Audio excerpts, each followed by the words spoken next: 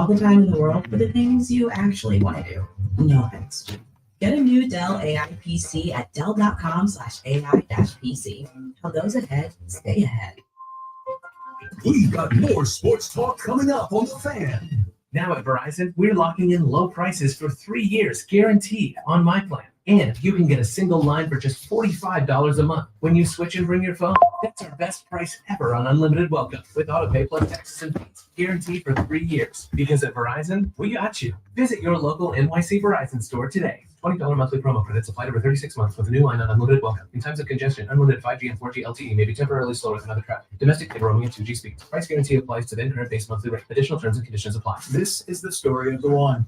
As a safety manager at a manufacturing plant, he does everything he can to keep his coworkers safe. From finding ways to reduce risks to keeping safety supplies in stock. For that, he relies on Grainger. Grainger offers a broad range of quality products and next-day delivery. Yo, let's rock. Always play it safe. Sunday Saucing on the Fan, 4-hour sports talk show. Fanatics Fest ends. The Yankees win. Katie gets traded. Mets on tonight. Yeah, watch the stream. Join the chat. New York, Odyssey Sports Station. Jazz Chisholm Jr. delivering in the 8th inning with a 3-0 count. Chisholm in a go-ahead 2-run double. The Yankees rallied for 3 in that 8th inning to win up the Orioles 4-2. And Rice is what Chisholm has brought since returning from the injured list. It's been absolutely awesome. Yeah, I mean, that was a great swing today. Clutch swing, getting the 2 runs in there.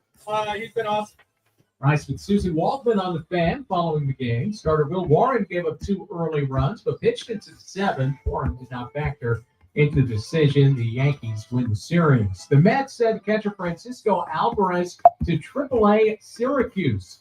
Alvarez has returned from a broken hamate bone, batting just .236 with less pop than he's shown in the past. The Mets with a rubber game in Philadelphia tonight. David Peterson taking on the Phillies. Jesus Luzardo. Hear it at 7 o'clock on Odyssey Mets Radio. NBA news, the Suns are sending 15-time NBA All-Star Kevin Durant to the Rockets. Tonight, it's Game 7 of the NBA Finals. The Thunder hosting the Pacers at 8 o'clock, and the Liberty visit the Seattle Storm at 7 o'clock. I'm Pete McCarthy. Get connected with WFAN to talk about your favorite teams. The Fan, always live on the free Odyssey app. It's AM to AM on WFAN.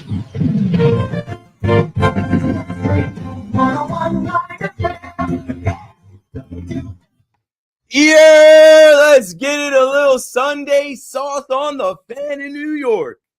New York, man, we shine this weekend. Had a good time this weekend. Fanatics Fest is shutting down for 2025. I still can't get over how many things went on. We'll talk about some of the things that went on today. The KD trade while KD's live on stage. He had to know. They had to know. I didn't even go today because the Yankees played on Roku. And I'm like, I want to watch this game. We can't lose this game. It's another day game. I expect them to win. They got to take the rubber match. I don't want to be in there with no service. I want to watch the game. I got a show to do. I want to be able to talk about it. Shout out to everybody at WFAN for another successful operation. Everybody killed it, man. It's such a good look, such a good time. And if you're a sports fan in this city and you got to go to Fanatics Fest, shout out to you. If you didn't get to go, hopefully you listened to our shows and you looked at social media and you lived kind of vicariously through that. 888-808-1019. Let's get it started, man. A little Sunday sauce on the Fan. A little comfort, a little better feeling, right? Don't let the Yankees ruin your Sunday. I used to say that a lot. Definitely 2 years ago. I felt like the Lord hated the Yankees. The Yankees couldn't win on a Sunday. I'm like, why bother?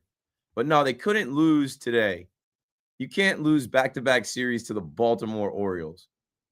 You can't. You can't go down to Camden Yards, give them their World Series, and then let Jackson Holiday and Gary Sanchez come to the Bronx and take this one from you. After you had a losing streak and a scoreless streak, and you had a no-no going, and yeah, let's get that out of the way, please. Don't call me about yesterday. And the Yankees robbed us of a no-hitter. It wasn't going to happen. It wasn't going to happen. Maybe a combined no-hitter. Maybe I'll give you that, but you needed Devin Williams today. Luke Weaver pitched Friday. You picking up what I'm putting down? Get it out of your head. They didn't rob us of anything. It wasn't going to happen. Shout out to Clark Schmidt for all his scoreless innings. But yeah, I already mentioned Gary Sanchez. You know, so much of this game today fell back on Gary Sanchez. I mean, the hero today was Jazz. And, you know, Jazz, I think he got a Fanatics Fest bump. I got to see Jazz. I didn't talk to him, but I was right next to him. I didn't go out of my way. I just took a couple pictures, videos. I mean, you want to talk about aura, you want to talk about swag, you want to talk about a guy with just magnetic energy. You know, he was at the MLB activation, and when he came out Friday, everybody just moved back to him.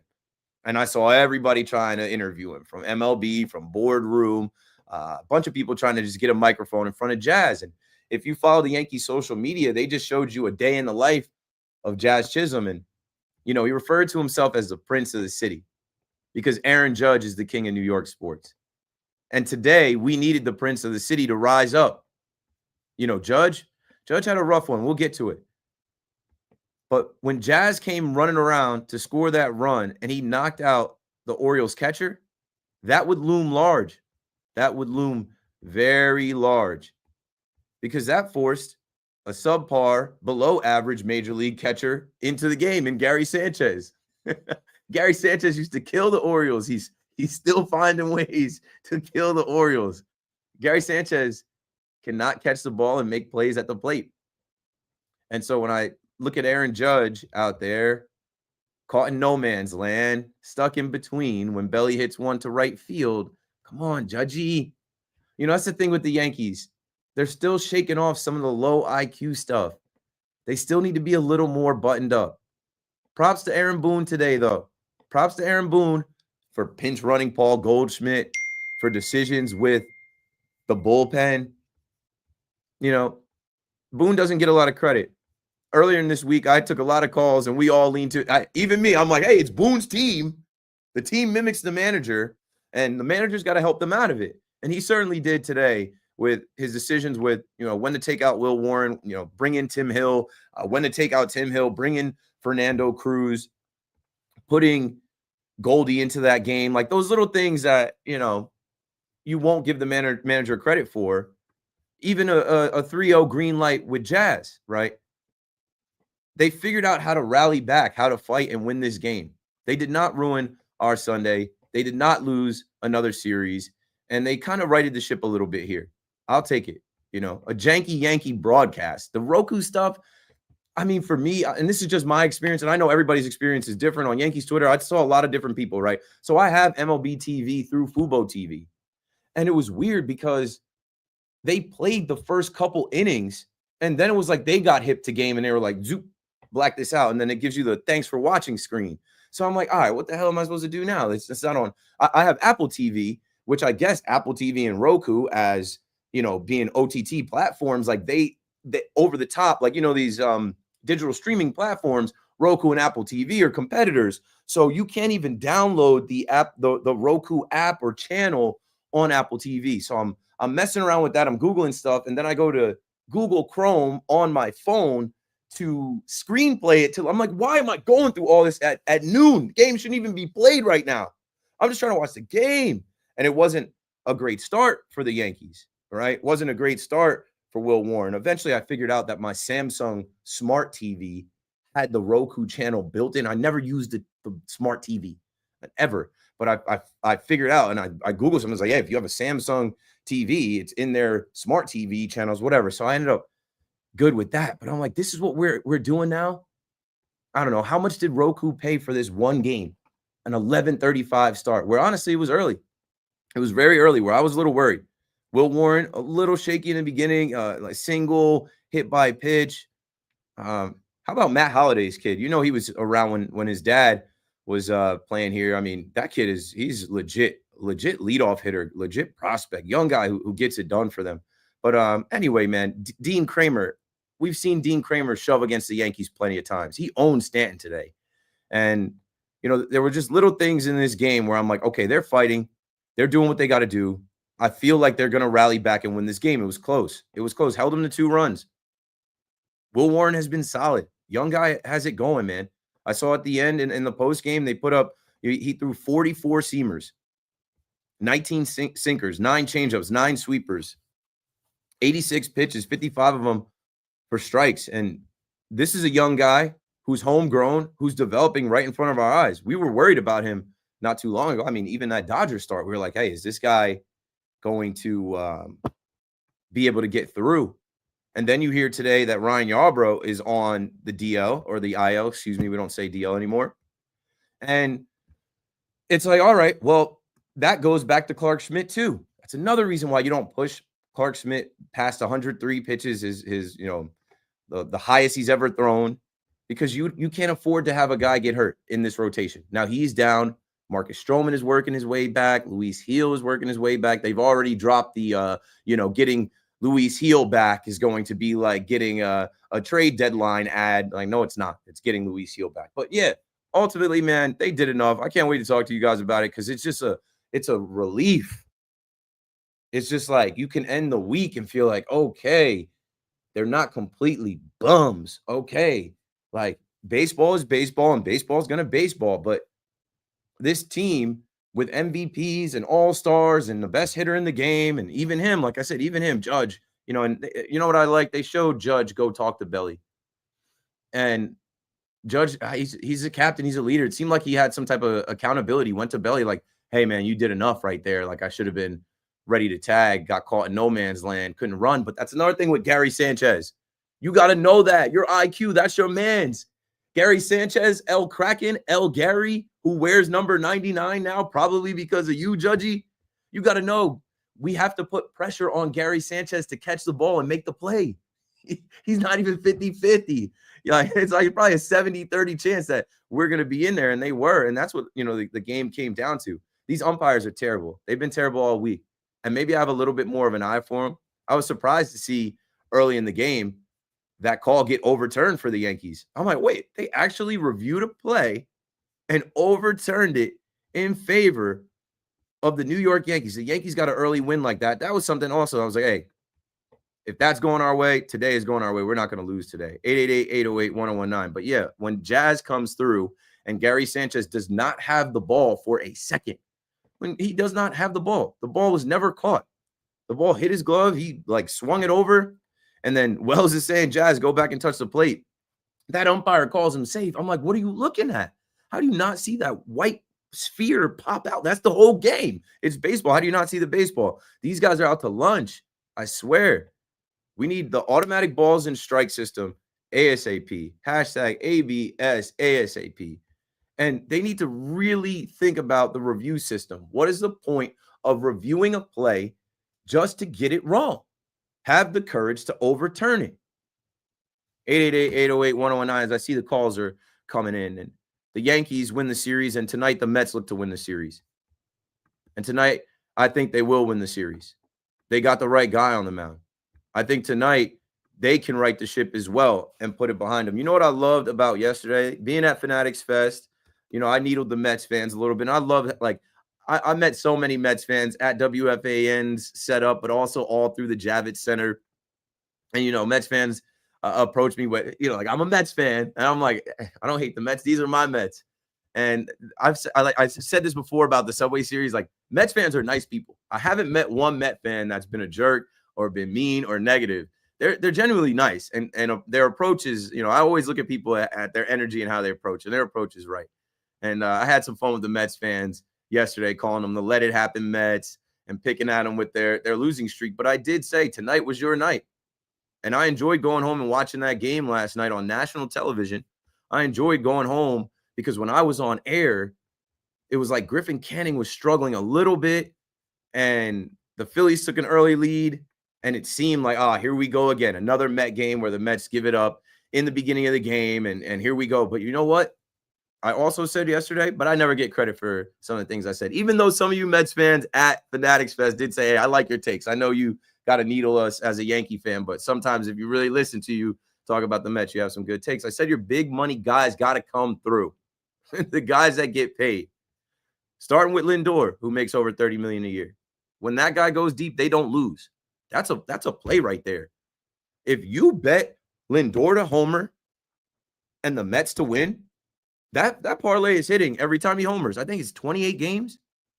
And now 26 games that the generational Juan Soto has homered twice. That's what you were looking for. That's the return on investment. That's why you pay that guy all that money against your arch rival, not the Yankees, the Phillies, against your rival in their building, trying to even up the series on national television with the world watching. Bro, that home run that Juan Soto hit, the second one, that's stupid power on display. If you've ever been to Citizens Bank Park and been up there, like that's like Bryce Harper territory, Kyle Schwarber territory. Like if you've been up there as a fan, like you know how far they said that ball was hit 437, but that's so far. That's back. That's so far back there. And like that is the Juan Soto that we've been waiting to see. That type of swing, that type of pimp job, that type of ball that's hit where it's just like everybody's looking around like no way. So Juan Soto comes through. Brandon Nimmo does it too with 2 bombs. And I love what Nimmo said after the game. He's like, you got to forget about it. You know, it doesn't do anything tomorrow. So I think these guys have the right mindset. But you know what I really did like? Carlos Mendoza comes to the Fanatics Fest to do the Rico Bronya podcast. I talked about Evan's work ethic, how quickly he got to 500 podcast episodes. I come from the podcast world. Before I did radio, I was doing podcasts. I never worked at any other radio station. I know how hard it is to stack those podcasts. I see Evan and Hoff. I see their grind. And now they're at Fanatics Fest with the manager of the Mets on stage. And he gave them 10 minutes or whatever it was, but he was confident. He said they were going to put up an 8 spot. And they did. 7 solo shots in that game. They put up 11. But at one point it was 8. And he was confident that they have the right guys and they're going to break through. Evan even needled him about Jared Young being in the lineup. And Jared Young comes through.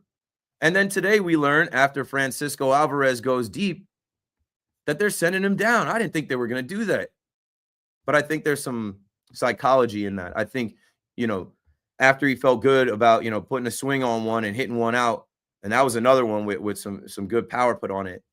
They want to get him right. They want to work on him, and we'll see. But Francisco Alvarez is optioned, and Hayden Sanger is back. And I think tonight the Mets get right with Peterson on the mound. And I think you look to Pete Alonso out of your money men, your big money guys. Look to Pete Alonso to have a moment tonight, to do something tonight. 888-808-1019. We can talk Yankees and Mets. Obviously, we're coming off the Yankees game and the Yankee post game, and BT just wrapped up out there at Fanatics Fest. And I know Yankee fans are feeling a little bit better. It's only day games we win, right? I think in the last like 10 days, 10 games or something, it's 3 wins. They're all in the daylight. But yeah, they didn't ruin our Sunday. And the Mets have a chance tonight to put Met fans to bed, feeling good going into another week, saying, whew, that week sucked. But let's hope that doesn't happen again the rest of the season as we march forward to October, hoping that both of these teams can get back and go even further than they did last year. Sunday sauce on the fan, your boy KM. You got me till 8 p.m. Dial 888-808-1019. Let's have a good time. We're going to talk about KD getting traded to the Houston Rockets. I'm definitely going to talk about the Jets and the Giants. And, of course, the NBA Finals Game 7 is tonight. So there's a lot on our plate here. There's a lot to talk about. Can't wait to hear from you. Call the fan. Keep McPherson on the fan. We'll be right back.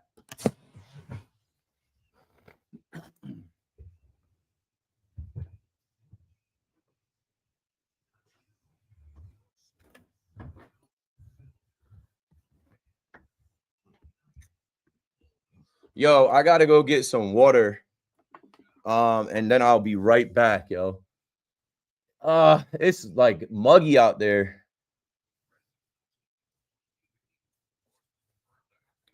Well, people got to be dumb. It's always the dummies in the chat. Somebody fill him in. Somebody fill him in. What's goody? Smart guy in the chat. You're actually, let me get that water right now. Somebody fill in Charles Barkley.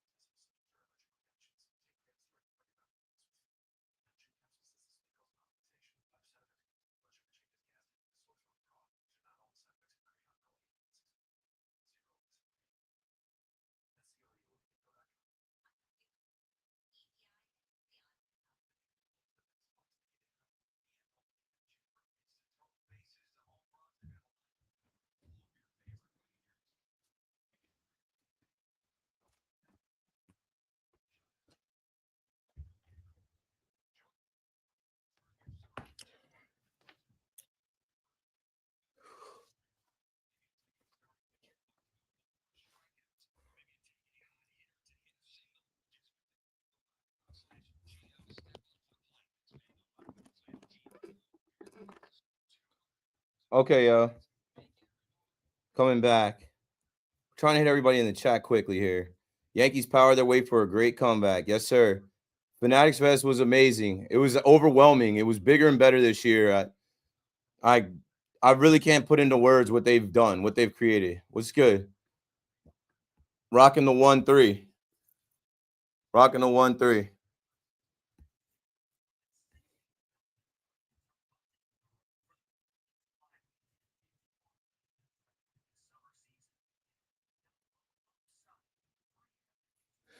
Interesting. It's not one game, it's a full contract in which MLB gave out certain services. A lot like, yeah, I gotta do some more research on that. Send the link in the chat.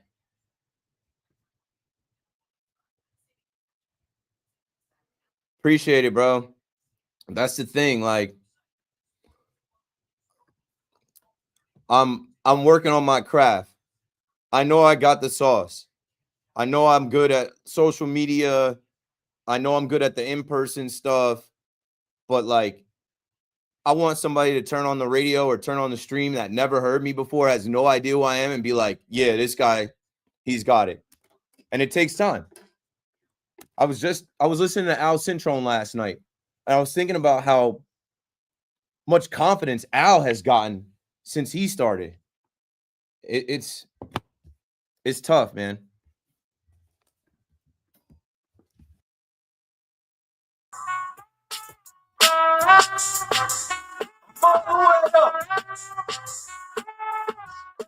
All right, let's do it, man.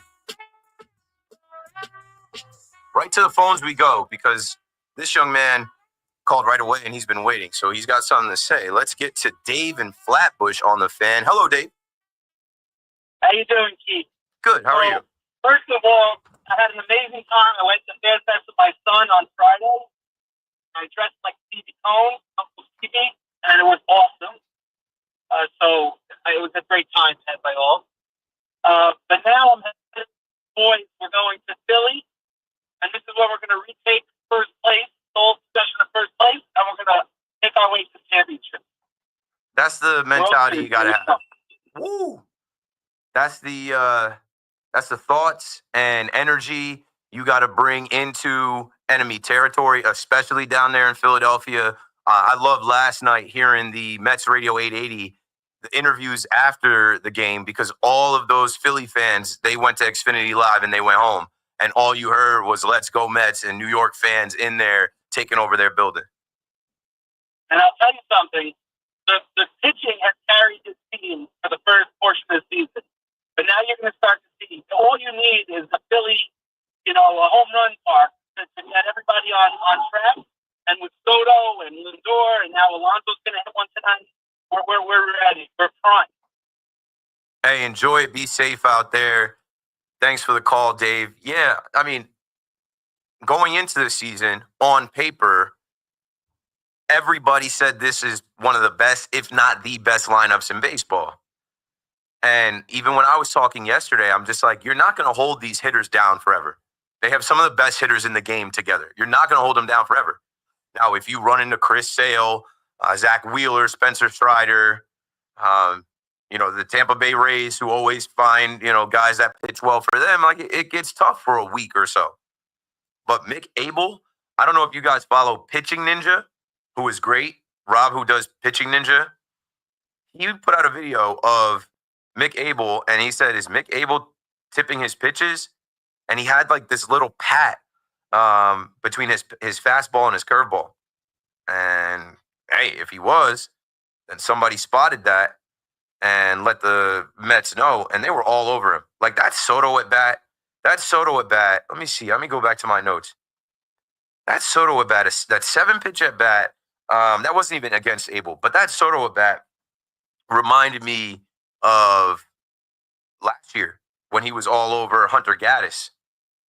These guys are getting locked in. Soto said his swing is there. He feels like he's getting right. He's going to keep working on it.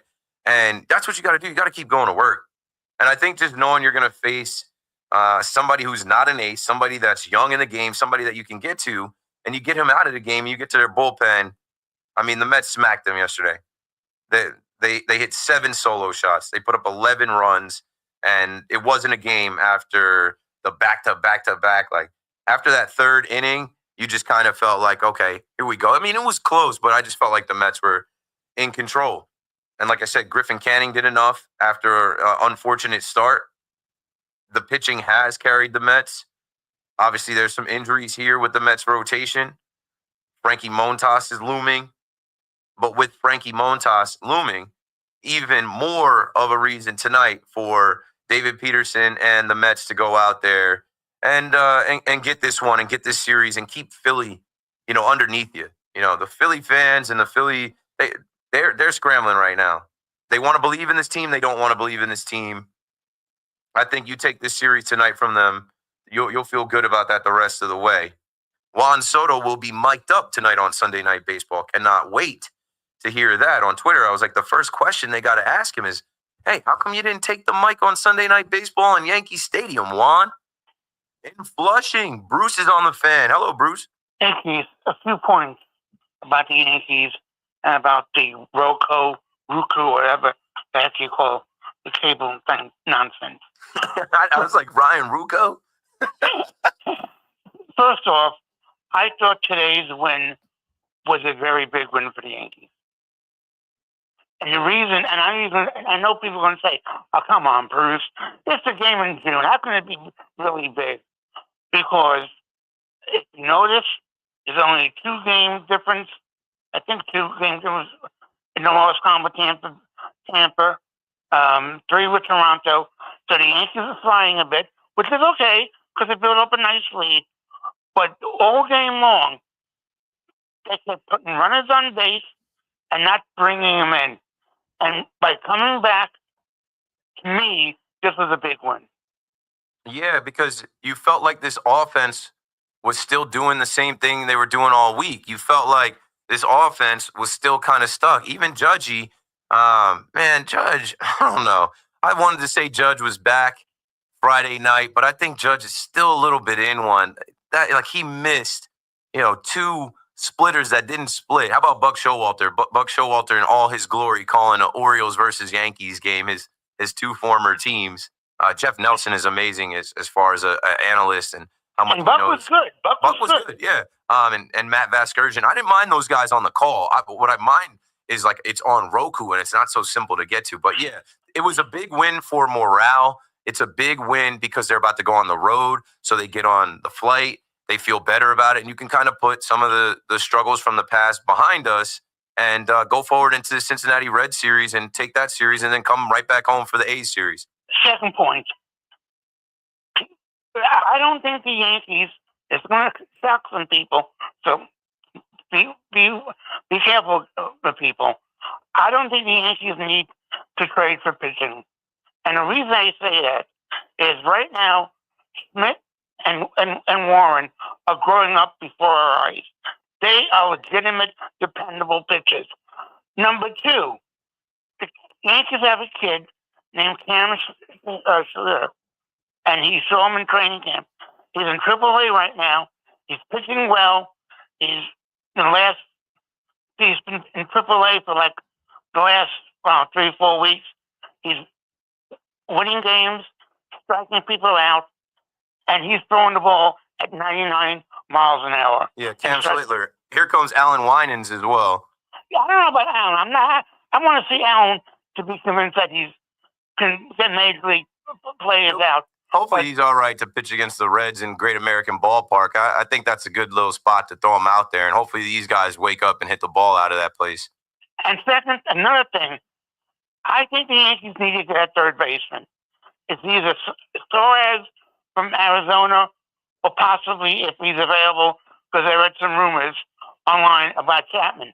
But I'm going to warn the Yankees right now.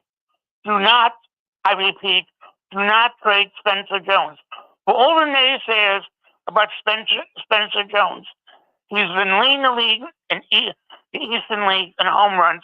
He got another home run today, and his OPS is about 1,000.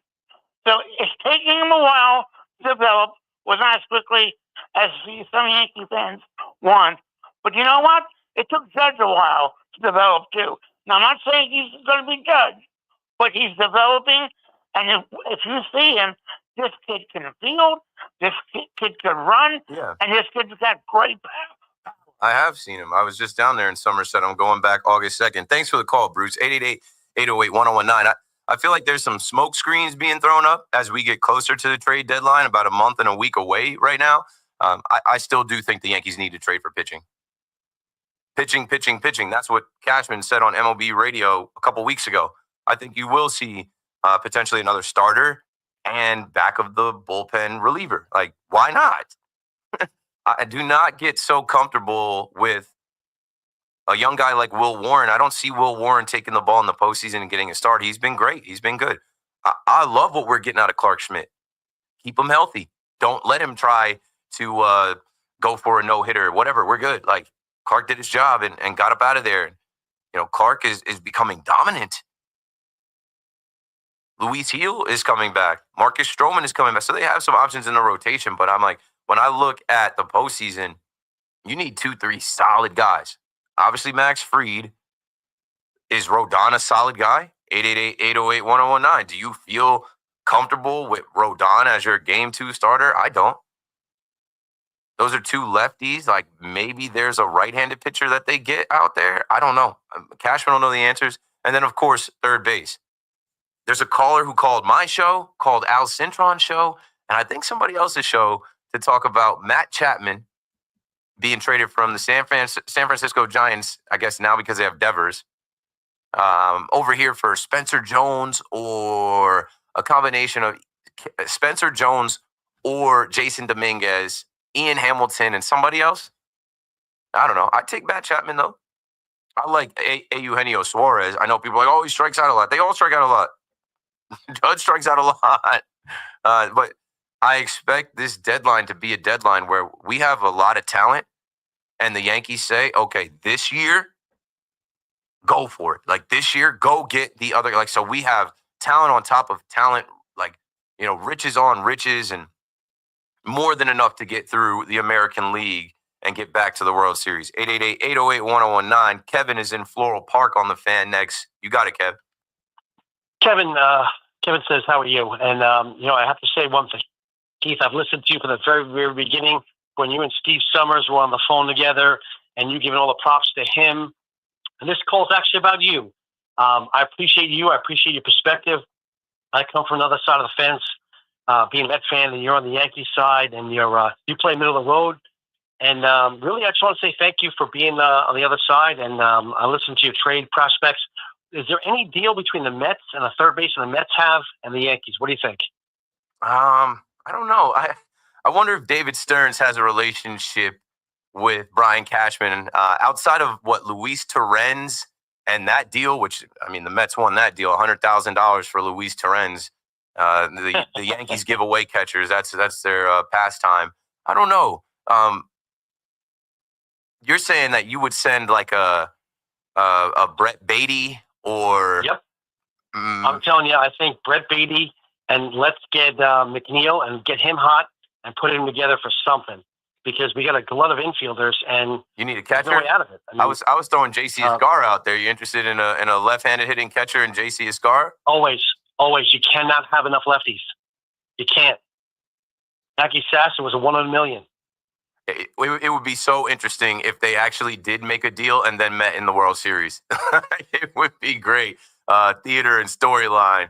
Thanks for the call, Kevin. Shout out to Steve Summers. New podcast out there. Make sure you guys check out Steve Summers' Me Here, You There podcast on the Odyssey app and wherever you get your podcast. It would be crazy to see the Yankees make a deal at the deadline and then face off in the Fall Classic. I know we're all thinking about it. I know it gets thrown out there every single week. And honestly, that narrative and that story and that, just topic of conversation on the Fan happened. And then both of these teams went into losing streaks. And I think the Yankees had a 6-game. The Mets had a 7-game. The Mets need to win tonight so that the Mets can feel, better about things. Really, the fans. I was going into that last night. I'm like, when you listen to these managers, and obviously Mendy was right next to Aaron Boone. When you listen to these managers, they will not give you an inch in June as far as panicking, worrying, not being confident. It is their job to stay steady. I call Mendoza Steady Mendy.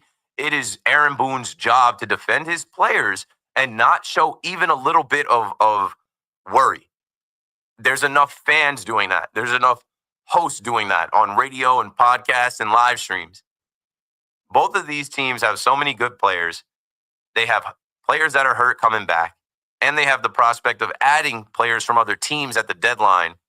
I expect to see both of them in the postseason, and baseball is better with them in the postseason. And like I said in my open, man, this is a year that we expect the Yankees to get back to the World Series and win it. Mets fans expect to get to the NLCS and get back to the World Series. You don't have that high payroll and all of this talent to come up short. Like, that's where the bar is set right now. Remington is in Manhattan on the Fan next. Rem, thanks for calling again. I feel like you were on yesterday, right? I was indeed. Are you at the Fan Fair? No, so I kind of knew. I love Fan Fest, or Fanatics Fest. So I was reading up on it. I'm like, the closing ceremonies are at 3 p.m. today. I'm at the station. Oh, okay. I think it was billed as me being there, but even when I was on last night, they were closing down, cutting the lights at 7 o'clock. I did another hour, half in the dark. They were trying to get us out of the Javits Center. There were thousands of people there. They have to push everybody out. Did you have to buy a ticket online, Keith, or could I just walk over? I live on 56th Street, but I can take the crosstown bus. They were selling tickets there. They were letting people walk in and buy tickets. But I think it's preferred that you buy online, because what I was seeing, they were directing people. It was different this year. They were directing people in to just a spot to scan a barcode. Everybody had like a barcode on their phone, or some people had their passes mailed to them. But I don't think they were turning anybody away at the door. I just think there was only one spot you had to go, and you probably had to walk around. But for next year, I mean, you got a whole year now before it comes up, and there's a way to get discounts. I know the Yankees, like just my Yankees tickets, like after you go to a Yankee game and they send you the email, I got a 20% off discount for Fanatics Fest, and they're going to keep doing this for years. It's only going to get better, I believe. Yeah, I'd love to meet up with you. But anyway, regarding why I'm calling, what do you think of this, Keith? Weaver, Williams, and Miller, that three-headed monster. What do you think of that? Weaver, Williams, and Mason Miller? Yeah, imagine that. What do you think? Only dream. Winning formula? Is it realistic? How realistic is that? Or am I fantasizing? The Oakland, Sacramento, soon-to-be Las Vegas A's, I don't think they're going to send that kid to the Yankees. And if they did, you're going to have to give up a Spencer Jones, a Jason Dominguez, and a couple other prospects. They're going to ask for George Lombard. Like, that's why I don't think it's realistic. I don't think with as much talent as the Yankees have on this team, Cashman is not getting finessed. He's not giving up any of his young talent. He's not giving up on any of his top prospects. I don't think he's going to – he didn't do it last year. He wouldn't give up a top 10 prospect last year. I don't expect to see him do that this year. Last question. If you had the opportunity, Keith, and I'm sure you'd love to, or if you already have, I don't think you have. If you had the opportunity to sit down with Judge, what would you ask him? I'll hang up, and I'd love to hear what you say. God bless. Thanks for the call. You know, I took a call yesterday from Remington, who said he's not a parent, not a father, but he brought something to the table about Francisco Lindor, who has a young child, Francisco Alvarez, who has a young child at home, as well as Devin Williams and Aaron Judge. They all have kids that were born in 2025. And, you know, if I got a chance to talk to Judge, I am fascinated by the fact that Judge is getting up in the middle of the night to change diapers, to do bottle feedings, to take care of his daughter, and that it's just him and his wife doing it in an apartment in New York somewhere. I'd love to talk to Judge offline about fatherhood, how it's impacted his life, some of the challenging things, some of the rewarding things, you know, how looking at his daughter has made him look at life and people differently, you know, because I do think he's a changed man.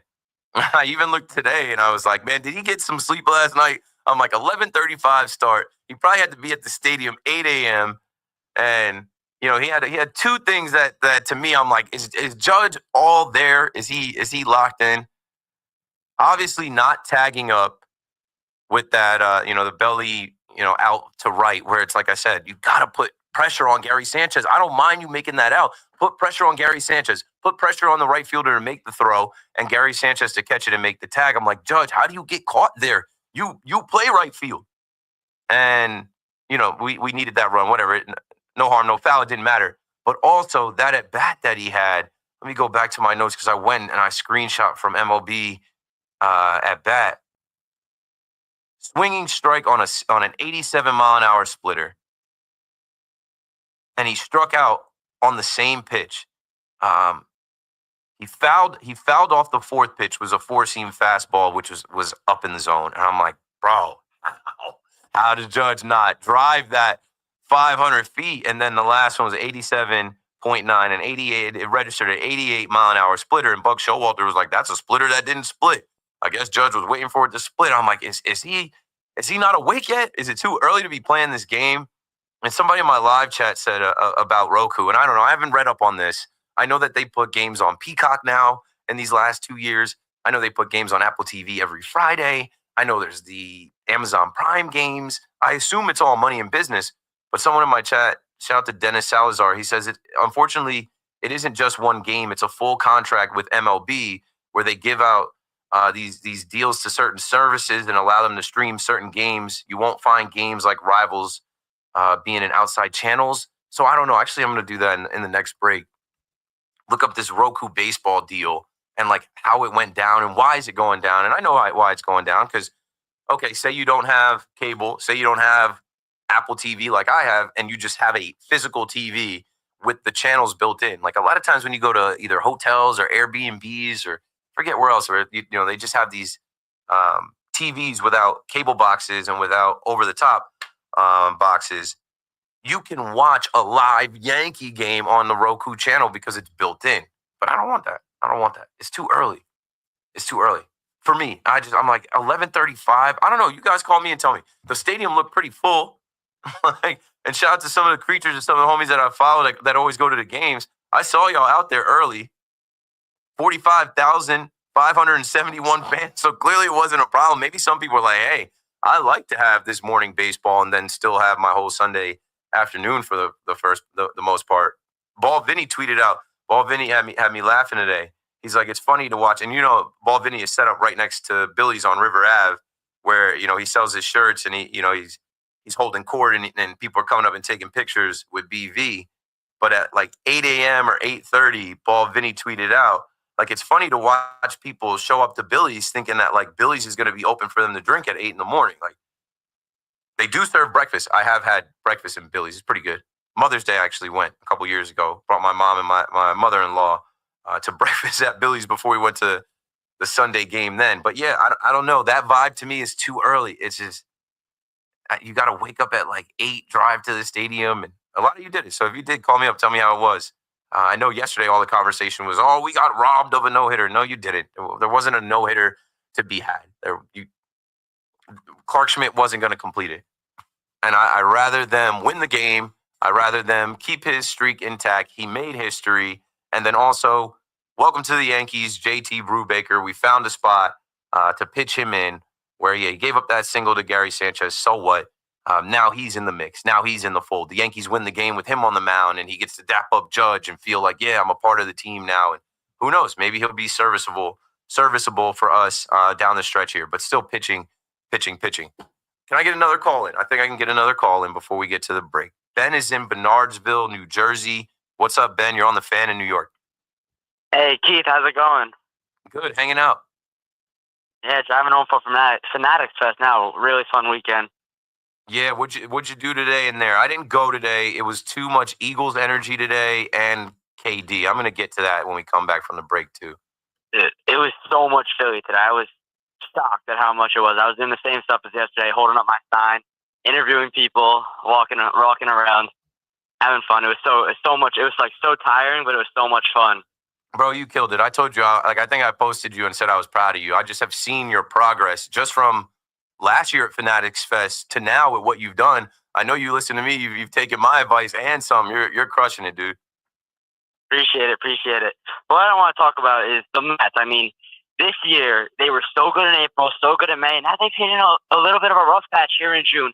I trust David Stearns to work at it. I trust Carlos Mendoza to get them out of this little rut. If you remember, the 2015 Mets, which went to the World Series, had a 7-game losing streak in the middle of June. This team is going to be fine. It's the ebbs and flows of the baseball season. There's ups, there's downs, there's downs. They are on a down right now, but they'll work out of it. It's no big deal.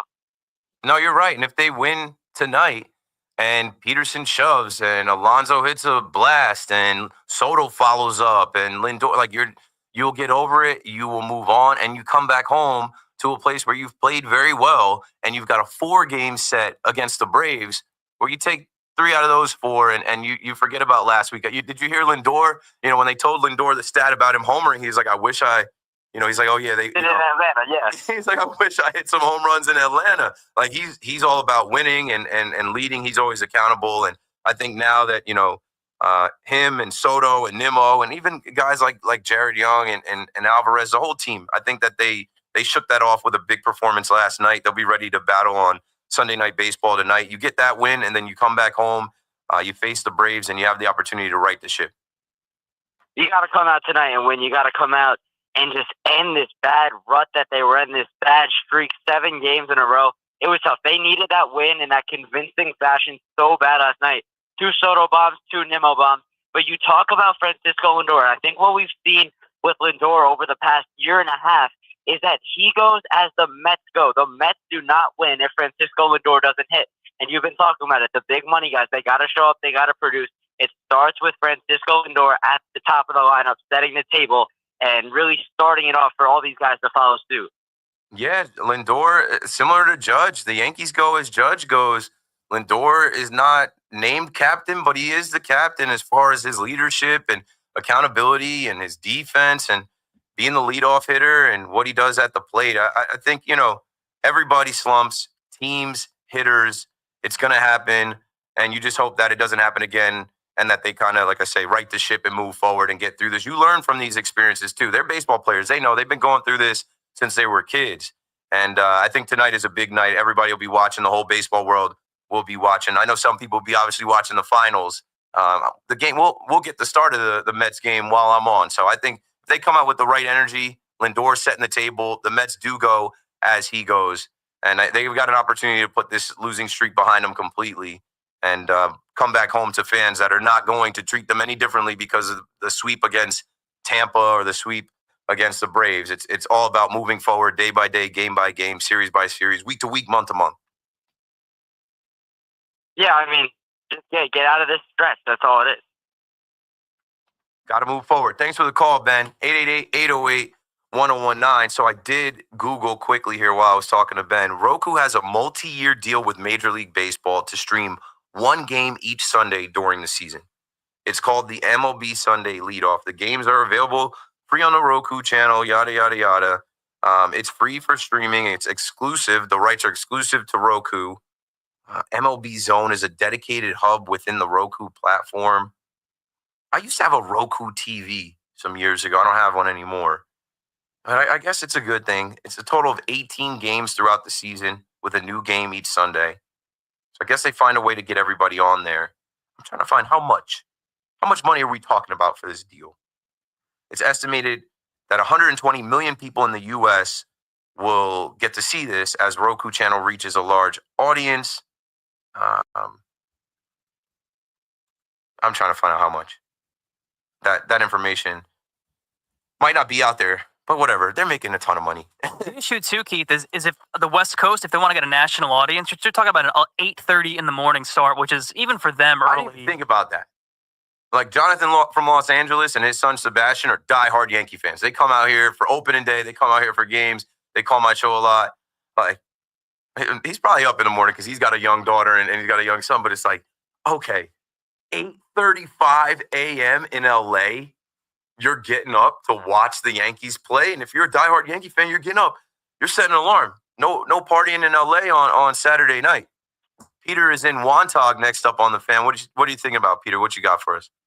Well, you just answered some of my questions, so thank you. I think it's good for baseball. A lot of times starts a little earlier. People will go to live sports if there's no other major competition. Football season might be an issue. Yeah, I thought about that. Because you're going to have that 1 o'clock start. So it's a $10 million deal.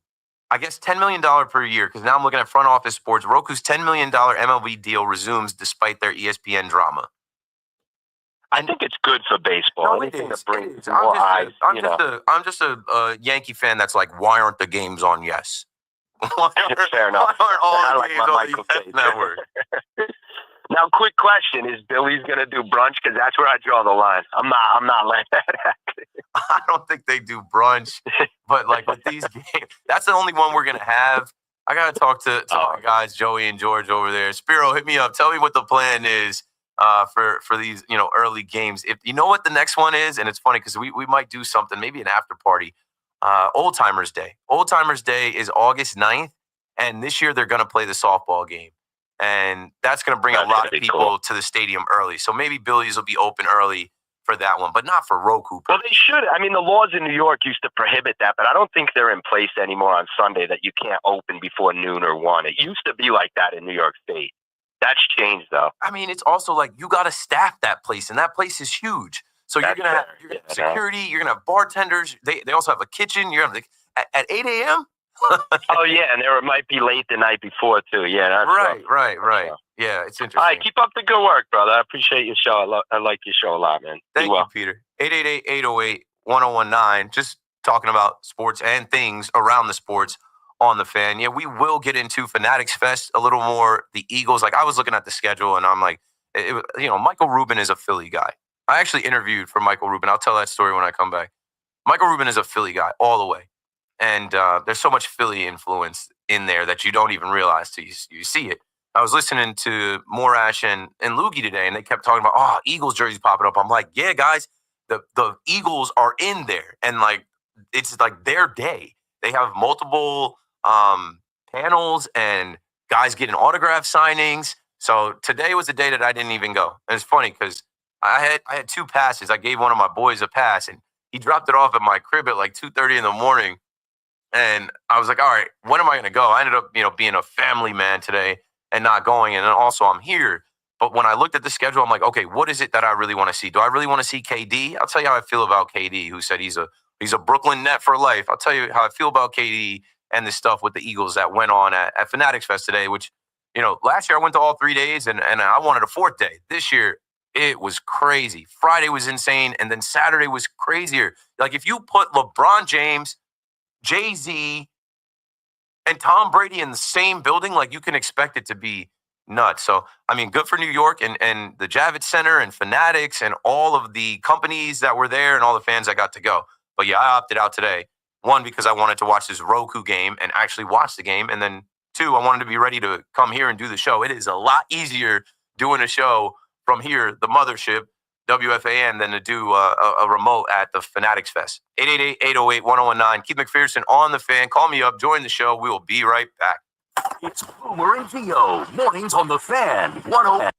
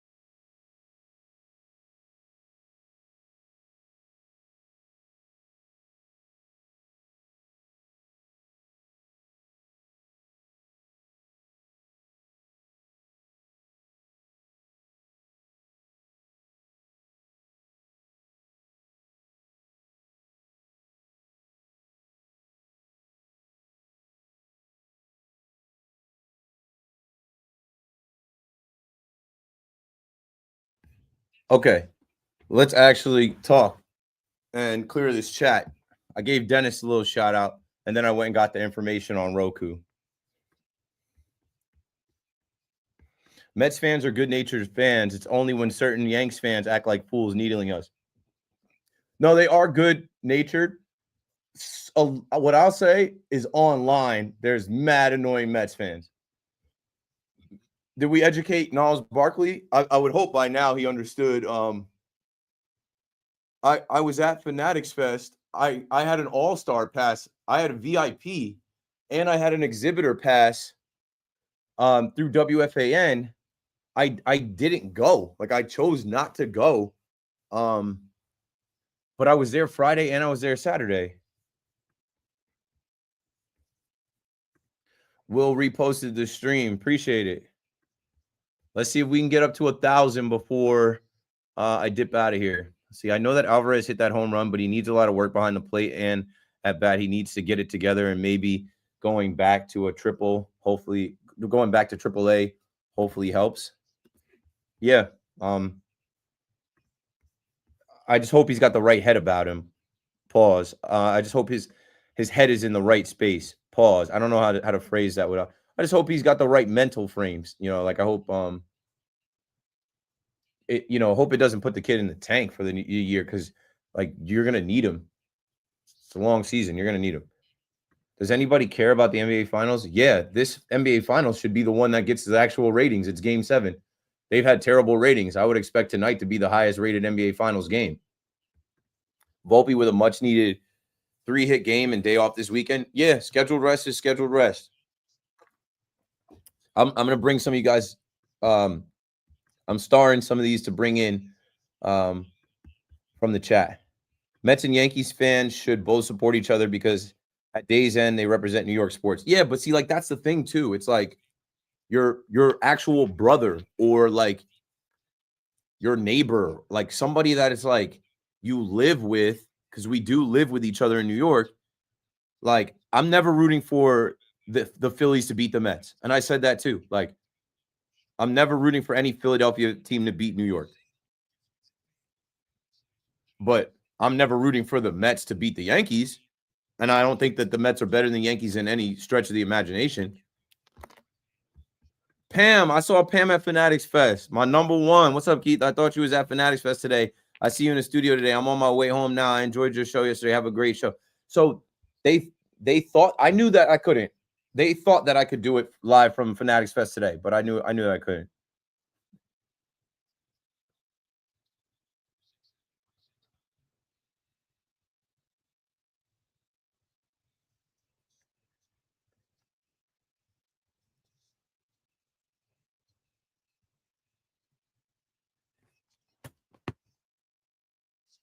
Five o'clock already. I liked your debate with Salicata yesterday. Why does he say that Soto is a World Series champion? What does that even mean? There were 30 other guys. That's what I'm saying. I'm like, so like that team was stacked, bro. He was on a team with Anthony Rendon, Ryan Zimmerman, Trey Turner, Max Scherzer. The team was stacked.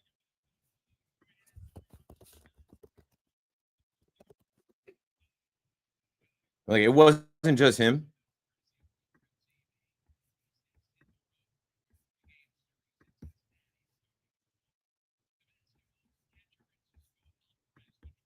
Okay, we're coming back. KD got traded. I know. We're going to talk about it.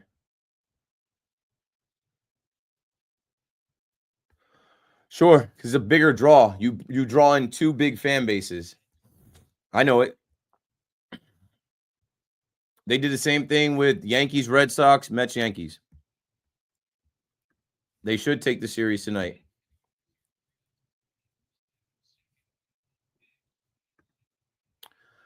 Yeah, somebody's going to swoop in.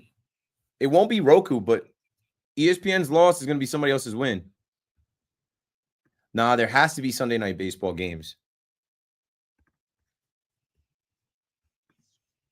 You always have to pay for autographs unless somebody's nice enough to do it outside of that kind of event.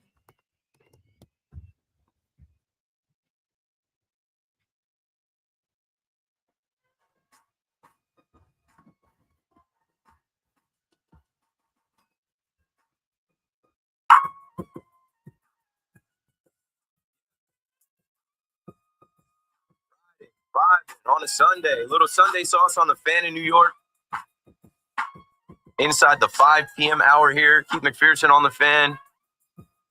Fanatics Fest concludes, and yeah, it was cool. I think for me, the coolest moment was seeing Jack Hughes and Luke Hughes from the Devils. Only because they blended in so well. Like the whole scene is, there's Tom Brady, there's Gronk, there's Russell Wilson. And then you see a mob of people running them down with their iPhones trying to just get a 3-second video for their TikTok. I walked up on Jack and Luke, and it's funny, my boy Zach and my boy Ben who were with me, they didn't spot them. Luke was wearing a Yankees hat and Jack was wearing a Knicks hat. And they were just walking through the Javits Center. There was another guy with them, I'm sure, who I don't know who he was. I'm sure he was doing business because they both were there signing autographs. But they were able to walk through without people being like, Jack, Luke. So they were getting on the escalator.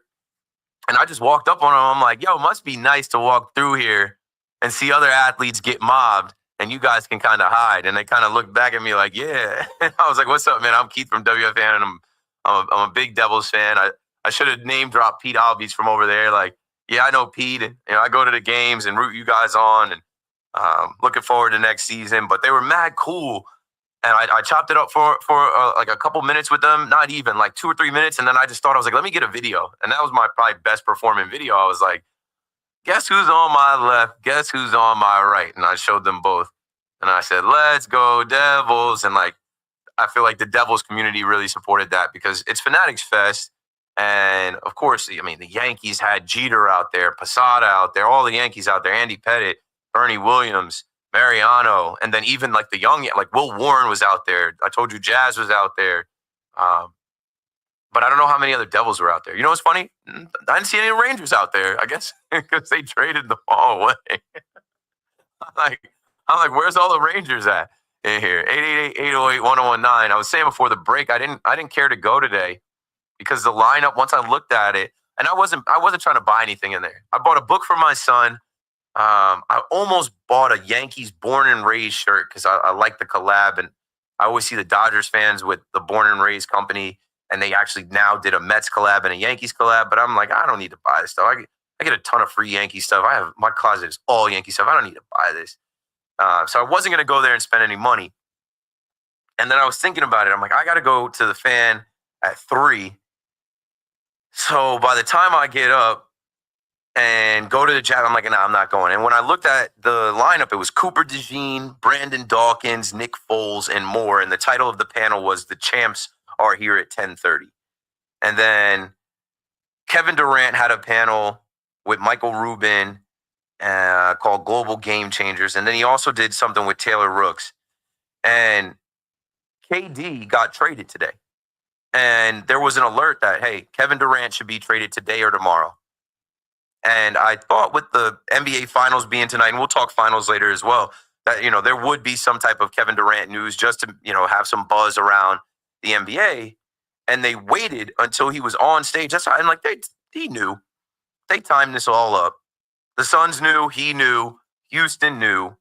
And so he was on stage with a microphone at Fanatics Fest where everybody's got their cameras and everybody's filming him. And Shams drops the tweet that Kevin Durant has been traded. Now, it's funny. I even saw the guy in there that went viral in the Bing Bong video that, hey, KD, don't you regret not coming to the Knicks? Everybody was in there. Shout out to the Scarlata twins. I had to kick it with them a little bit. We were waiting to talk to Spike Lee. Philly was in there heavy. Wallow and Gilly the Kid. But anyway, KD gets traded. And so everybody's got these videos. And I don't know if we've ever seen anything like that, really. Like someone getting traded like that, a blockbuster trade like that. And they're live at a convention where like the public can film them. And KD just smiled and he didn't really say anything. And he's like, yeah, we're going to see, man. But the Phoenix Suns are trading 2-time NBA Finals MVP Kevin Durant to the Houston Rockets for Jalen Green, Dylan Brooks, the number 10 pick in the 2025 draft, and 5 second-round picks. So KD comes back to New York, just to get traded again. You know, KD got traded from the Brooklyn Nets to the Phoenix Suns, now Phoenix to Houston. And I feel two ways. And you tell me how you feel. 888-808-1019. KD's legacy is all over the place. KD's legacy is one of the greatest scorers, pure scorers, easy money sniper, bucket getter, maybe the greatest pure scorer we've ever seen. Can score from all levels at will. You can't stop KD. There is no KD stopper. But not with one team. He was drafted by Seattle. He really rose to prominence with OKC, who he didn't win with, and OKC might win their first one tonight. I think they will. But then obviously he did the can't beat him, join him, and went to the Warriors, won twice, and won MVP. And then he decided to leave them to come to Brooklyn, and all the hype surrounding him and Kyrie and Harden, that blew up. And so he forced his way out of that to go to Phoenix. Now he's going to Houston, and I already know he's got some connections in Houston. I saw Drake with Morgan Wallen and Roger Clemens the other night in Houston. So I think KD's legacy is all over the place. But then I saw a tweet from Knicks Film School. A Knicks fan yells, KD, you wish you joined the Knicks. And just a couple weeks ago, we got the news that the Knicks did try to trade for KD at the deadline, and it didn't go through. But then we also heard that this time around, the Knicks were not interested. And so KD replies to the fan that says, you wish you joined the Knicks? And he says, no, I don't. I'm a net for life, baby. How are you a net for life? Any Nets fans feel any kind of way about that? That kind of rubbed me the wrong way. You're a net for life? I remember how you went out, bro. You were in street clothes, waiting to be traded. You signed your extension to be a net. You signed to stay here. But once things got a little murky with Harden, and then obviously the drama with Kyrie and the COVID stuff and the vaccine and, you wanted out. So how are you a net for life? Because your foot was on the line? Nah, I don't know, bro. I'm not jacking it. I'm not going for it. 888-808-1019. But congrats to Kevin Durant getting on the number 2 seed Houston Rockets with Ime Udoka. There was news that they're going to try and reroute Jalen Green. And they got goofy Dylan Brooks up out of there. But I don't know what they're going to do in Houston. I look at KD, and wasn't it Barkley said KD's on the bus, but he doesn't drive the bus. I don't look at KD like that. Respect to his game. And I got the chance to meet KD at the All-Star game in LA a few years back, and it was all love. He was nice to me and everything. But I tell him to his face, I don't know if you're a Brooklyn Net, bro. You spent a whole year rehabbing here, not playing. And then once you finally got on the court, nothing ever materialized. After your foot was on the line, and that was the year you got swept. You got swept. So I don't know how you can claim that. Anyway, let's get back to the phones. 888-808-1019. Hopefully this guy didn't run into all the Eagles fans, the Philadelphia, because you know what? You can't say anything to these Eagles fans. They were loud and proud in there. Gilly and his guys had those big Eagles hats. These guys had fake Lombardi trophies and signs. They're still gloating over being the Super Bowl champs. And I'll never get over the Giants for giving them Saquon Barkley so that could happen. Nick is in the Bronx. What's up, Nick? You're on the fan. Keith, what's up, bro? Nah, like you said, so many Eagles fans, man. I'm a Cowboys fan like you. They were giving me, I had a Cowboys jersey on there, screaming at me, let's go Eagles. I mean, what am I going to say? They just won the Super Bowl, but I'm so repping. I saw CeeDee Lamb doing his show, doing Kevin Hart's show. That was cool. Micah was walking around. It was dope. Like you said, the lineup wasn't that good looking into it, but I went today, and it was still a fun day. I went yesterday, too. Yesterday was better, like you said, but it was still dope. The only thing I was going to try and see today if I went, and I would have been cutting it close, Mike Vick was live 2:15 to 3, and I was like, okay, maybe I can see Vick 2:15 to 3 and then take the train to get here, but I didn't want to chance it. Yeah, there's a lot going on in the world right now and New York City right now, and I don't know what the trains are going to be. I don't know, so I'm like, let me just get to work. But yeah, I'm glad you enjoyed it, but I don't know. You're bold. You're bolder than I am. I haven't put on Cowboys gear physically since the Packers knocked them out of the first round of the playoffs 2 years ago. Now, Vic was cool too. I watched that a little bit, and then they did the final panel for the Fanatics game. Brady came on. Did that Kevin teacher Hart. from PA place? Did that guy end up winning anything? There was a 39-year-old teacher from Pennsylvania that was in line to win. So he came in third. He won a LeBron. That's $250,000. If he wants to sell that card, it's worth $250,000. So Brady bought it from him right there and then. He gave him cash in a bag. Of course he did. The card vault. was out there heavy, and yeah, Brady would just buy it off of him, and good for that guy. Brady said he was going to give him a signed Brady jersey, and he was going to sign a car for him too. So he ended up making it out good. Not for nothing, bro. I hated Tom Brady. I honestly wanted him to retire well before. I wanted him to retire with 5 rings. But his post NFL rebrand, what he is now, I don't mind it. I like it. I even like what he said about New Yorkers and Giants fans. He says he's running into Giants fans at Fanatics Fest, and they're like, "How's it feel to be Eli's son?" There's nothing he can say to the Giants fans. They got him beat there. He might have 7 rings, but Eli's always going to be 2-0 against them. Yeah, you lost twice to Eli and the Giants, and then Eli's on stage, and Kay Adams asked him, "Hey, why don't you wear your rings?" And Eli's like, "Oh, they're clunky. They hurt when you shake people's hands." It was a fun weekend, man. Thanks for the call, Nick. 888-808-1019. I don't know. I think Fanatics Fest is going to continue to get bigger and better, and more people are going to want to go. And not just like us fans. I'm talking about players. Like what they did this year was awesome. They made it in June so that football players could go. Like I saw CeeDee Lamb. I wanted to see Justin Jefferson and Jamar Chase. Joe Burrow went viral for something that I can relate to. Joe Burrow was throwing a baseball and could not hit the target. MLB had this whole activation where you could step in and pitch from the mound. And Joe Burrow, who can throw a football precisely, like accuracy, pinpoint with a football, he couldn't hit a target 60 feet away. And he went viral for that. And I wrote under it in one of my comments. I had to mute the comment. I'm like, throwing a baseball is a lot harder than a football. And people are like, yeah, right. A sphere versus an oblong. What's this guy talking about? Clearly, this guy can't throw. This guy never threw anything. I'm like, bro, what are we talking about? I just threw out first pitch at Somerset Patriots. I grew up throwing a football. I think it's harder to throw a baseball. 888-808-1019. You tell me, is it harder to throw? And I don't mean physically just throw it. And that's another thing people are saying. Oh, babies can throw a baseball. They can't throw a football. Like, it's harder to throw a spiral. I'm like, I'm not talking about just throwing it 5. I'm talking about pinpoint accuracy. Putting it where you want to. I think it is easier to hit a target 15, 20 yards away with a football than it is to hit with a baseball. Somebody tell me if I'm wrong. Michael is in New Jersey on the Fan next. What's up, Mike? Hey, what's up? How you doing? Good. How are you?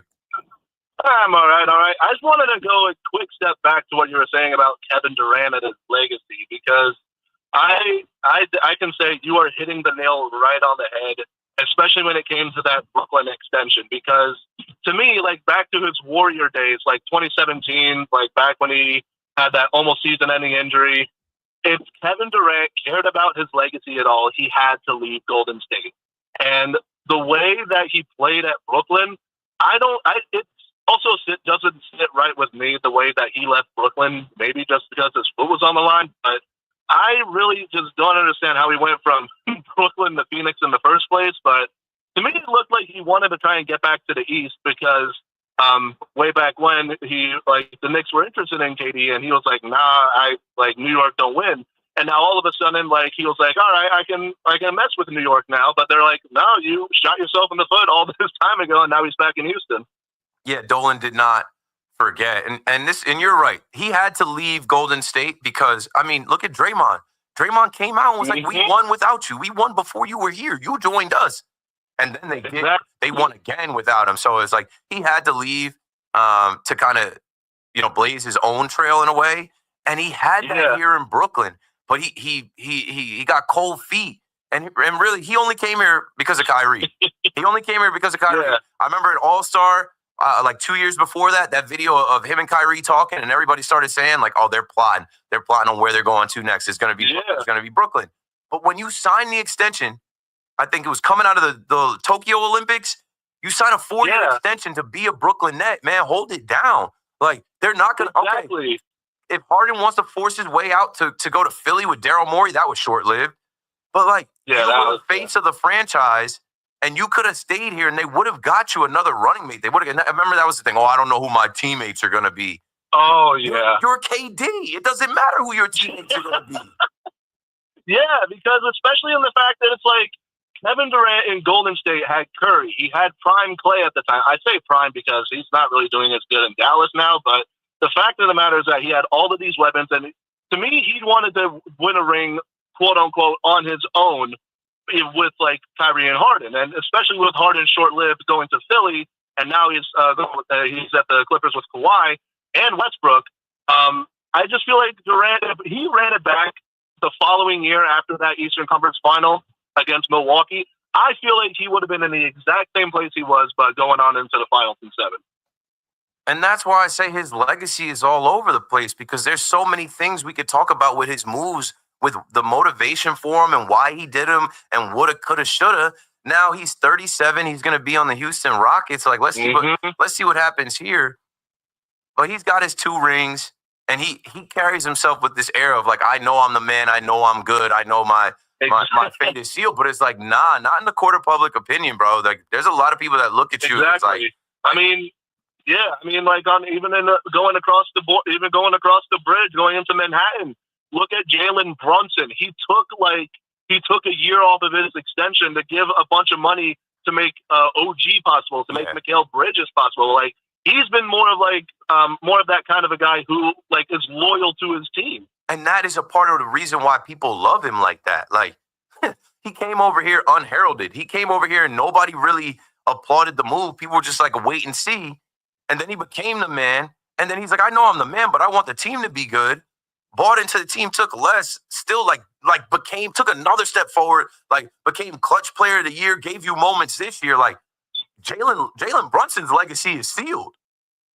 He didn't even have to win. Give him a statue. Let him go ahead.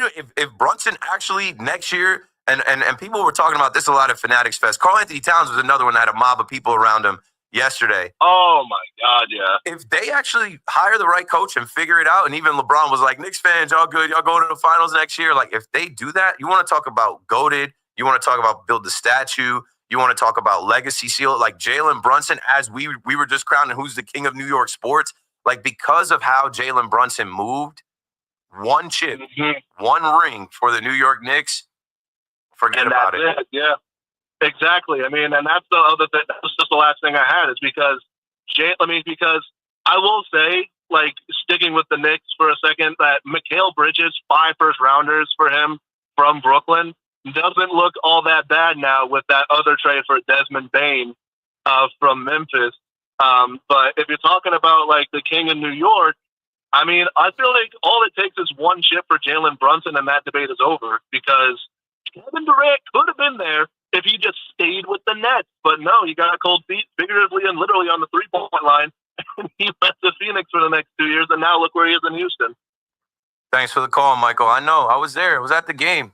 I had great seats that game. I ran out of that place so fast. I got to resurface the video. There's a video of me literally not celebrating. And when you go back and look at that video, you see KD on the court, which I couldn't see his expression, but he kind of gave like a, damn. Like, he knew his foot was on the line. I knew it was on the line, too, because being a Nets fan, I'm like, nah. If some of y'all are partying too hard in here, that ties the game. That doesn't take the lead. As soon as they lost that game 7, I could have hit the train faster. My wife was with me. I was about to put her on my back. I'm like, let's get out of here. Game 7 coming up tonight. So when we come back, we'll continue to talk about Kevin Durant. And Knicks fans, hey, weigh in on Jalen Brunson and who your next coach is, as you know, the scene is starting to be set. The finals ends tonight, and then moves start to get made. We're going into the NBA draft, and the NBA free agency starts to really heat up and cook up this summer, and moves got to be made, and the writing is on the wall for the Knicks to get back there and do it. We'll talk some more about the NBA finals coming up, Kevin Durant trade, and the New York Knicks. Keith McPherson on the Fan, Sunday Saucin'. We'll be right back. Monday Night Baseball with the Yankees and Reds. 7:10 tomorrow night. Driven by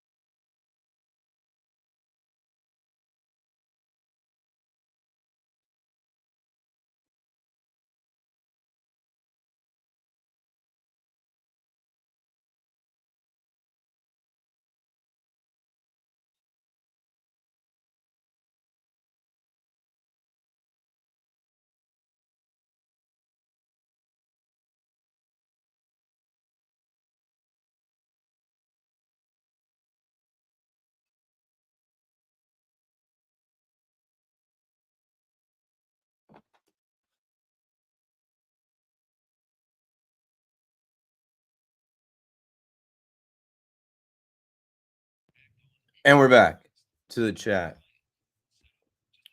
Yeah. When we come back, I'll hit some more stuff.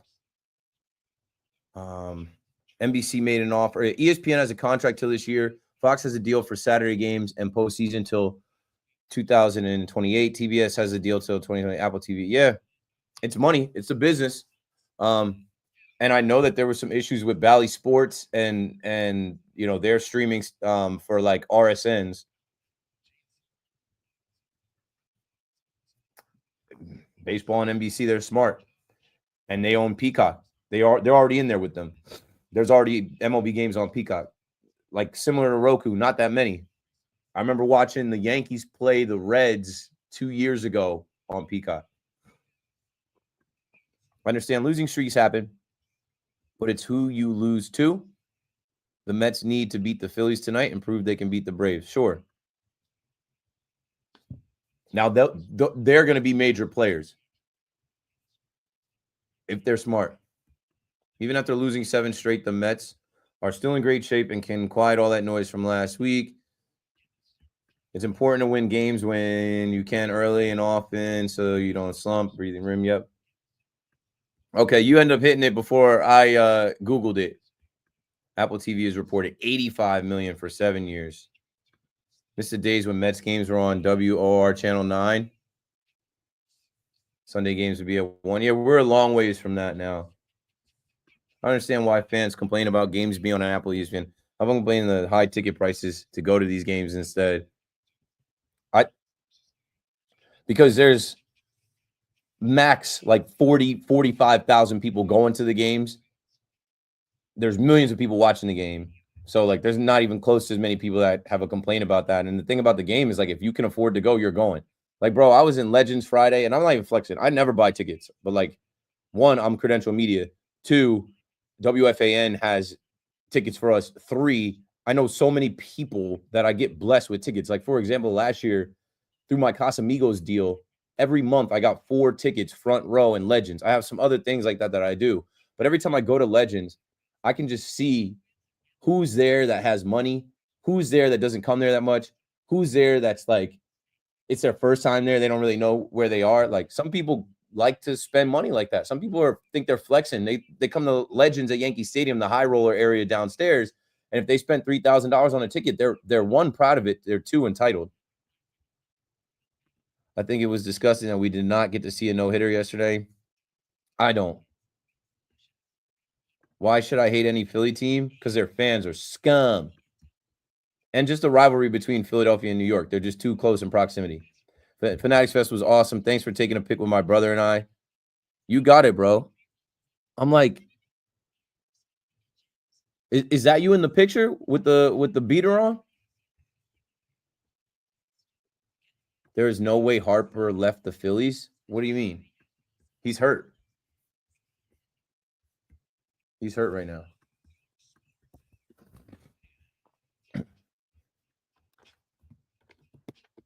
It's hard to get through the chat.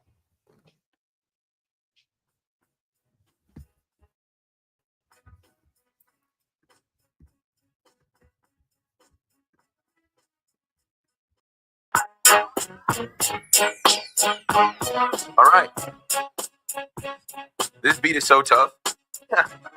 You wouldn't even think about this beat, but I forget which game it was at the Garden. They had Mary J. Blige come out and perform, and I knew she was going to do this song. Mary J. Blige, Family Affair. My mom's a big Mary J. Blige fan.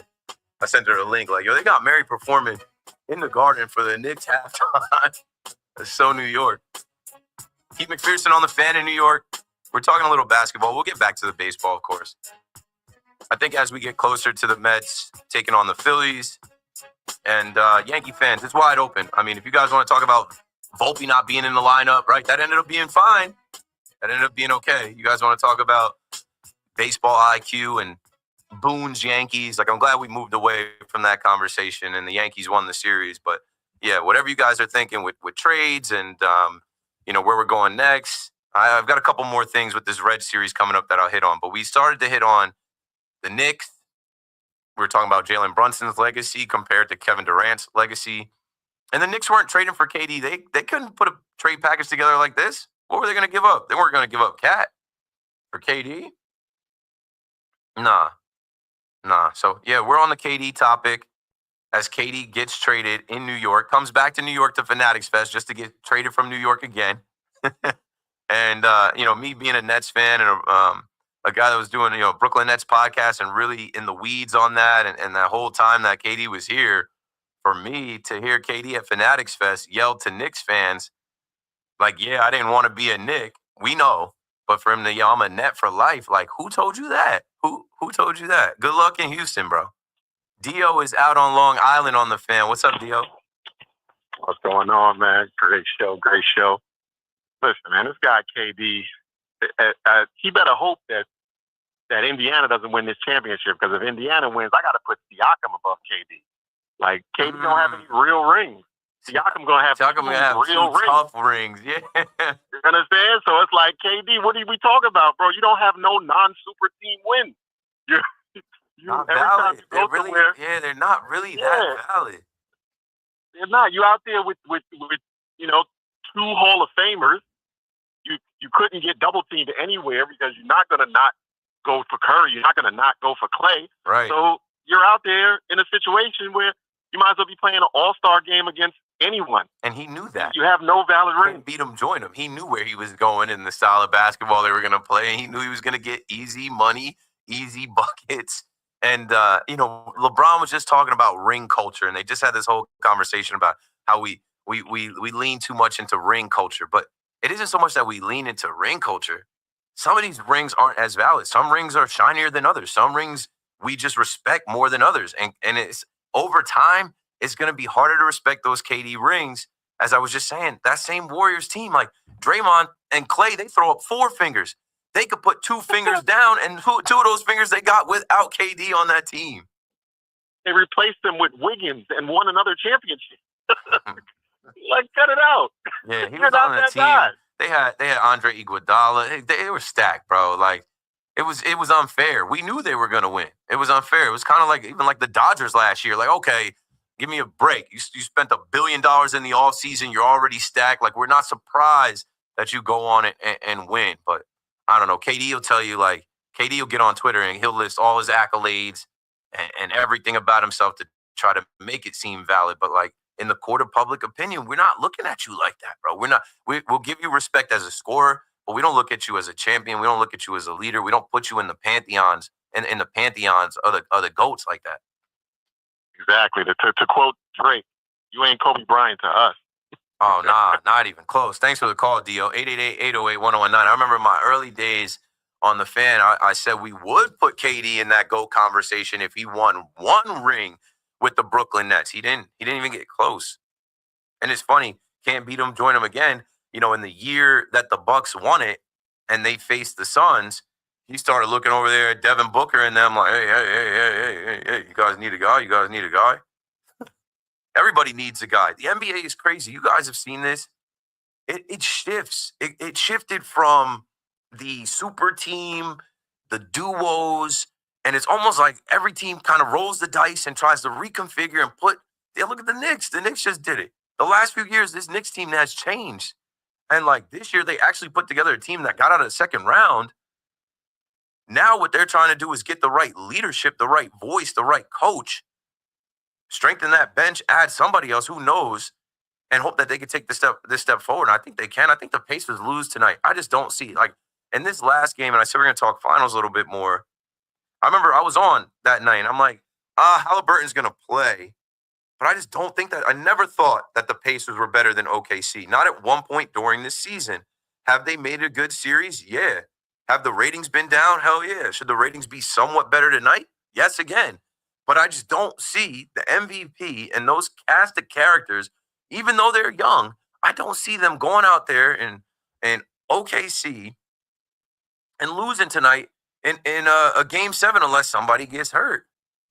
And those fans out there, they're going to be turned up. It's going to be tough in the Paycom Center for the Pacers to go in there and win.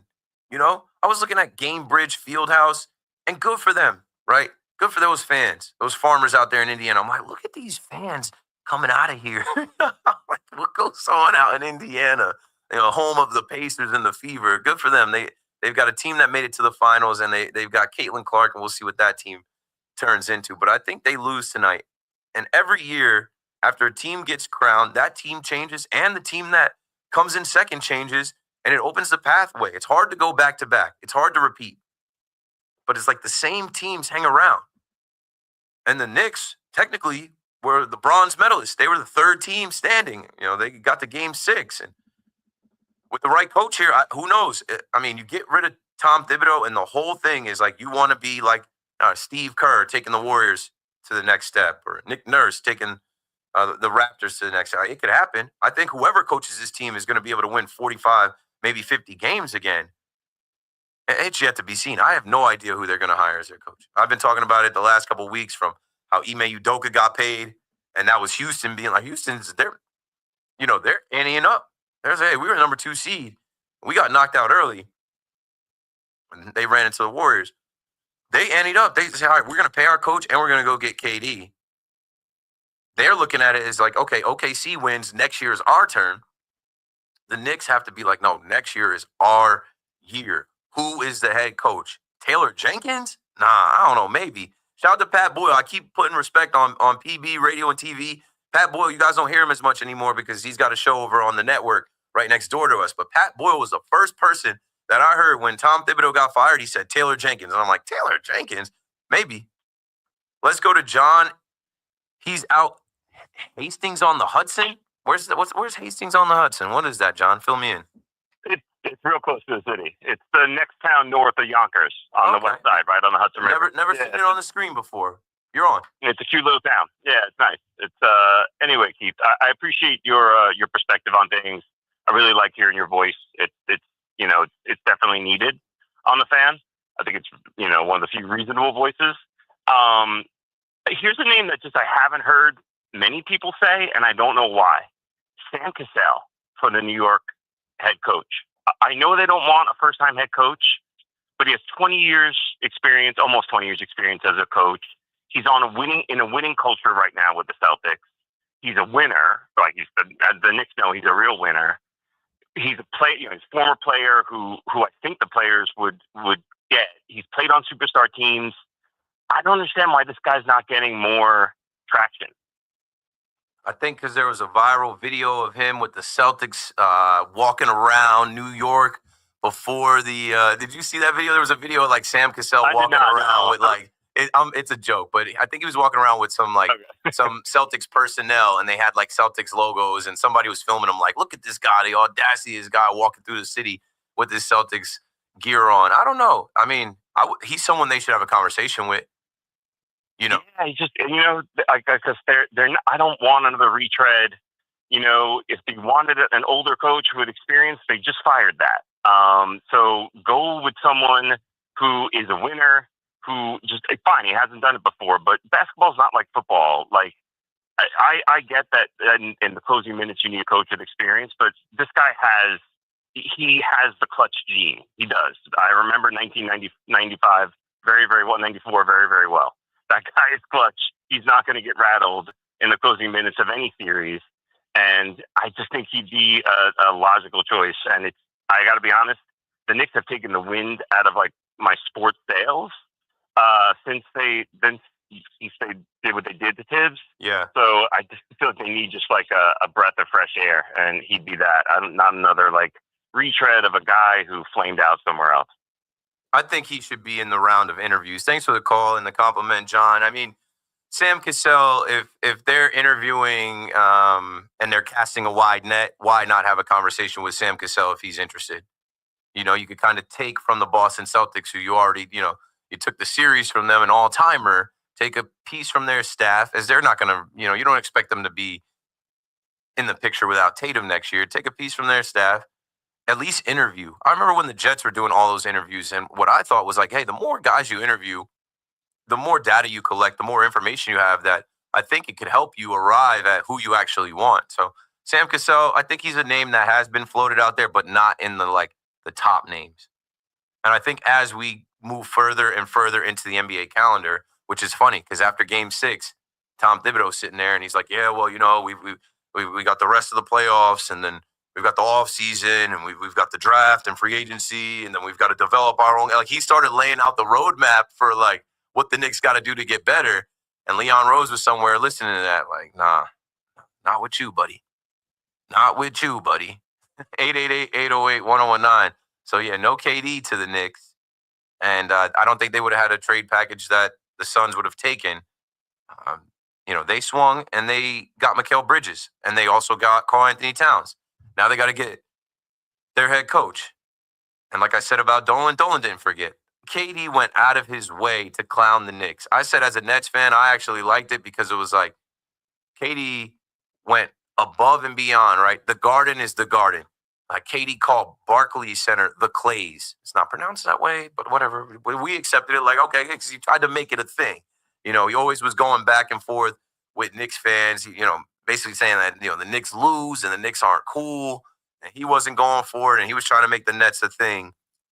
He would always, after those games in the Garden, look to the block, the Brooklyn Brigade, the Brooklyn fans that were in the building, kind of big them up. So, yeah, he was never going to be a Knick. Out on Long Island, Sam, you're on the Fan in New York. What's up, man? Hey, Keith, what's going on? I'm also a Net fan, and, I'm not as locked in as I used to be, now that the team's kind of going Yeah, how could you be?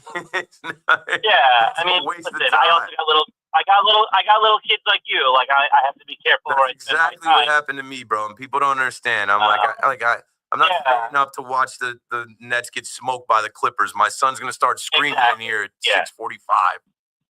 Yeah, I mean, I'm a big Yankee fan, so that's different. I try to watch, but I'm not locked in on Cam Johnson and how many games he's playing. But when I hear KD say I'm a Net for life, like, I appreciate what he brought to the table then, and it is cool that he still cares about his time with the Nets, and like that was a really awesome time. He's trying to save face, bro. You know what he's trying to do? He's 37. He knows he's got another couple years here with the Rockets where he's not going to win anything, and then he's going to want some kind of farewell tour. He's going to want to be able to come back to Brooklyn and put his hand in the air. And he just saw how VC got love, and VC barely played with the Nets. But like Vince Carter, I'm not, no disrespect at all, because anybody that was young and watching VC, and exactly, he was amazing.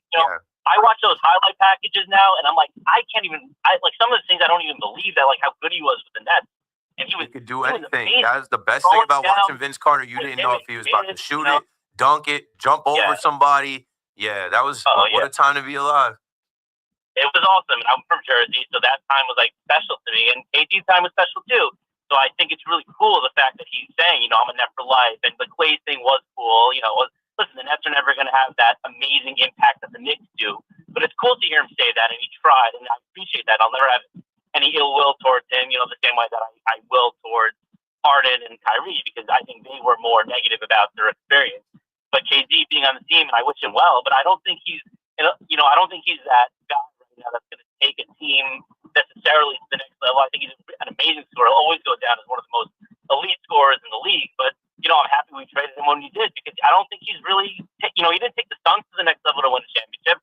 I don't know if he's going to win Houston. I'm happy for them to try, but I don't know if he's going to take them to the next level to win a championship. We'll see. You got to take a chance, I guess, on a guy like him. That's a good point. Thanks for the call, Sam, and the perspective. I guess I get kind of tight about it because I really thought that the Nets were about to win it and bring a parade back, and I was really in the trenches of like Nets Twitter and talking Nets and all that Nets stuff back then, and it just evaporated quickly. But what I will say about KD is like I didn't get rid of KD's jerseys. I got a couple KD jerseys that I'm like I don't wear them often. I break out the white Brooklyn Nets one, and then like the throwback one that looks like the New Jersey Nets one sometimes.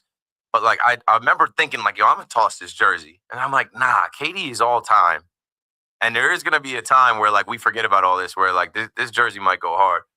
And I remember thinking, I'm like, well, like Harden, I don't think I even had anything that said James Harden on it outside of the merch that I sold.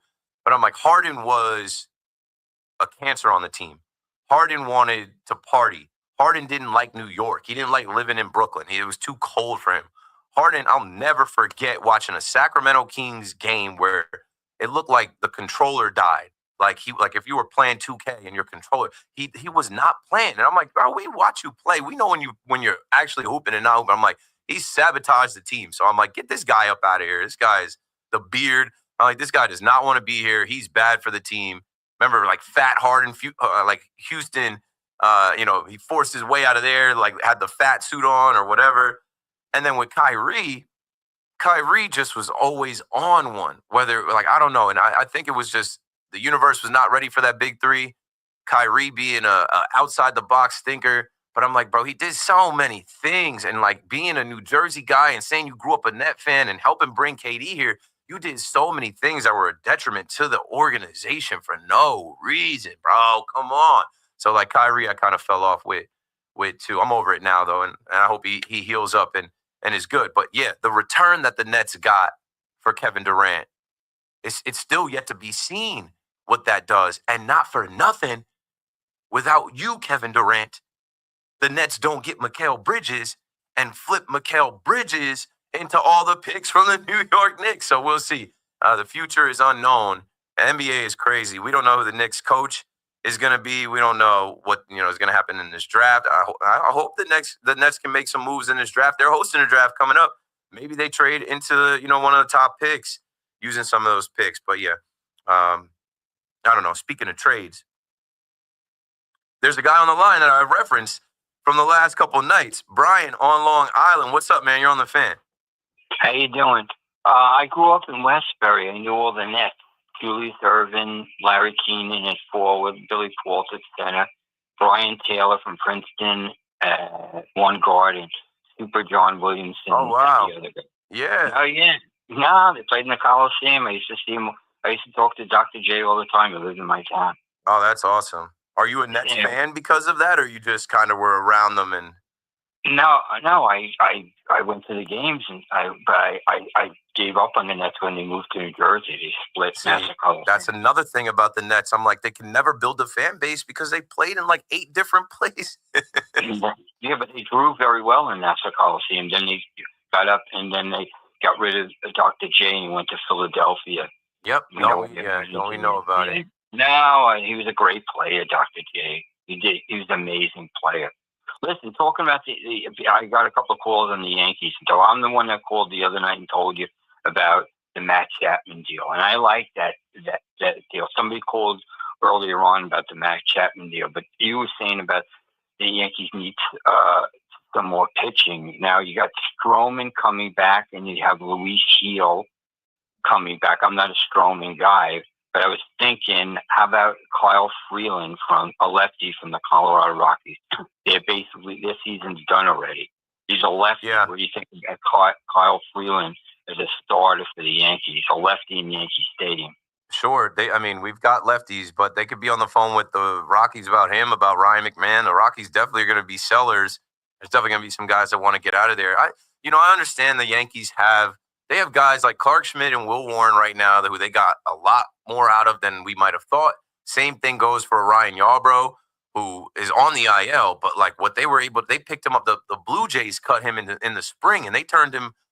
He was a long man and turned him into a starter, and he pitched well multiple times. Now, you just mentioned Stroman and Heel coming back. Like, they have the starting pitching, but is it starting pitching that can get them through October?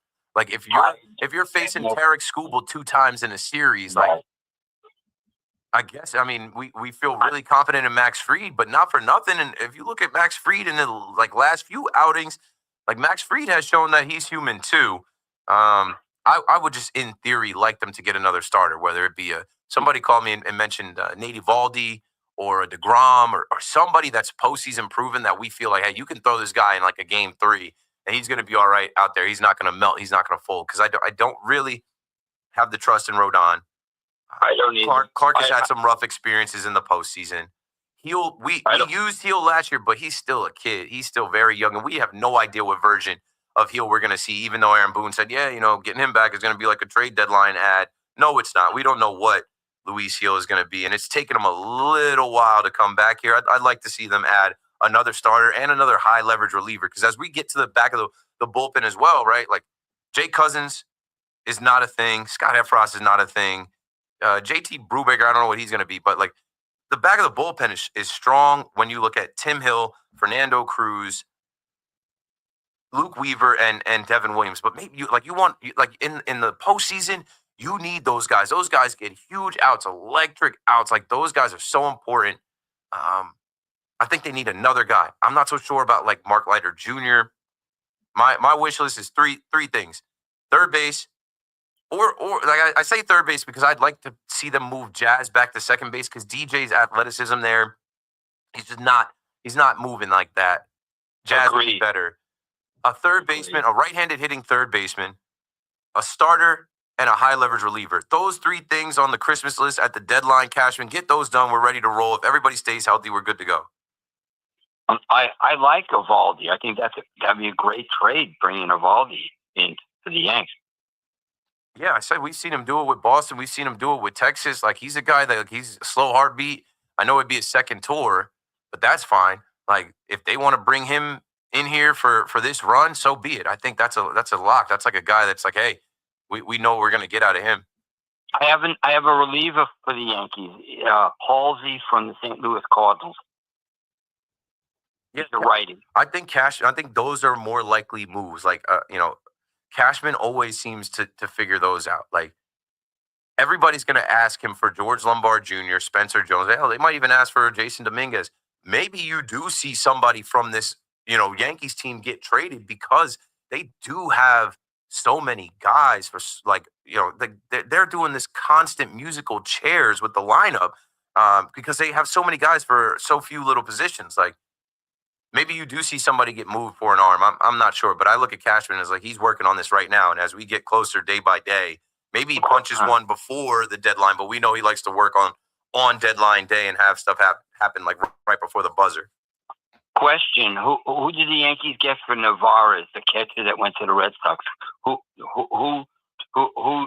There was a trade. Who did we get from Boston? Maybe an arm. I don't remember. It wasn't really like a thing. Let's see. Carlos Narvaez trade. I'm sure somebody listening knows. Like, we didn't even care. That was a dumb trade. That was stupid. They could have kept him as a backup, or just kept him in Scranton until if we needed another catcher. So the Yankees got Elmer Rodriguez Cruz, Boston's number 13 ranked prospect. He was a minor league right-handed pitcher.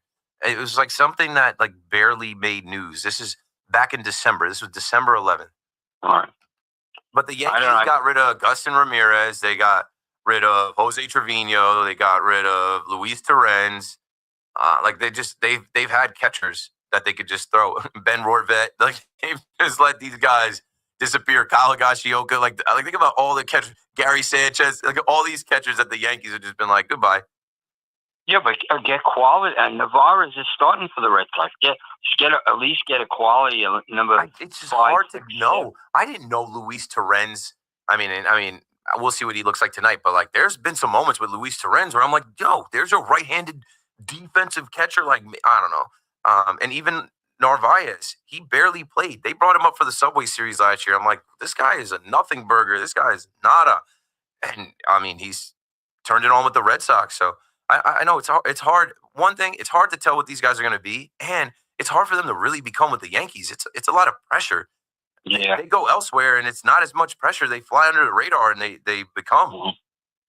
I like Yarborough a lot. I was disappointed when I heard that he went on the DL. I mean, he's pitched pretty darn good. He's been probably the surprise of the year as far as like when we first got him. I was comparing him to Michael Talkin. When we first got Michael Talkin last year, I'm like, Michael Talkin? Nobody wants Michael Talkin. And then all of a sudden he became valuable.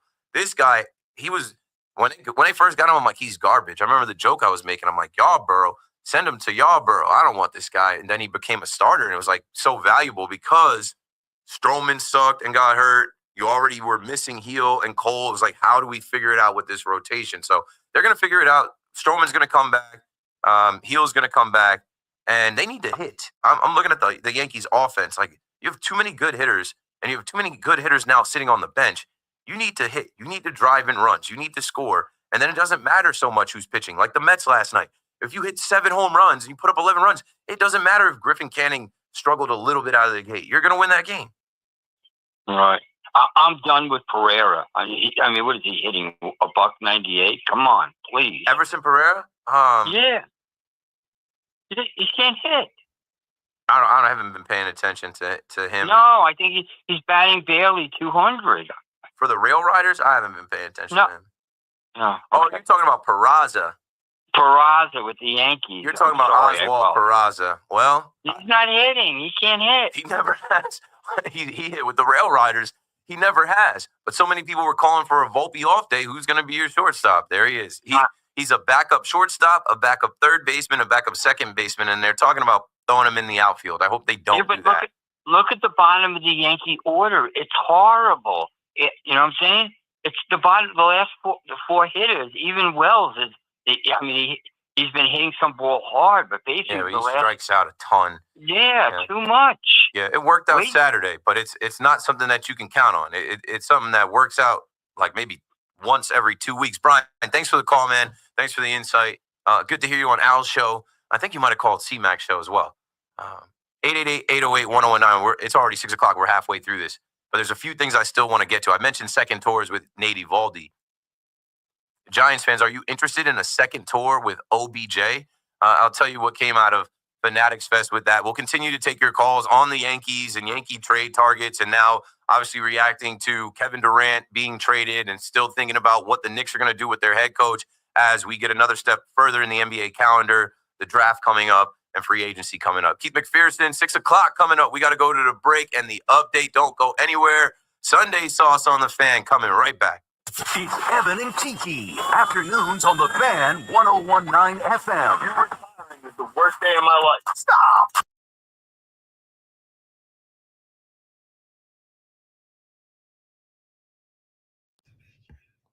Okay. I am not getting through this chat fast at all. Let's breeze through. Let's see if there's anything that I think is good. How many games will KD play before he is out with an injury? He takes care of his body. But like, I don't know. I don't know. He's very injury prone. He's also another year older. That's another thing too. I'll be getting mad texts, bruh.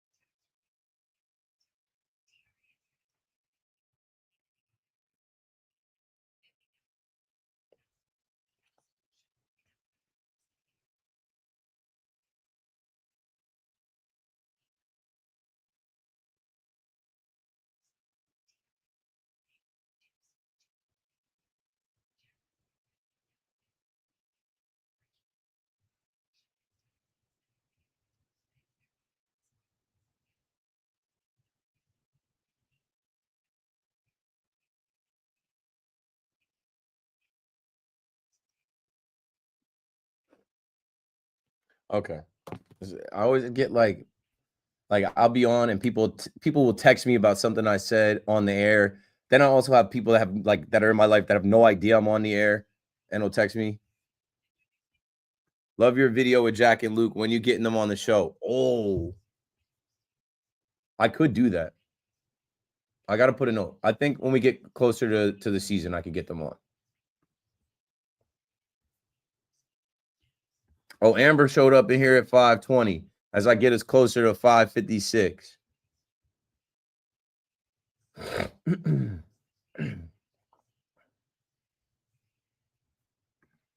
Plug. Did they have the Roku game on there today?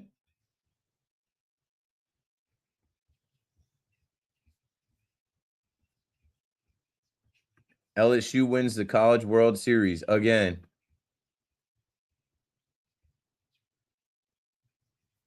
Yeah, maybe. Trying to force his way there, maybe. Bottom of the Mets lineup stinks too. A lot of people have bottom of the orders that suck. I'm going to talk about that.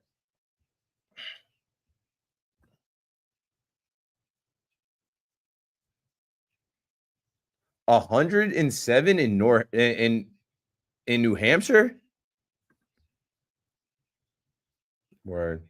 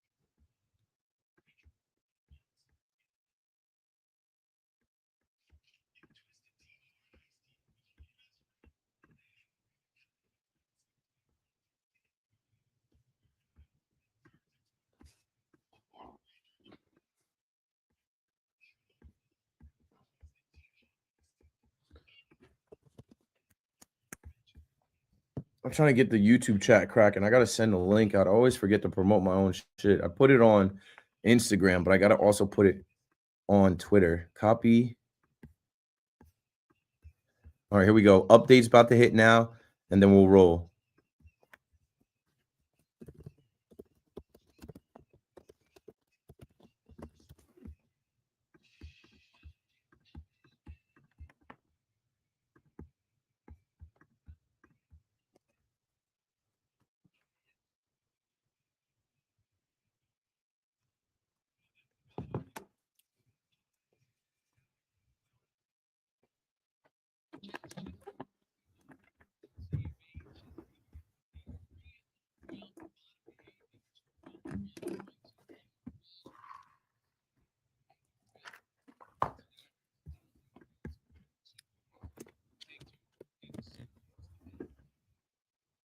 Tonight in Philadelphia, they'll do it without Victor Francisco Alvarez. Alvarez to both AAA Syracuse, where we'll try to work out the season-long slump. Peterson on the mound for the Mets tonight. Jesus Luzardo goes for Philly. Hear the action at 7 o'clock on Odyssey Mets Radio. Kevin Durant on the move again. Durant is heading to the Houston Rockets. Jalen Green, Dylan Brooks, the number 10 pick in this year's draft, and 5 second-rounders are going to Phoenix. Game 7 of the NBA Finals is tonight. The Pacers and Thunder tipping off in Oklahoma City 2 hours from now. And the Liberty will visit the Seattle Storm at 7 o'clock. I'm Pete McCarthy. Get the scuttlebutt on your favorite teams here on The Fan.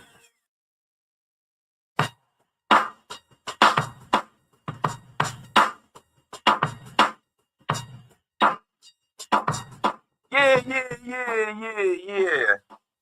Live from the greatest city in the world, New York City. Keith McPherson on The Fan in New York. I call this Sunday show Sunday Sauce. It's not KM in the AM. It's always in the PM. Taking your calls at 888-808-1019. You know, I came in talking about the Yankees, of course, coming off of the series win against the Baltimore Orioles. You cannot lose back-to-back series to the Orioles. You cannot go down only scoring 1 run. They figured it out today. They figured it out late. They fought back. They did what they had to do. Jazz, the prince of the city, comes through. Big game for him. And a couple other guys do what they got to do as well. And then we end up talking about the trade deadline. We start talking about little things like, you know, Volpe, and Volpe had the day off, and good. They won without Volpe, and hopefully he got a good rest day, a reset day before they go on the road, and they face the Kansas City or Cincinnati Reds. I don't know why I was thinking about Kansas City. I think I'm still thinking about Fanatics Fest. The Cincinnati Reds. And I did see that the Cincinnati Reds, as I scrolled through my handy-dandy notes, which are always too long, the Cincinnati Reds will start Chase Burns, the second pick in the 2024 draft, will make his MLB debut Tuesday versus the Yankees. Now, I'm not deep in the weeds with the draft and the prospects as we come up on the NBA draft and whatnot, but okay, Yanks, don't make this young guy look like an ace, as we've seen you do with a bunch of randoms. That should be an opportunity to, welcome this guy to the big leagues. It's good to see the Yankees score runs, manufacture runs. It's good to see Aaron Boone manage and make some moves that pay off the right way. And it's good for them to kind of right the ship as they get on a flight to Ohio and, can put the week behind them with all the scoreless innings and not having the lead and the losing streak and everything else. I leaned into the Mets a little bit because that was a fun game for the Mets fans last night. The Mets get off the schneid, and they do it in a big way. And the way I leaned into it was kind of giving some credit to Evan Roberts and the Rico Bronya podcast. I just think it's crazy. Like, Carlos Mendoza books that, was in Philadelphia Friday night, comes up to do the podcast for 10 minutes on Saturday. Maybe he had other business there. But, man, shout out to Evan. Shout out to Hoff. Shout out to all the Rico Bronya listeners and WFAN and Odyssey. That podcast is probably the number one Mets podcast. And you pull the manager in, and not only does he back his decision to, have Jared Young in the lineup, he also is very confident and says, why don't we, we might put up an 8 spot on him tonight. And they did. And then they went on to put up 11. And I was on yesterday needling the Met fans about the let it happen Mets and how these Mets have let me down and how these are my Mets. And I don't hate the Mets. And I've never watched a Mets team more than I've watched this Mets team develop over the last 3-4 years. And how they let these losses happen to them, how they were in these games. And with the Yankees in the losing streak, it didn't really feel like they were in these games. It felt like they were just dead at the plate. It felt like they couldn't get anything going. They were pressing. All losing streaks are not created equal. But here we are tonight after Juan Soto. He hits the ball from Pennsylvania to Scranton. Nimmo hits 2 bombs. When Lindor homers, they don't lose. Francisco Alvarez gets sent down after hitting a home run. But, the Mets broke out in a big way. And now they have the best pitcher in their rotation on the mound in the rubber match on national television, Sunday Night Baseball. Juan Soto is going to be mic'd up. They're going to want to talk about last year's NLDS. They're going to want to talk about the rivalry. They're going to talk about Soto's contract. They're going to talk about all the big money. Pete got paid. Pick to click, Pete Alonso tonight. I think tonight is a night that you can expect Pete to come through. I think you can look at Pete Alonso tonight and say he might start. I was saying yesterday, I was like, Juan Soto's not getting paid to be a walk merchant. Swing the bat. And he did so. So 888-808-1019. Of course, any calls on the Yankee game today, the win today, 4-2 over the Baltimore Orioles, we will take. Any trade ideas that you guys want to throw out there, I'm all ears as the Yankees head to Cincinnati to face the Reds. I thought it was cool that one thing from the Roku broadcast, I guess they had a mic on Jackson Holiday. Jackson Holiday asked DJ LeMahieu, hey, you guys at home? Or where you guys headed the next series? And DJ had to think about it for a second. I think it was while they reviewed a play. And DJ's like, oh yeah, we're heading to Cincinnati. I'm like, that's cool to kind of be a fly on the wall for those conversations. Also, Alan Winans will be called up to start for the Reds or start versus the Reds on Monday. Ryan Yarbrough hits the IL. And good thing they didn't push Clark Schmidt. Clark Schmidt has been rolling. He's healthy. Here's something I thought about as we talk about the lineup and Volpe getting rest. I kind of during this, stretch, this losing streak, got away from the thought that Trent Grisham, who was supposed to be a 4th outfielder, I got away from the idea that he should be the leadoff hitter. But I've gone back and forth with it because he was back to leading off today, and he went 0 for 4. He did have a big walk, but Trent Grisham's not supposed to be your leadoff hitter. But somebody's got to lead off, and they're giving Goldie rest. But for the Yankees who, quote unquote, don't believe in hot, and I don't know if most of you heard this or not, but Clint Frazier went out there and told the story about how the Yankees don't believe in hot. They don't look at you as a human. They look at you as numbers and that you are what you are. That's why they do their scheduled rest. That's why you'll see Jazz come back hot off the IL, scheduled rest. Belly have a 3-hit game, schedule rest. Volpe break out of his slump and have a few hit, schedule rest. And then I look at Grisham, and I'm like, okay, Grisham just got hot, and they didn't rest him. But Grisham got hot. He had a game in the 9-hole. Then you put him back to leading off, whatever. These are type of things that you think about as a fan. It's hard to kind of put your finger on the Yankees thinking. They zig when you think they're going to zag. They do a bunch of different things. But as long as it gets you the results that you want, which was a win. Let's get back to the phones. Eventually, I'm going to get back to this this Odell Beckham Jr. second tour thing that came from Fanatics Fest. But I want to send the audio in so you can hear it for yourself. Brady's in Jersey City, Hilltown. What's up, Brady? You're on the fan. How you doing, Keith? Good. How are you? I'm doing good. I'm doing good. Especially after the Yankee win. Last weekend was brutal, finishing the week. Needed it. Absolutely had to have it. Yeah, so it's nice to actually, have a good Sunday. And it's funny, you guys kind of stole my thunder a little bit on the call a couple calls ago. It's just, I feel like this year in general, even, I'm a diehard Yankee fan, but even in general, like Yankees, Mets, whole MLB, like the trade talks are like minimal. I'm hearing nothing, and that's exactly why I wanted to call into you. So it was funny that the caller ahead of time, like normally we kind of know, you can project. Nobody's saying anything. Like because the Red Sox just pulled a Luka trade and sent Devers to the Giants. Now everybody's like, wait a minute.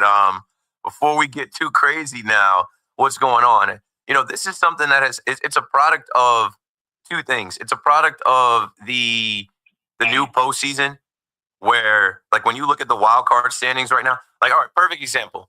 The Braves this week sweep the Mets, and I'm wondering why they won't let Chris Sale complete his complete game with 116 pitches. I thought that was more of a head scratcher than Clark Schmidt. And then Brian Sicker says, if we're going to make a run at this thing, we need every bullet that's in that arm. Like, the Braves think that they're in it. Now he's on the IL. And when you go and look at the wild card, like, the Diamondbacks are still fighting. The Cincinnati Reds. Sorry, Brady, I just got to let you go. I don't know. I should have probably just told you to turn your radio down. I think that's what I was getting. But I was also, like, getting distracted. I couldn't think of my own thoughts. Like, every time I said something, what I'm trying to say is there are so many teams that don't know if they're buyers or sellers. They don't know if they're in or out of it. So you're not going to hear chatter until we get close, because, like, on June 22nd, you might think that you're a buyer like the Braves because you swept the Mets this past week. What if the Braves go into Citi Field and get swept 4 games? Are they still going to be thinking, oh yeah, we're not? It's a product of the expanded postseason, and also, like, the balanced schedule. We're playing everybody, and the divisions aren't the same, and it's kind of hard to project. It's kind of hard to figure out. I think there's just so many more teams that are like, hey, we're not going to get rid of our guy. We're not going to trade Chris Sale. You should trade Chris Sale. You should definitely trade Chris Sale if you're the Braves. But the chatter is going to be quiet until we get right there. And then also, the Devers trade coming out of nowhere, essentially, that kind of shakes the room a bit. And it makes you think. A lot of reports came out that, like, they didn't really shop him. That's why I kind of call it a Luka trade. Because that was this thing with the Lakers and the Mavericks. They're like, you could have probably got more for Luka if you shopped him around. They might have been able to get more for Devers if they shopped him around. They didn't shop him around. They didn't reach out to everybody, tell everybody they were selling. They didn't tell everybody they were selling their best player off. 888-808-1019. Josh is in the Bronx on the fan. What's up, Josh? Yeah, I was going to talk nuts, but since you're talking baseball, did you see that moonshot that Devers hit the night before against the Red Sox? I did. Oh, my goodness. And I'm happy for him. Right. And I saw Jared Carabas, who's a friend of mine. I've had him on, formerly from Barstool. Now he's with Underdog Fantasy. He does the Section 10 podcast and the Baseball is Dead podcast. And he posted a video of Devers doing, the post-game interview. And Willie Adames throws the water on him. And he's like, whoever is advising Rafael Devers now, like, Devers has somebody in his corner that's telling him, hey, do all those things that you didn't do in Boston. Be a team player. Listen to your manager, the front office. If they say they want you to play first base, play first base. Like, Devers is a changed man after this. Yeah. But all I wanted to say was, it's awesome, baby. Just please, Nuts, hold on to those 5 picks unless there's something worthwhile for you out Yes. there. Thank you for taking my call as always, Keith. Thanks for the call, Josh. Yeah, and you guys can talk Nets. I know I was talking Nets last hour, but every hour I try to sprinkle something else in, and I look at it as like, you got to be a tastemaker. You can't. I mean, I'm going to obviously talk Yankees. It's the Yankees radio network, but like it's a Sunday Sauce show, right? I'm trying to be a tastemaker. I'm sprinkling a little bit of everything in there. You take a little taste of the sauce. You're like, okay, I want to talk about KD. Okay, I want to talk about the Knicks head coach. I want to talk about what the Nets are going to do with the draft picks on top of the Mets and the Yankees. And I've been saying this, that like Sean Marks has 9 lives and he won't get a 10th one. This is your last dance. This is your last chance to do this the right way. You're not ready to compete. You have the head coach. Let's give this head coach another year or two. Let's develop this young talent another year or two. Do not try to cut the line again. Do not try to chase the Giannis's or the Trey Youngs or whatever. I've seen Sean Marks make good picks in the draft.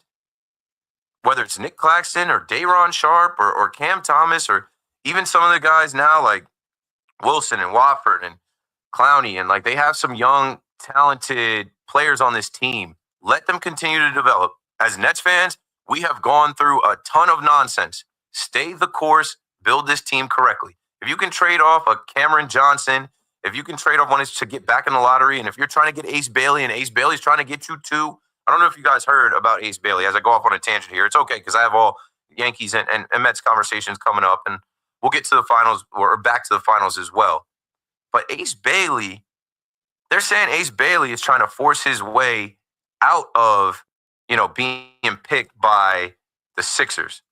And what I read was that Ace Bailey's camp, they were upset that, they canceled their visit with the Sixers, and they were upset that the Sixers didn't offer him like a pre-draft gift or whatever. Like Cooper Flagg is already done. Cooper Flagg is having dinners and got like some type of pre-draft gift or whatever. Ace Bailey supposedly, wanted to be wined and dined and given something. And now he's trying to force his way. He was at Fanatics Fest. I saw Dylan Harper, and I think they both Harper threw out the first pitch with the Yankees, and I think Ace Bailey is throwing out a first pitch with the Mets coming up here. I think Evan tweeted out, like, the writing is on the wall. Like, is he trying to be a Brooklyn Net? I suppose he wants to stay on the East Coast. He's not going to be a Knick. He's not trying to be a Sixer. Maybe the Nets find a way to trade up and get this kid. But just on the 20th, my guy Scoop B put out there that Ace Bailey's not ducking anywhere. Ace wants to hoop, period. He respects every team in the league. He sees every opportunity as a platform to grow and compete. He's welcome to go anywhere he's called. But there's so much smoke and mirrors out there, like the story that I heard about, he doesn't want to go to Philly because they haven't wined and dined him yet and made him certain that, he's going to be picked there. I don't know how much truth there is to any of that. We'll see. The draft is coming up very soon in Brooklyn. It is this Wednesday, and I'm sure I'll be on that night later to talk about it. 888-808-1019 as we are now an hour away from the Mets versus Phillies on Sunday Night Baseball. Let's go to Phil in Sheepshead Bay. Phil, what's up, man? Yeah, good evening, Keith. I wanted to speak about what Mendoza, the Mets manager, is doing with the relievers. Eventually, Barbazan, I can't pronounce his name, but anyway, these guys, their arms are going to fall off. You can't use them day after day after day. What do you think about that? I mean, he used Brazoban effectively last night. I was talking about, like, Canning had a little bit of, bad luck in the beginning of the game, but he did enough to get 5 innings, and then Brazoban was clean. I'll just turn your radio down a little bit in the back, Phil. Or whatever that is. I don't know. No, I have a problem with my phone. That's why I had to put it on speaker, Keith. What I'll say is this is what David Stearns does, right? I saw him revamp that bullpen last year where they were terrible. I think they have a plan. I think that they will make some moves at the deadline to fortify. I hope you're right. And Brooks Raley is coming back in July, so I hear. Yes. That's good. It's been nice talking to you. Have a good evening. Thanks for the call, Phil. 888-808-1019. I mean, you got to use who you have available. You got guys that went down. AJ Minter went down. Max Kranick went down. Brooks Raley will come back. And I mean, you have guys go down in your starting rotation where, like, if guys aren't going deep into games, it's tough. It's tough. So I do expect Stearns, like, this is like his calling card. This is what he does. Like, and he also brings random guys in, you know, like Justin Garza we saw last week, or Castillo come in, or, you know, they're gonna use the guys that they have and that they trust. It might not always go so well, but I do think there's a plan in place. We are getting closer and closer to the All-Star break, which helps, and then we're getting closer and closer to the deadline. I mean, David Peterson threw a complete game not too long ago. So ideally tonight, you want to go Peterson to Edwin Diaz, you know, 888-808-1019 as we talk about everything, man. As we can talk about the Mets and the Yankees, as we can talk about the draft coming up. We can talk about trade prospects. We could talk about KD going to the Rockets, the next Knicks head coach, and the NBA Finals coming up tonight in about 2 hours. I'll be gone by then. This would be a good night to watch a bunch of different sports. Let me see. It's on ESPN. So ESPN has the finals on ABC at 8, and then they also have Sunday Night Baseball on ESPN. So depending on what streaming service you have, you should be able to watch both, and you can just go, you know, flashback, hit last, go back and forth between both. I have Fubo where you can do the picture-in-picture. I'll have both on the screen. It depends, though. I know my wife's not going to be rocking with that. Just know my wife's not going to be. She's not going to want to watch the Indiana Pacers versus the Thunder under any circumstance, and she's damn sure not going to want to watch the Mets versus Phillies on the screen. Like, go in the living room, bro. You know how it goes, or maybe you don't know how it goes. You like, you want to spend, you know, so like, and I've been running. It's been Fanatics Fest weekend, and I went to the Yankee game Friday, and my wife had like a girls' night last night. So like when I went home from Fanatics Fest, I relieved my mother-in-law from watching my son while I went there, and then like it was just me and my son last night, and this morning then my wife came back. And I spent some time with them instead of going to Fanatics Fest today. And then I came in here to do my show. And I'm like, okay, you know, my wife's going to put my son to bed tonight. And I'm like, okay, you and I will catch up and we'll watch something tonight. We actually started watching Alex Cooper's documentary. I don't know if you guys know Alex Cooper from, is her name Alex Cooper? It is. Alex Cooper from Call Me Daddy, the podcast that was with Barstool. It piqued my interest because I'm fascinated by the podcast era that we're in and how it keeps evolving and changing. And now, like, this girl, Alex Cooper, supposedly made $32 million this year. And like, this documentary on Hulu shows the behind the scenes, and it goes way behind the scenes. Like, I didn't know she was a Division I soccer player at Boston University. I didn't know she had like a little bit of a scandal going on with her. Like, I'm intrigued, but am I intrigued enough to go home and watch the next episode with my wife over Game 7 of Sunday Night Baseball? Nah, I'm not. I'm going to be like, like that documentary will be there. Like, at least I'm like, I'll probably go home. I get done at 8. I'll probably get home by like 8:45, 9. I'll tell, I don't know. And my wife's going to want to go to sleep. I'm going to be like, yo, can we watch it at like 10, 11? She's going to say, no, Keith, I'm going to bed. Good night. Go to the living room. Watch your sports and be quiet. Don't wake Jackson up. I'm like, all right. These aren't anything. There's nothing I'll be yelling at tonight. But you never know. You never know. It might be some in the NBA game where I'm like, oh my. Or like Juan Soto. I was alone last night. Or it wasn't alone. My son was sleeping, but I was watching in my room. The Juan Soto homer, the second one that he hit was dumb. It was stupid. It didn't make any sense. Like, and I've been to Citizens Bank Park a couple times, and I have actually sat up there. I like was trying to imagine, like, if you see a ball land there, like it landed like in the aisle. One of the guys ran up to get it. That is why you pay Juan Soto. That is why we respect Juan Soto. You just need to see more of that from Juan Soto versus, you know, working all those walks. 888-808-1019. Aaron is in Queens on the Fan. What's up, Aaron? Was there ever an MVP in the finals from a losing team? In the NBA Finals, an MVP from the losing team? No, I think they did that in the Stanley Cup.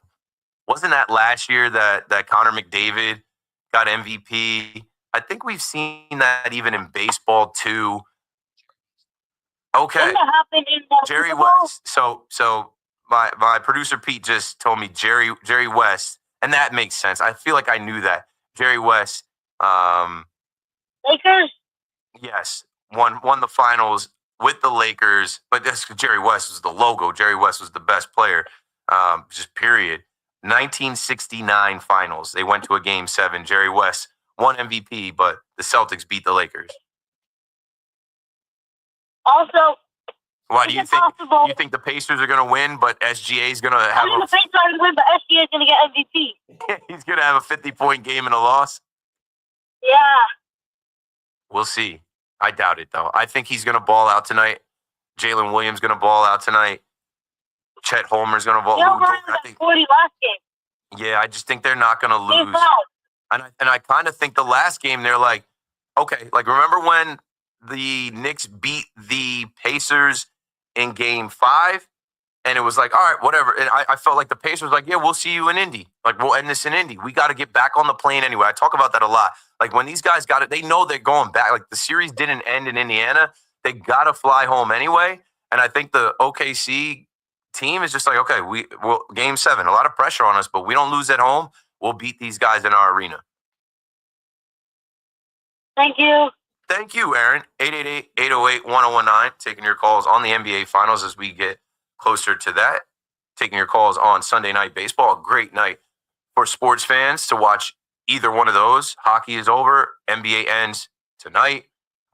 Rubber match between division rivals in the Mets and the Phillies. All of these games have been nationally televised. You know, we were in my chat talking before on my live stream about how, you know, like Roku has this deal, but they're not going to get any of the big rivals. Like you'll get a Orioles-Yankees matchup, but like Yankees-Red Sox, those games are on ESPN, Fox, Apple TV.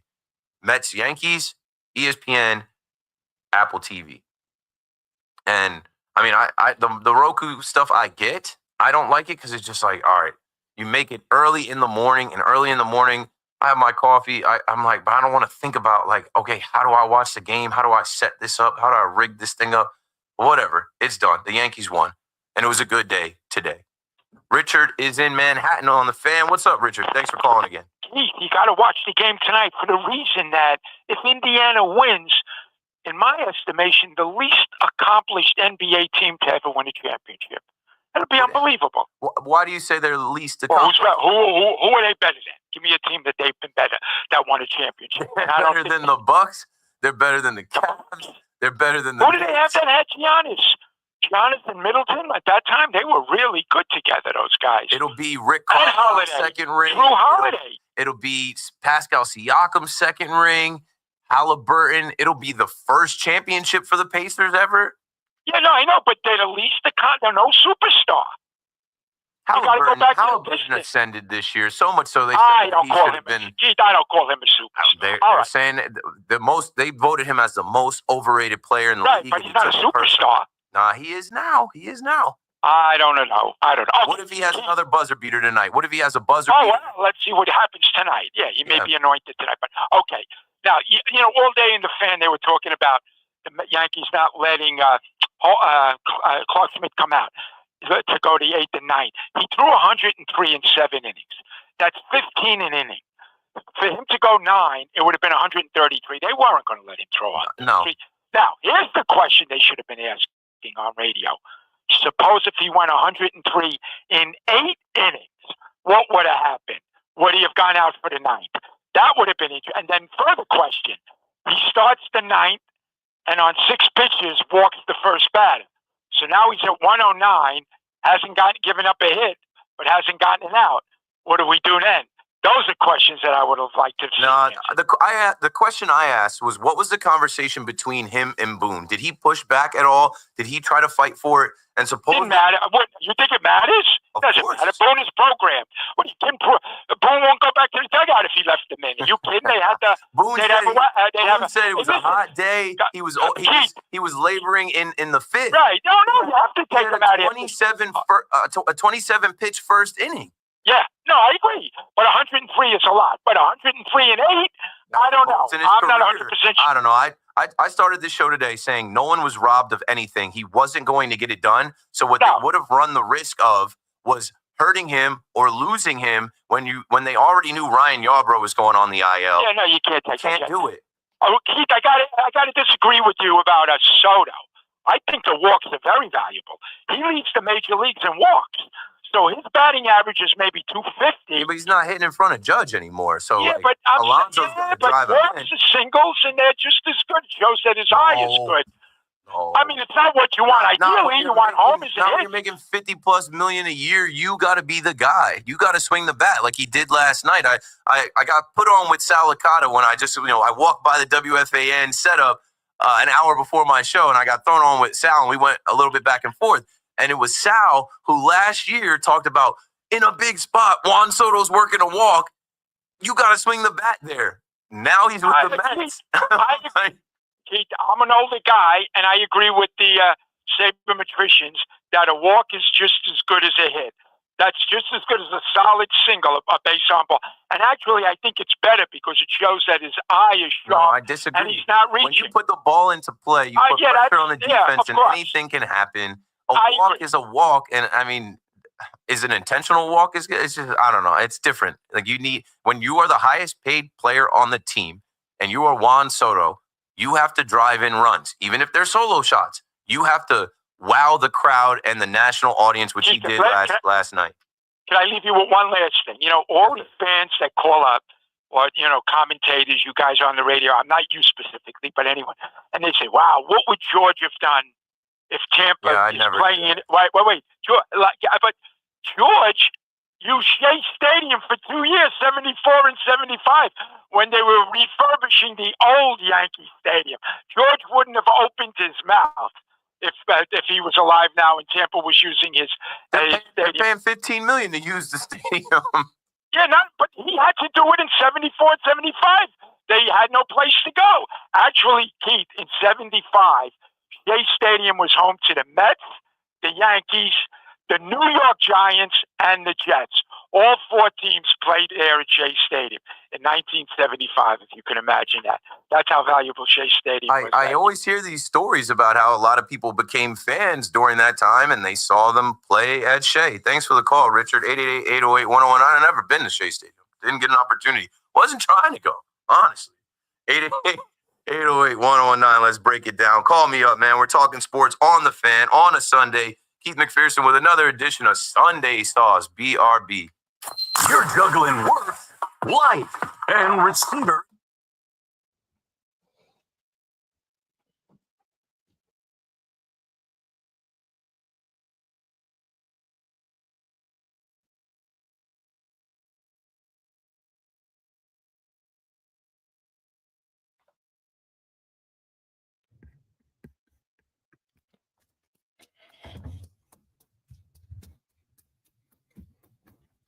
Monetization.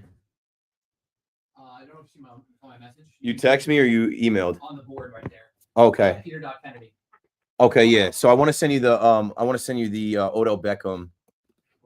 And I don't know how it'll sound, but I'll make sure it sounds as good as it can, and then you'll just cue me up whenever you want to go to it. I'll keep it ready. Okay, cool.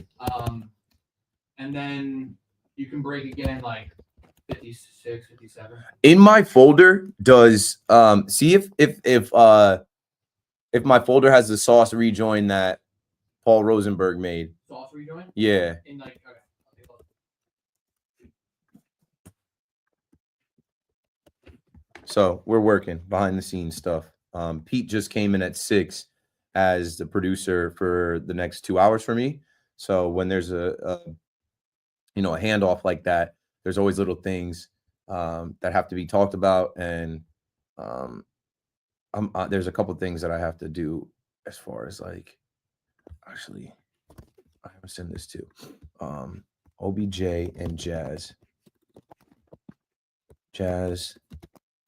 on Jeter's graduation speech. How long is this?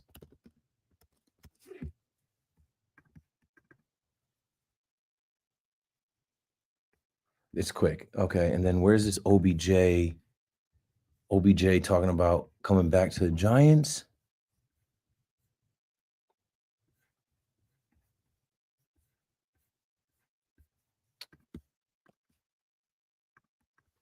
OBJ Giants from Fanatics Fest.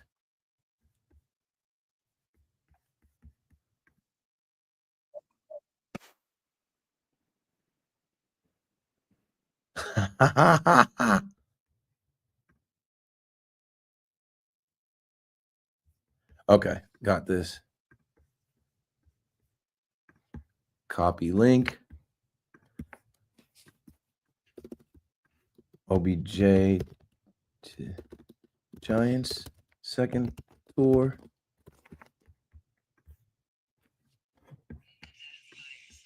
Okay, sent.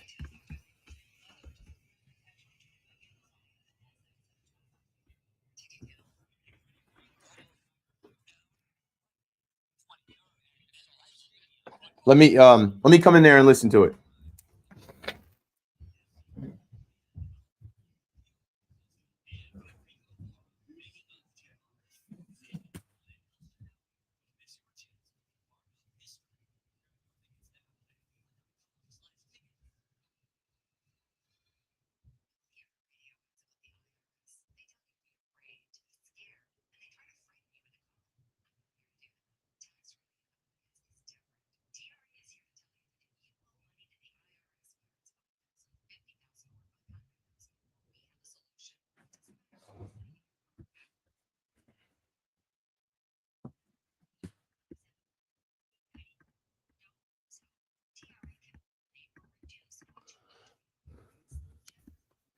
Pete dot.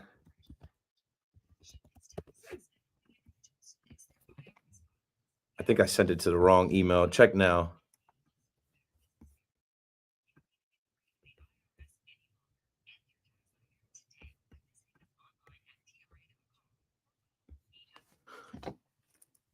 Not yet.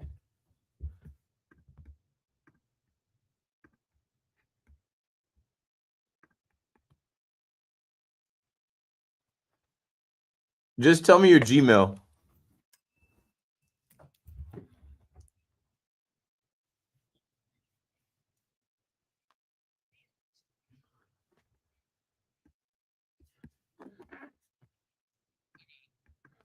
Okay, we're good. So yeah, Sauce rejoin. I'll take a couple of these calls on the Yankees. I'll queue up. Actually, I'll take Francisco Alvarez probably first. I'll queue up these Yankee calls. We'll go to Jazz, and then at some point I'll get back around to OBJ. Yeah, it's quick because it's just him acknowledging the fan. Like, I got you. Like, I'm down. All right, chat. Yeah.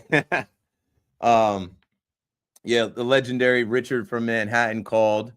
And I appreciate the $1.99 donation. We getting that paper out here slowly but surely. All right, let's get back.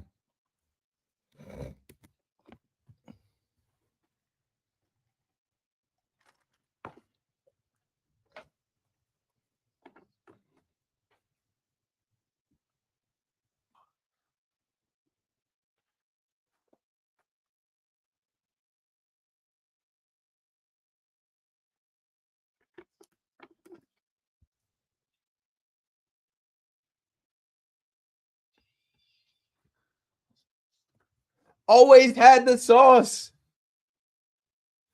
Let's get back to it, man. Keith McPherson on the fan, talking sports, taking your calls, trying to pass time as people are getting ready for the work week, as people are traveling back to New York or traveling back wherever you are in the tri-state area. We have hit on a lot of different things, from the Yankees win, getting ready for this Mets game coming up, and obviously talking about the KD trade and the NBA Finals. And I do want to get to Odell Beckham Jr. We're going to get to it in a minute. But, yeah, Francisco Alvarez sent back down. And I was talking about him the last couple of days, like, why would you do that?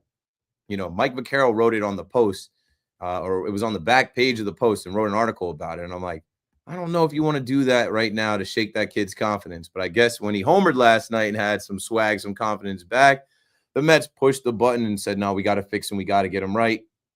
And the Mets are going to roll the dice with Luis Torrens and Hayden Sanger. And if you remember earlier in this season when Alvarez went down with the hamate bone injury. The Mets were fine without him. So let's see how they do during this stretch. Chris is in Michigan on the Fan in New York. How you doing, Chris? Thank you, sir.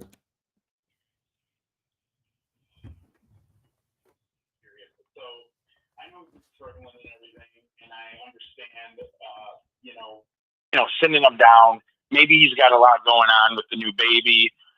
It just seems like everything he's swinging at, he's trying to smash out of the park, and he's hitting for like a home run every time, and it's just not working out. I know last night he got into one.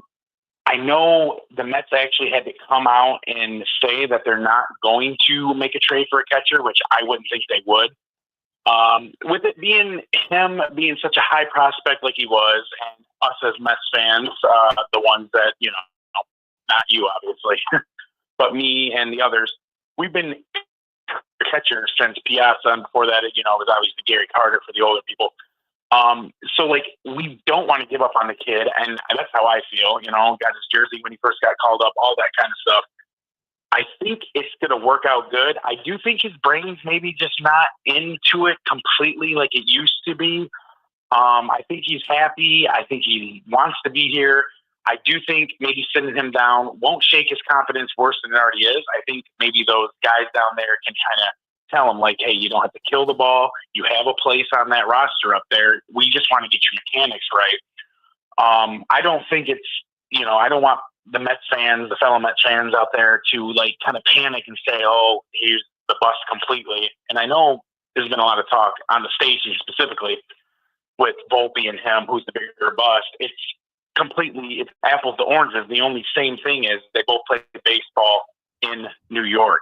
Other than that, it's a completely different situation, different age, different background with their ethnicity and all that. They came up at the same time, though. That's the parallel. And I was talking about being in LA and in that futures game. They played in the same futures game in 2022. Right. What I'm saying is it's a little bit different to the state of, Volpe. Not for nothing, Chris. You just put him in a couple phrases with Piazza. As far as we haven't had the catcher since Piazza. There are people that say we haven't had the shortstop since Jeter. There's pressure with both of those, but I think there's a lot of similarities. For that, I do agree. I mean, as Yankee fans are always looking for that next Jeter for that position, and for Mets fans, we're looking for that next Piazza, whatever you want to say. I guess what I'm saying is they're kind of different in their backgrounds, whether it's, I'm not going to say because, Alvarez wasn't born here or anything, but the way they were brought up and the way everything's happening, Volpe doesn't have a baby or anything like that. Not that that's a huge deal, but I do think everything kind of ties into the psyche of baseball. I was just kind of interested to hear your opinion, and I'll hang up and listen. Thanks, man. Yes, sir. I started giving my opinion, and I'll continue with it. Obviously they're not the same person. But yeah, as I just went back and pulled up that roster, in the 2022 futures game, the New York Mets sent Francisco Alvarez, the number 1 pick, and the number 1 ranked prospect, and their number 2 ranked prospect, number 5 ranked prospect, Mark Vientos, and then Volpe was number 8. Jason Dominguez was number 3. He was in that game, and Ken Waldichuk was in that game too. He was number 74. So yeah, you had Francisco Alvarez, who was number 2, Vientos, who was number 5, Volpe, who was number 8, Dominguez, who was 40, Ken Waldichuk, who was 74. I mean, the only thing that's been compared with those two recently, and definitely on the Fan, is bust, they're a bust. And I just think we got to slow down. I kept saying before, I don't know. I know when I was 24, I was not the version of myself that I am now.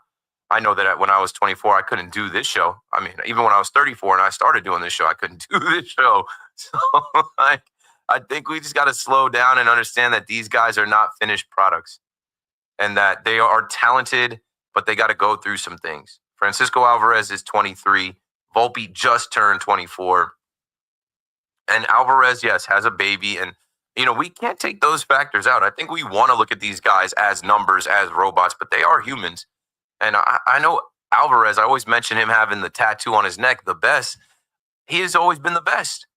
And now he's at a level where he's not always at his best. How do they get that out of him? We've heard good things about him. I remember him getting compliments from Max Scherzer because people were saying, Buck Showalter, I think, wasn't really so into his defense behind the plate and him calling games. And then, back then they actually were giving him a nod. Like Scherzer was like, no, he's pretty good. I think if you're more worried about him at the plate, but then it gets compounded. If you struggle at the plate, then you struggle defensively. And he's a guy that, like, you need his bat. You got to get him right. You got to get him right. And I think they're going to get him right. They're not quitting on him. I think they're doing, they're moving proactively. He came back from injury and they activate him. And now that he's healthy, send him back down so he can work on things, get him right. And you send him back up and you send Hayden Senger down and you hope that he's a better version of himself for the second half push into the postseason. 888-808-1019. He's still your catcher of the future until he's not, But also, I would love to know David Stern's full opinion on him. I don't know if his full opinion is formed, but maybe he's not a Stearns guy. Maybe Stearns is not wild about him. Maybe Stearns has some other ideas. Luis Torrens is a Stearns guy. Luis Torrens was here because of David Stern's wishes and moves and wanting him here. Here's the guy wishing to be back here. Let's go to Fanatics Fest. Let's go to this panel that went on. And, I told you how, a fan yelled out at KD and said, hey, don't you regret not coming to the Knicks or whatever? And KD responded and he said, no, I'm a Net for life. Well, Odell Beckham Jr., OBJ was in the house and he was on stage. And listen, and hopefully the audio is good. Listen to what a fan yelled out to Odell, who's a free agent right now, and looking for a team. I think he was last with the Dolphins, and he didn't really do too much with them, and they didn't really do too much. Listen to what a fan yelled out to Odell and his quick response. Within your stuff, like whenever you put on, I got you. So the fan says, return to the Giants, come back to the Giants. And Odell stops in his sentence and says, I got you. Is there anything to that? I know he was kind of flirting with the idea of signing with the Jets 2 years ago. There's another video floating around where Odell is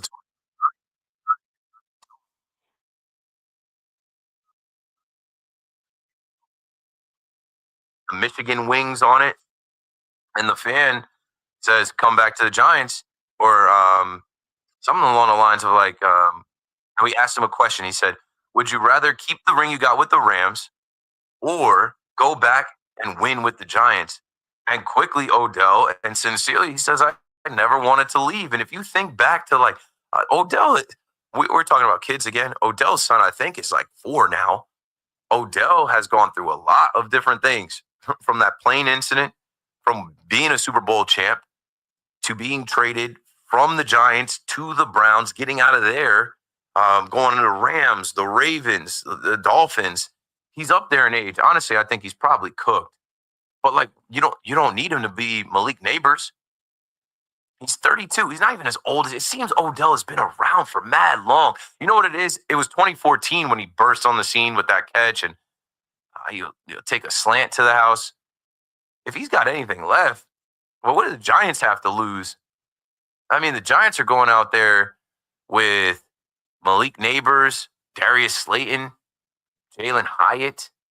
Who else am I forgetting from their wide receiver room? Odell in a second tour, Giants fans. Does that sound like something you're interested in? Odell Beckham signing for the low, joining this team.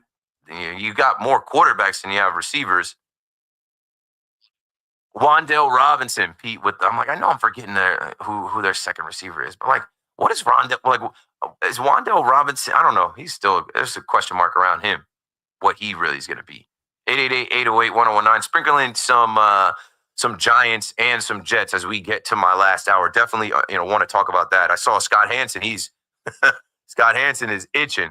Scott Hansen tweeted out this morning, 11 Sundays from right now, we'll be entering the first witching hour of the 2025 season. I said, oh, you're right. 11? That's not that long from now. That's a little bit more than 2 months. Let's go. Back to the phone. Alan in New Hyde Park. Thanks for holding. You're on the Fan. Yeah, Keith, how you doing? I'm actually driving back from the Hamptons. I heard you on, so I had to call you back. We haven't spoken in 3 weeks, which is tomorrow. But before I get into the Knicks and the Yankees, I went to one game with my son, Giants football. It was that Odell Beckham game when he made that famous catch. I was there too. Yeah, that was a crazy. It was Sunday night football. Yeah, it was the coldest night I've ever experienced. Oh my! The tailgate, and then I remember getting home and showering. I'm like, I'm still cold. Oh, I told my wife, never again. It was crazy. But then they started giving us those Dallas Giants games earlier in the season, not long after that. But yeah, that one was brutal. Brutal. All right, listen, a couple of things. If you remember, and then the Yankees, a couple of things.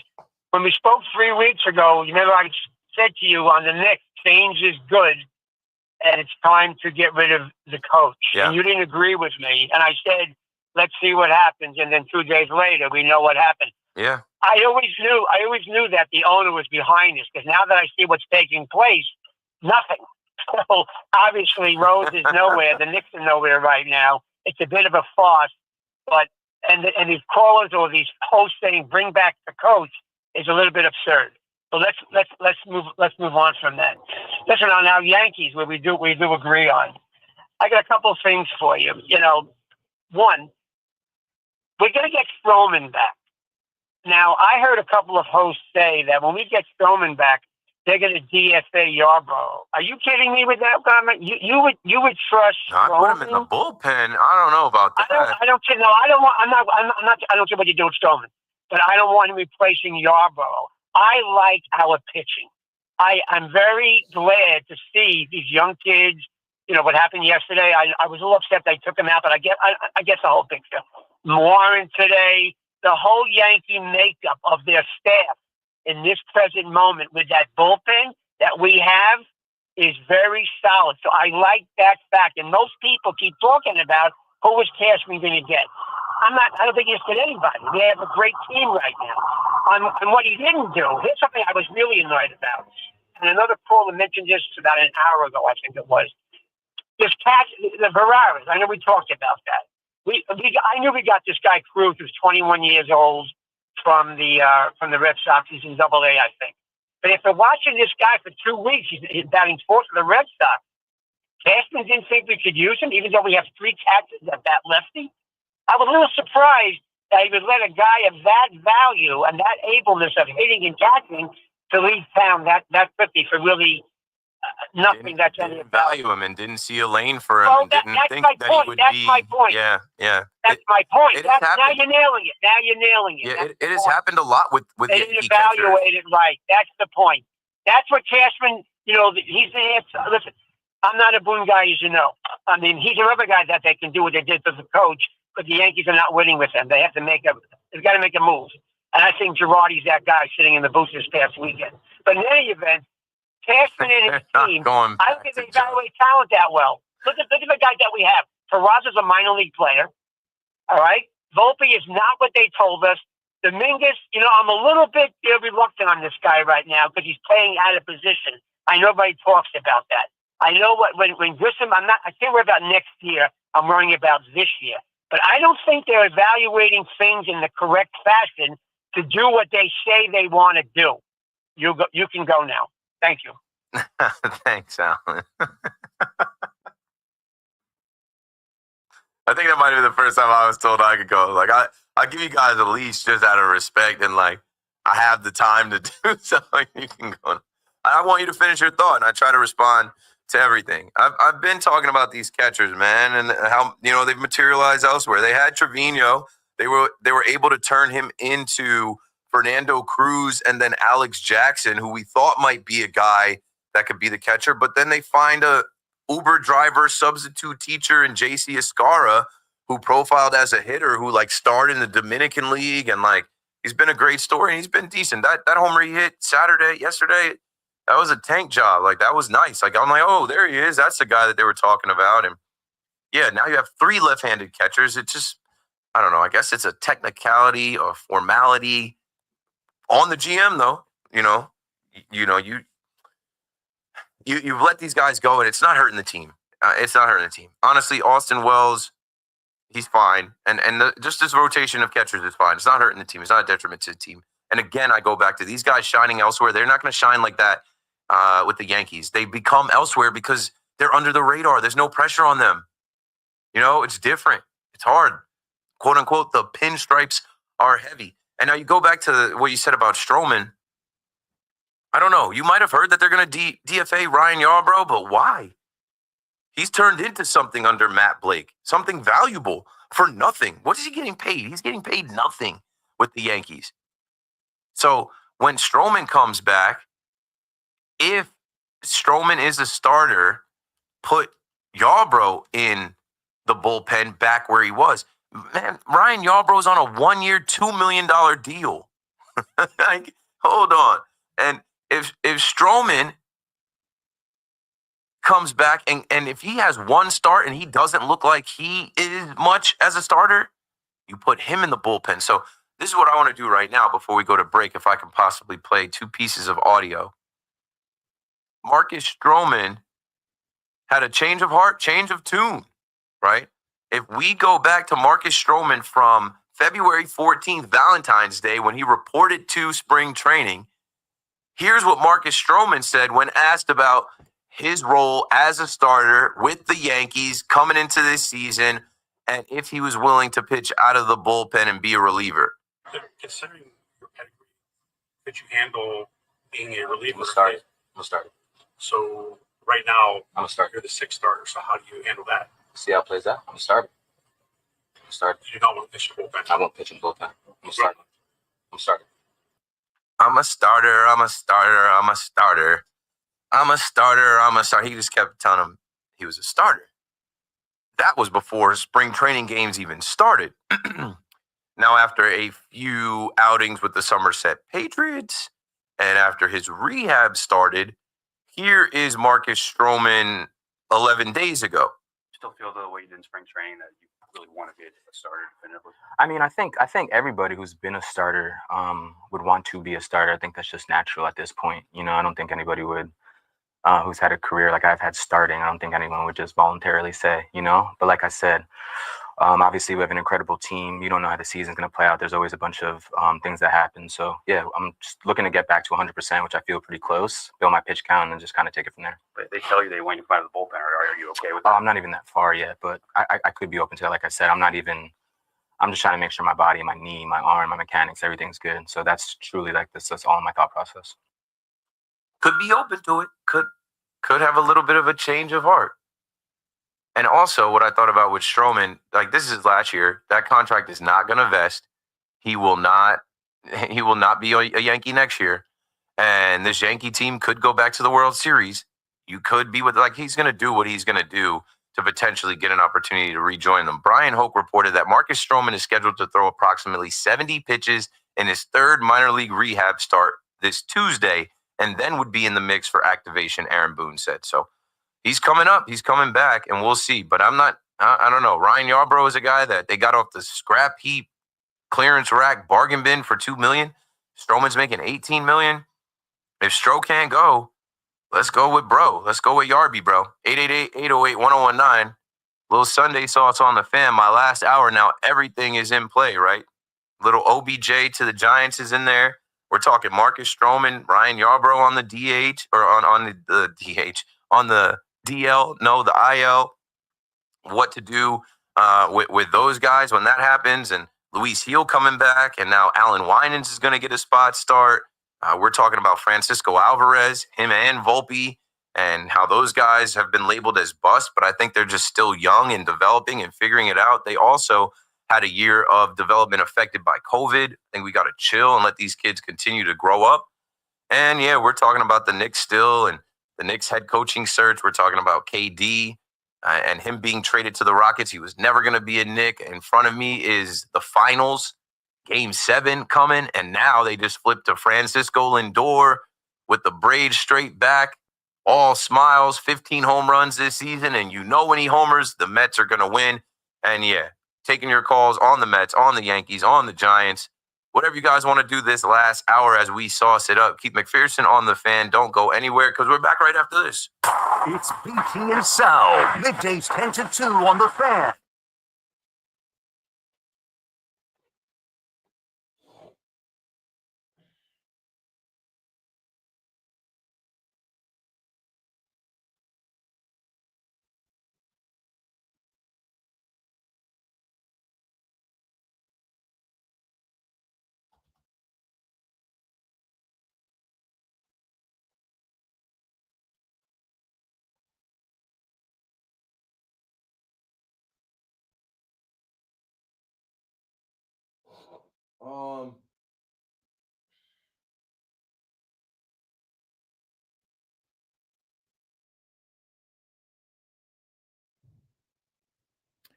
We're over 1,000. I knew we'd get there. Keith McPherson on the fan. What I gotta do is throw up a little bing, bing, bing, little Sunday, sauce it up. Hey, sauce it up. As a rejoin, let me get White Iverson. Sauce in on you. See, my producer will hook it up like that. Just you play into the theme and the theater of the mind. Trying to go back into the chat to see where we were. Appreciate y'all all rocking with me on the live stream. If you want to call and get on the fan, 888-808-1019. You might see me in here still talking. I'm talking to the live stream. I started live streaming, I think like February of this year, and it's like become a decent thing now to have like the simulcast on Twitter and YouTube, and like, you know, it's the way of the world. Like I'm at Fanatics Fest, and they've got all these streamers there. Aiden Ross, iShow Speed, Kai Sanat. They all have someone following them with a camera, and they're getting all of it. I'm like, bro, like this is the way. This is the way. So yeah, I just know how to make it shake, bro. I know like all the digital stuff is the way. The radio has been here forever and it'll be here forever. But the people that are going to win on radio are the ones that evolve digitally as well as like do this. Like I know I'm doing this right, but like I'm also, you know, doing this. So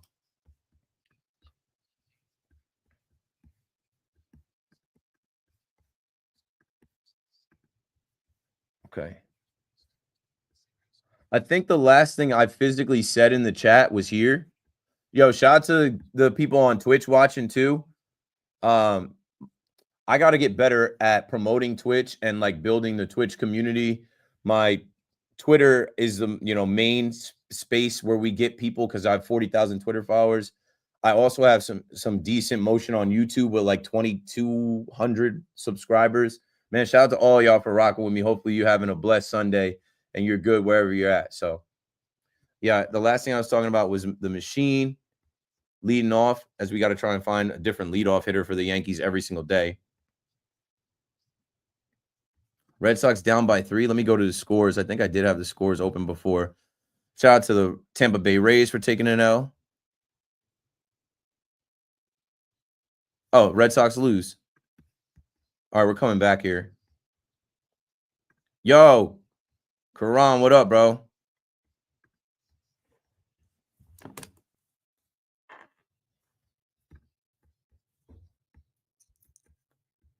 Facts.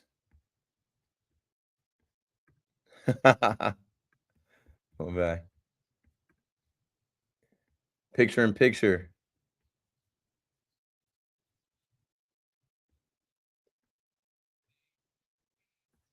Oh, yeah. That's what I was saying. He was all over that guy.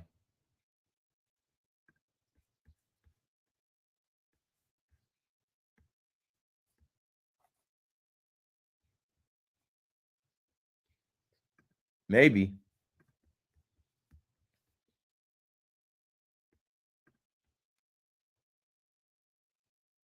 It's like when they have those Tokyo games, 6 a.m.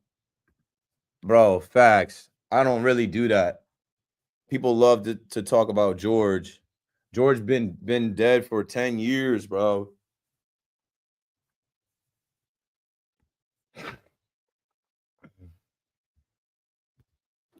We'll cue up Jazz talking about Jeter. Cool.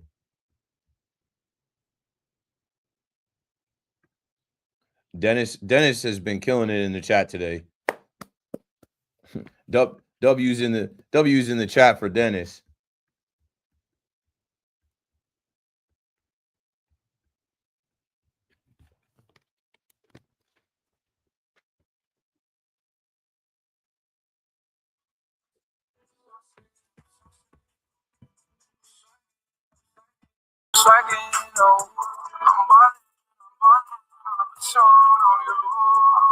Iverson on you. I'm balling on you. Iverson on you. Shout out to AI, man. I remember last year at Fanatics Fest.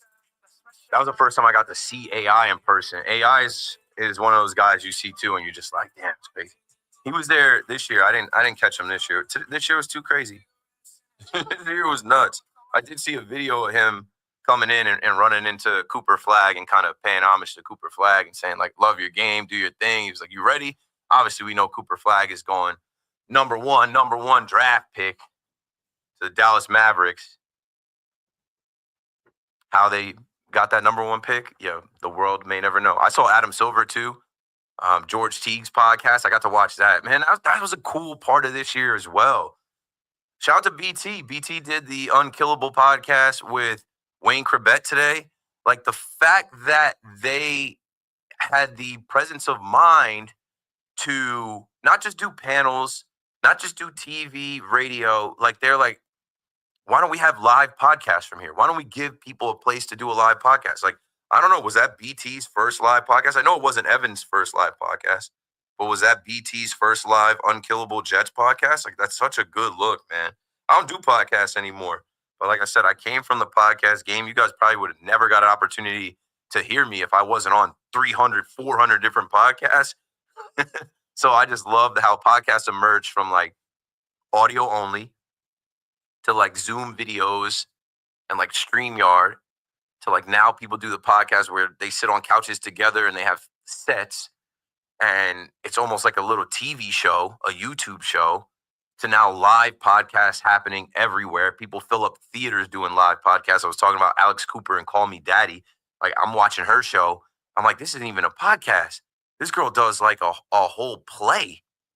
Like, she's got like, this is like going to see Broadway when she does her podcast.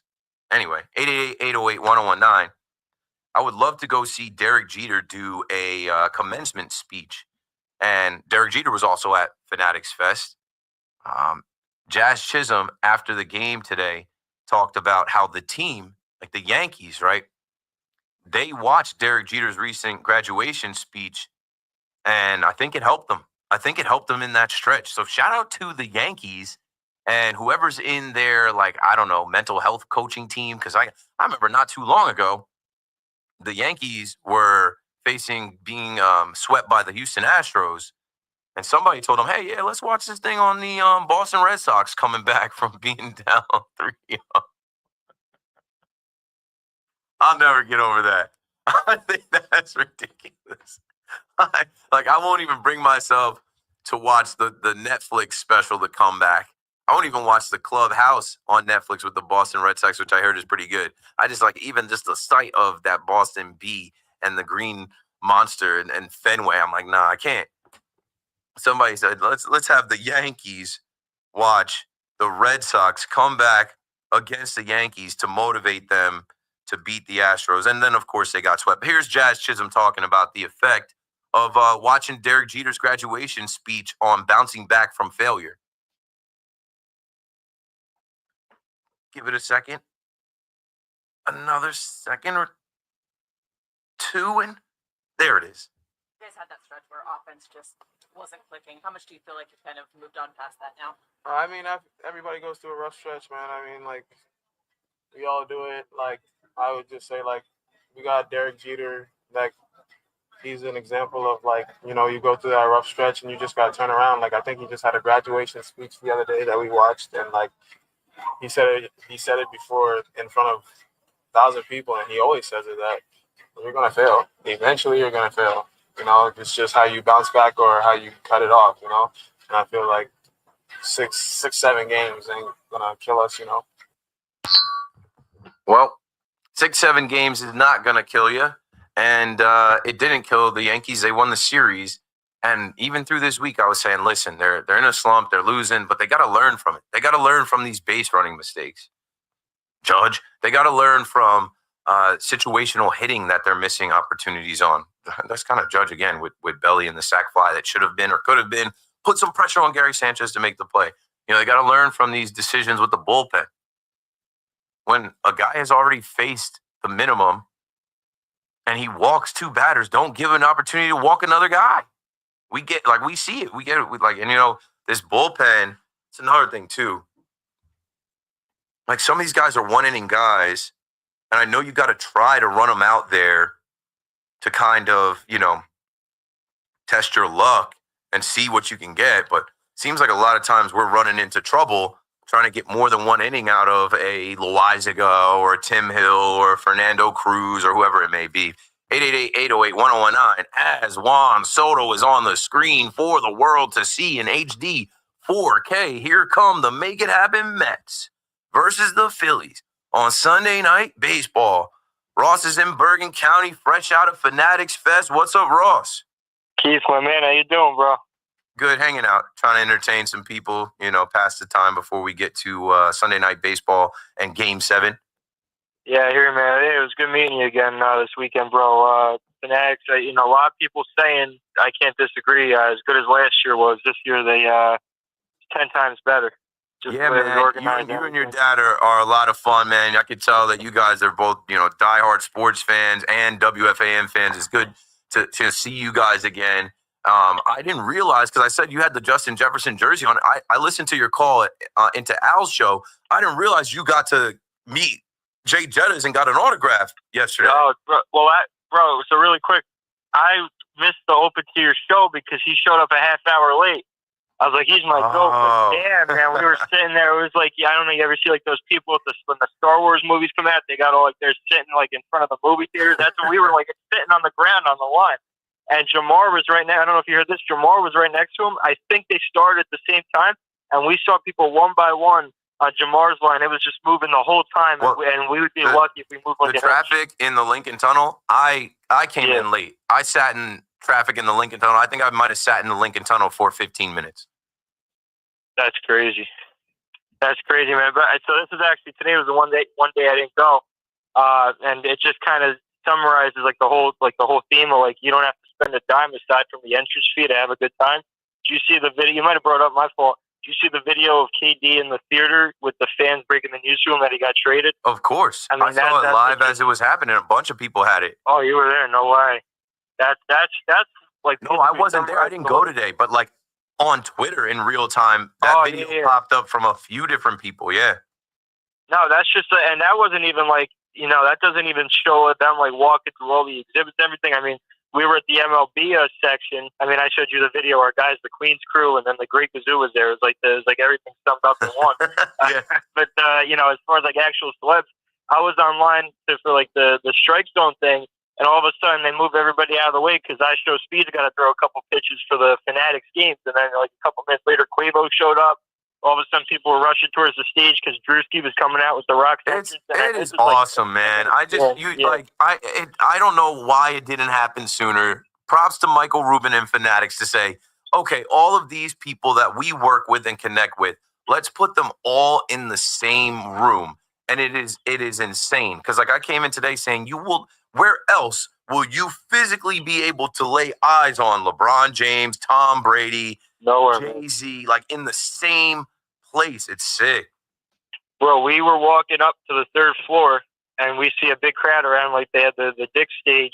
And I'm like, who's that? All of a sudden we're walking by, we see Russell Wilson chipping at the golf simulator. I mean, it's just and he had Sierra with him. So like Russell and Sierra moving through was like rock star like. It was cool. It was awesome. And it's like no joke, man. Like people talk about like the biggest stars, like they're not just saying it. It's like legit. And it's crazy. It's kind of like the white party, but we're all invited. Like Michael Rubin party on the Hamptons. Right. That's kind of what it feels like. No, that's exactly what it is. That's what I said. I think they had the idea like, yo, instead of us just being celebrities all together, let's have a Fanatics Fest where all of the fans can see us. Big Mac pulled up yesterday. I said this when I was on. His kids got to see Undertaker. And then I saw a video of Tyreek Hill losing it when he met Undertaker. So like you also have other athletes and celebrities getting to meet their like childhood idols and people like Cooper Flagg meeting Allen Iverson. It's an amazing festival that goes on now here back-to-back years in New York. No doubt, man. And like I said, all in all, it was good. I got to meet, I met you from last year. I pretty much met officially everybody at the station, like one or two. I finally got to meet C-Mac afternoon show, everybody. We didn't go last year on Friday, so this year got to meet the two weekday shows. So, no, it was great, man. And the booth was actually bigger this year, no? Because they moved you down to the first floor. You weren't like crammed in with UFC and everything. It was bigger. It was better. WFAN setup was cool. It was awesome. What I love most about WFAN setup, Lindor, is that ball fair? That ball is foul. What I loved about WFAN setup was that there were benches. Like everybody's walking around. Yeah. There's nowhere to sit.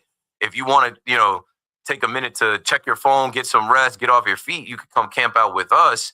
And then we also had the little section to take pictures. It was just well executed, man. And even Sal asked me who are you most excited to see? I'm like, listeners, callers. There were so many people that I met that were like, I'm this person from this town, or I've called your show, or I met some Mets fans that trolled me on Twitter, and I followed them because I'm like, okay, now we've broken down that wall. I'm like, let me go unmute you, man. I met this kid that was like, you gotta unblock me. I went and unblocked him. Like it's awesome to meet people in reality, in real life. Oh, for sure. You put voices to faces. I got to meet a couple fellow listeners. I kind of feel like I don't want to. Sometimes I feel like a jackass when I'm trying to introducing myself to some of the other hosts. Like, hey, I'm Ross in Bergen County. Like, you're supposed to know who I am. I met Gio down the shore. He said oh yeah, you're Ross from Bergen on Twitter. I'd never gotten that before. Like, he knows my Twitter account. He didn't even follow me. I told you, bro. Run with it. You just graduated. Ross in Bergen County is the thing. No, you should be watching the Mets. This Mets game is on there. You're calling the fan. You're listening to my show. I know you got it on your TV. I got it on the TV. Yeah. So what are your thoughts? Well, I'll say this. We kicked off yesterday. Little Rico Bronya, live Rico Bronya. Evan brought up 3 things to him that stuck out. He called. He said they put up 8 runs yesterday. They put up 11. He said now it kind of contradicts what he said. He didn't really had no concerns with Francisco Alvarez. They sent him down today. Thank God, finally. And the whole Jared Young thing. And just overall, you kind of see a game where, you kind of saw Griffin Canning look like he couldn't even get an out. And the fact that the big bats finally picked him up, Nimmo, Soto, multi-homers, and especially Soto, the fact that they were moonshots, it gave you something to look, to look forward to with the lineup. And hey, man, that's what they got to do, because they've been living and dying by the pitching. You weren't going to expect guys like Clay Holmes and Canning to take you off 7 months like Severino and Quintana somehow did last year.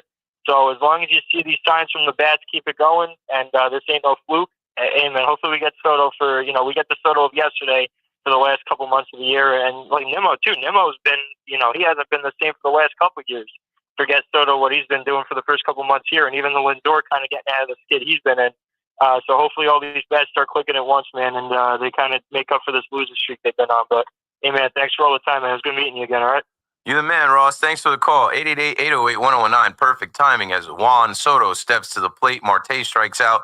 There was this yesterday when I was on, I said they flashed the stat. They're not putting Juan Soto's season numbers up anymore. They're just talking about since May 30th or June. So his June stats, 19 games. He's batting .338 with 7 homers, 14 RBI, 500 on-base percentage. His OPS is 1208. Stepping into the box right now, big money bags. The generational Juan Soto with 1 on and 1 out, looking to do more damage here against Jesus Luzardo. Now, Juan Soto gets a lot of conversation here on the fan.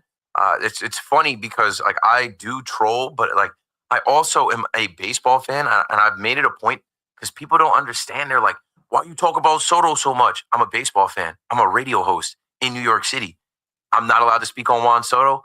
You bet I'm talking about Juan Soto. When he fails, you bet I'm talking about Juan Soto. When he succeeds, you bet I'm talking about Juan Soto. He's the highest paid player. He plays for a New York team. He plays for the New York Mets.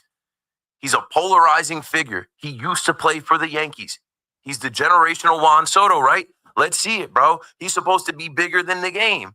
His head is bigger than the game. He thinks he's the best hitter in the game, the best player in the game. He's getting paid like it. So we expect to see it, man. I'm waiting for him to do something right now in this at-bat. Count is 2-1. That's a pass ball. Lindor advances to second. Let's take another call. Avi and Jackson on the fan in New York. Thanks for holding your lot. What up, Keith? How's it going? What's up, bro? How are you? Yes, thanks for taking my call. Just a few points, 3 points on the Yankees. Number 1, Clark Schmidt last night was exceptional. Great start. I think he's doing very good so far the past few games. Yeah, I love what Clark is turning into. He's turning into a beast. Boone said he's one of the more underrated pitchers in the game. He is one of the more underrated pitchers in the game and one of the more underrated Yankees, and somebody that Yankee fans need to look at and be like, hey, they let this guy grow a beard too. and he's really come into form since he got a little bit of a beard. The beard policy change has helped the Yanks. Yeah, and on the second point, Will Warren, great, solid start today. In the beginning wasn't so great, let up 2 early runs, but overall, solid start. And the Yankees won the series, and I think it was mostly because of him and Clark Schmidt. Will Warren and Clark Schmidt, even in the losses against the Angels, were good. Will Warren did more than enough.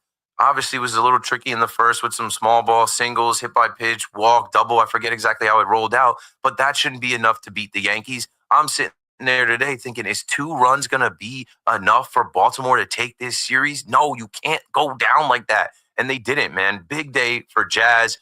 Big day for Aaron Boone. Big day for LeMahieu. Goldie with the pinch run and motoring home. They kind of bailed Judge out. Oh, how could I forget about Ben Rice, who had 3 hits on the day at first base? It was a positive day for the Yankees to take the series at 11:35, first pitch on Roku, getting it done. Yeah, last point on Judge.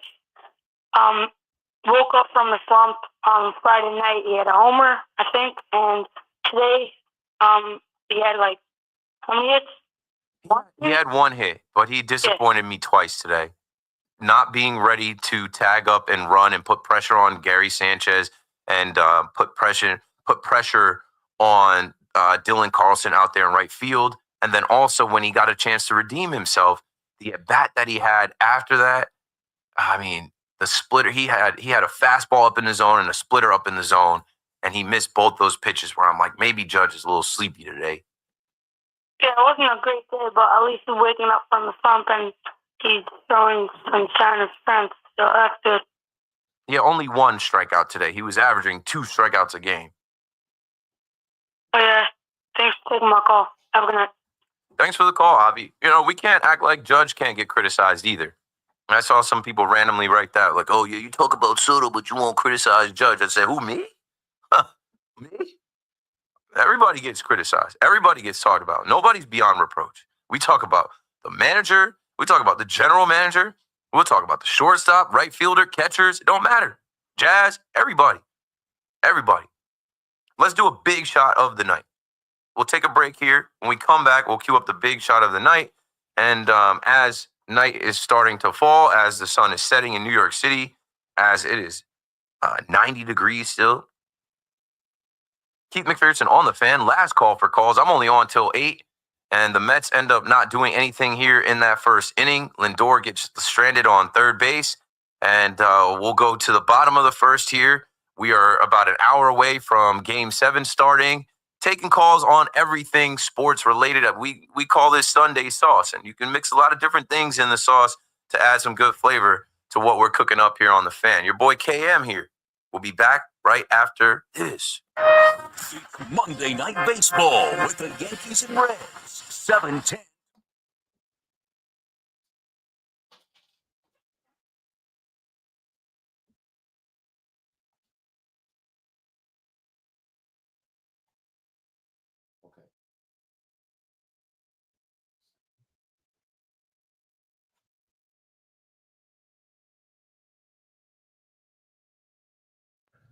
And we're back. Break. Intermission. Breaking the fourth wall. Getting back to the chat. I think I did come pretty much all the way back.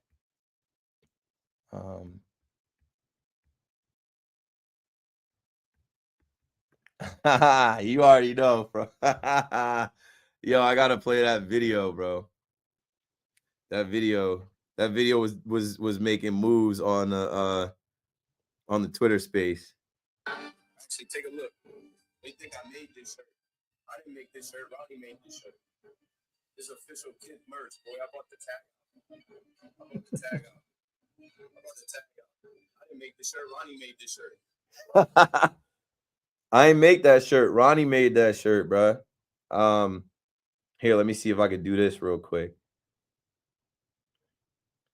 Like, and I got it in white too.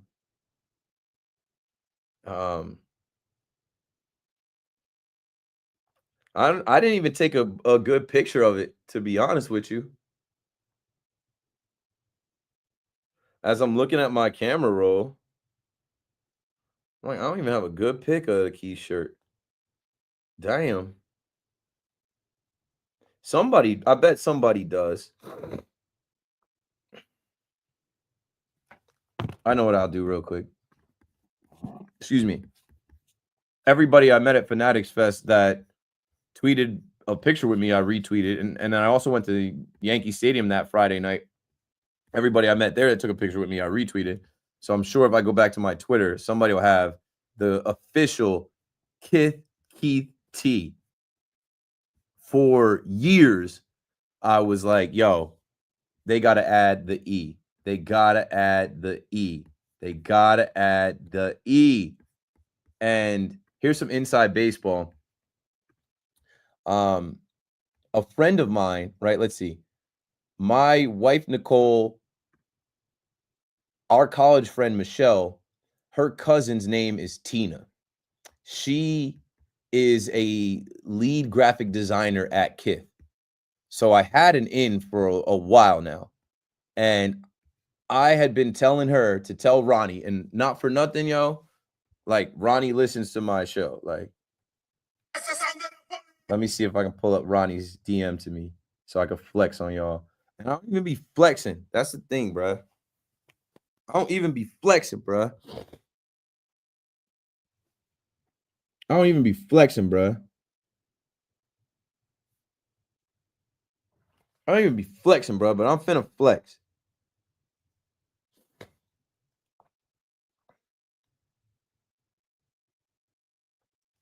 I don't flex enough, as a matter of fact. Big flexing during the break here. So a couple things. One, what that say? Ronnie, the creator of Kith, love the show, bro. Trying to call. That was February of 2024. I didn't show you the rest of the message. I just made sure y'all saw that. Boom. Ronnie is the creator of Kith. You see that shirt? What'd I say? They think I made that shirt. I didn't make the shirt. Ronnie made that shirt. So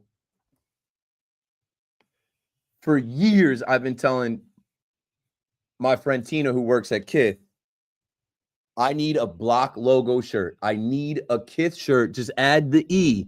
I need the Kith logo. Put an E there, right? They wouldn't do it. There was even some conversations jokingly about like, yo, you got to get more popping. You got to get more popular. Maybe we'll do a collab when you're famous. Some things happen. That happened. Oh, I should have told you, you got to cue up the big shot music on the rejoin. It's all good. We'll do it on the next one.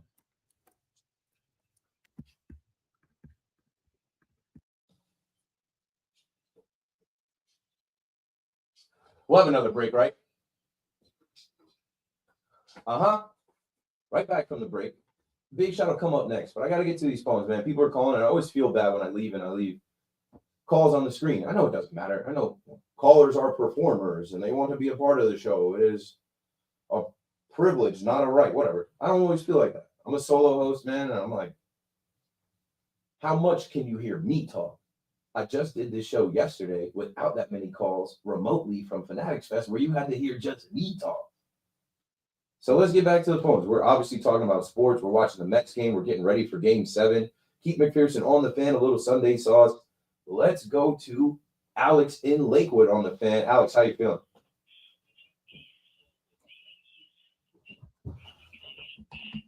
And potentially a bullpen arm or pitcher. What do you think about the Diamondbacks have a lot of good pieces on expiring contracts? Do you think Gino's an option, and what would it take to get up to give? I would love for them to try and get Eugenio Suarez. I feel like he's over there making noise, but I feel like the Diamondbacks, also a team that got hot and made it to the World Series a couple years ago, like they're not folding. You know, they're one of those teams that's going to be a fringe team that's going to say, well, if we give up our players, we're going to need a haul in return. So, yeah, go on. It's not like they're re-signing them, and I don't think they could win the World Series. When they did it, it was the only team I don't think they thought they could win the World Series when they got to the World Series. But to be fair, the Padres was their first year with that team then, and the Mets weren't nearly as good that year. And now it's a way more. They beat the Dodgers. The Dodgers were the only good team that year in the NL. There were no other. Anywho, sure. The Diamondbacks, send me Zach Gallen, send me Eugenio Suarez. Yeah. And now, who you got winning tonight, Game 7? The Thunder, the Oklahoma City Thunder. And what do you think about the Kevin Durant trade? I just think it's another team for KD to hop to that he's not going to win with. And, he's not, his legacy is going to be, it's not going to be with one team. His legacy is going to be that he played for a bunch of teams, right? And in the NBA, playing in that one jersey matters. And also what matters is how many rings you won. And people are always going to poke holes in his resume and say those 2 rings aren't valid because he did it with Steph, Steph is in the GOAT conversation. Yeah, and then KD is not in the GOAT conversation. Now there's new talk about Giannis maybe staying for one more year in Milwaukee. I think it's the stupidest thing for Milwaukee to do because if you don't think, and that falls into staying in the same jersey, right? Giannis being a Buck his whole career. Right. But even if you sign a couple of good pieces, you don't have Dame for the season.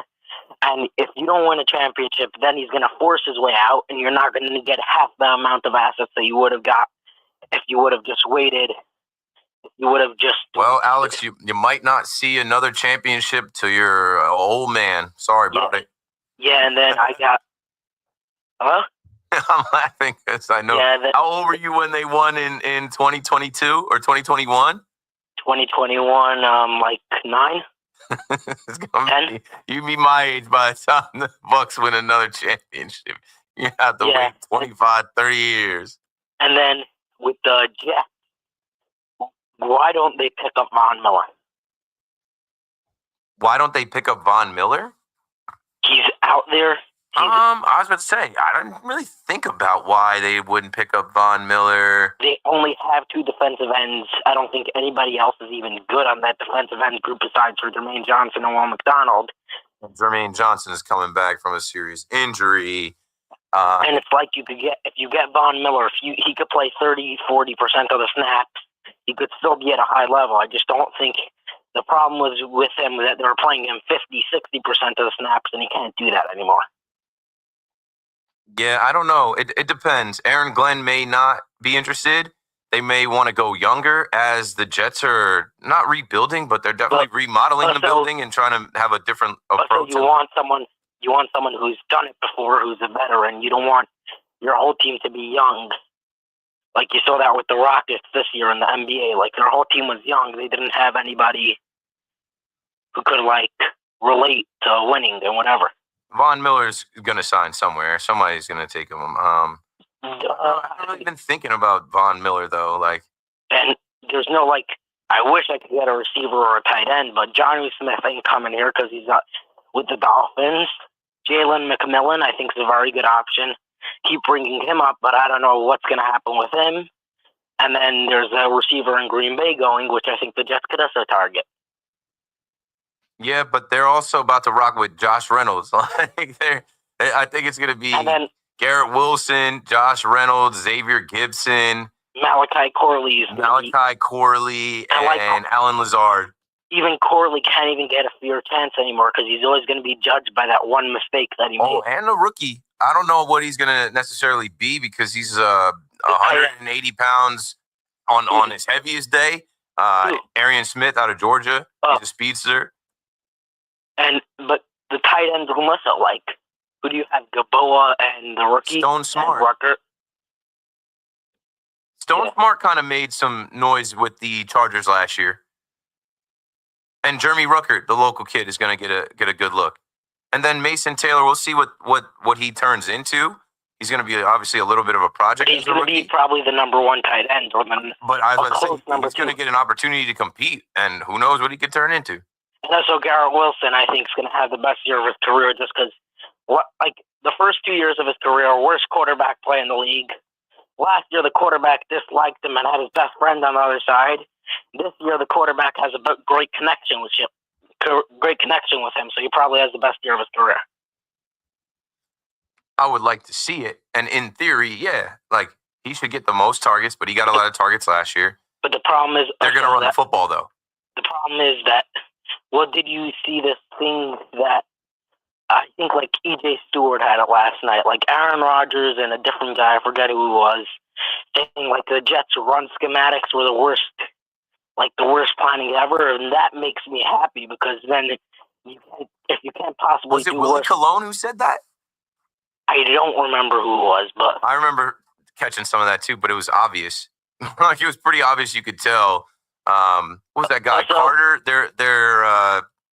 Who was their like run game coordinator? You remember when I'm blanking on names. I'm not in football brain right now. He signed with the Chargers.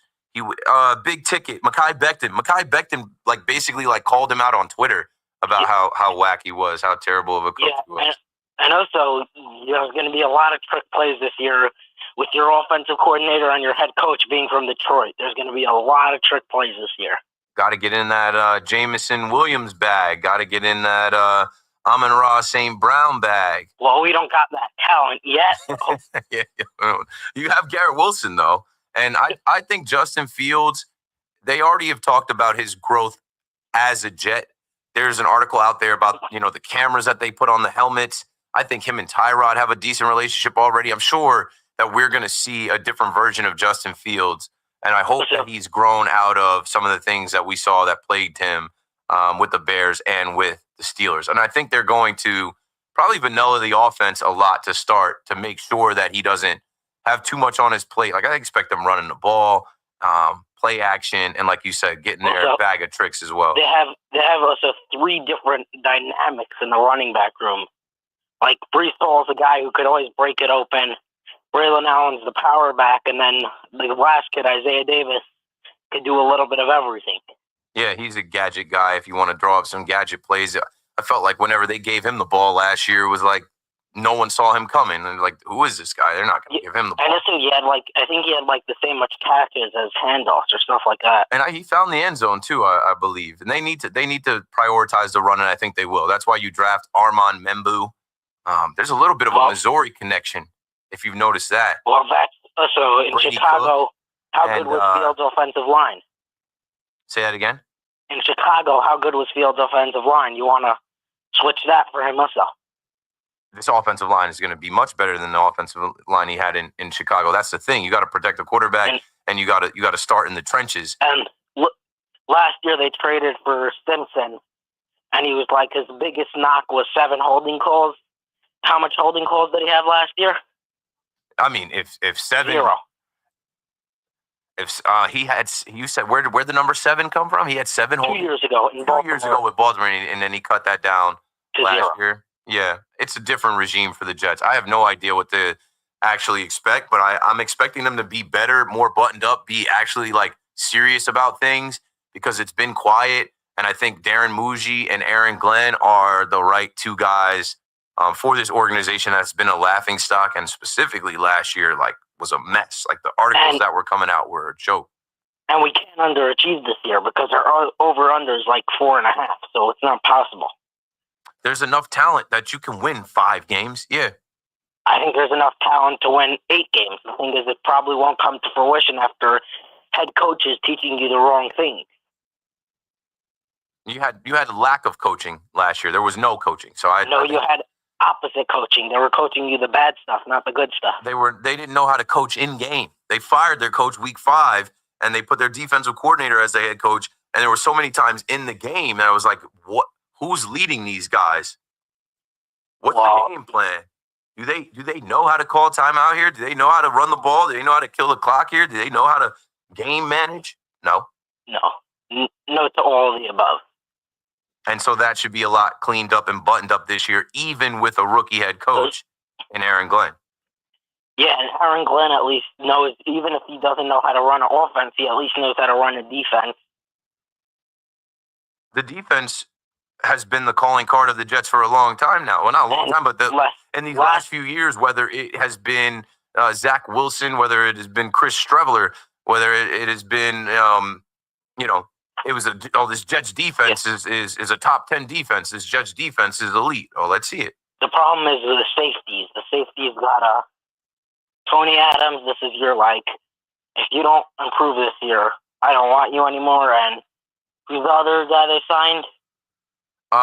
The guy out of Jacksonville, Cisco. Yeah, Andre Cisco, yeah. And they're both middle, if not below average. And I thought so they should have drafted. I mean, in the second round, they had a chance to draft Will Johnson, who was the 5th best prospect in the draft, and they didn't. Yeah, because they signed a free agent. We'll see. This is all going to shake out really soon. We're less than a month away from They have two camp. kids that they hype, and they never get any playing time. Like they say, they would get playing time, they would be good. And no, one of them signed somewhere else, and one of them still here. Alex, you are a New York Yankees, Milwaukee Bucks, New York Jets fan. Yeah. And you are 13? Almost 14, yeah. Oh, buddy. Well, at least you got the Bucks championship when you were 9. Thanks for the call. 808-1019. Man, the kids are the best. Woo.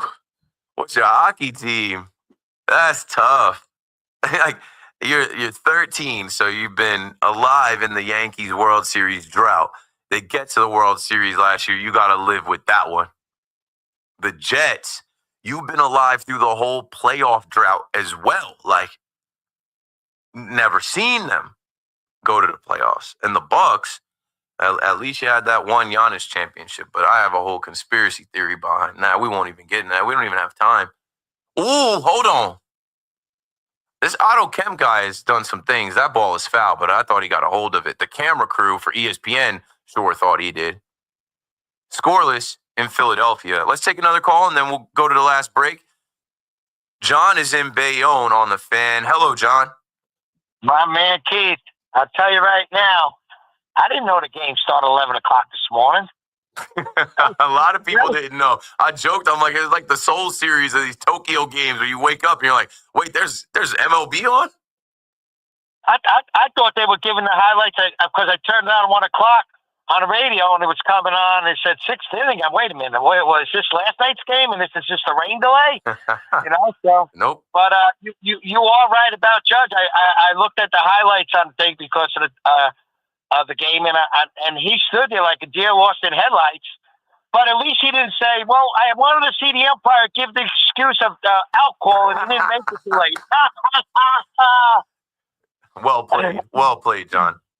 Well, guess what, though? This is how Sal gets his foot in his mouth because Judge stood there. He looked like a deer lost in headlights. He owed up to it. He didn't blame the third base coach. He blamed his base running mistake, which, hey, he's human. We're allowed to make mistakes. You get paid a lot of money, but guess what? That doesn't mean you can't make a mistake. Yeah, and we saw him in the dugout go talk to Belly about it, and Belly kind of just gave him it's okay, we'll make up for it. And they did make up for it. They won the game.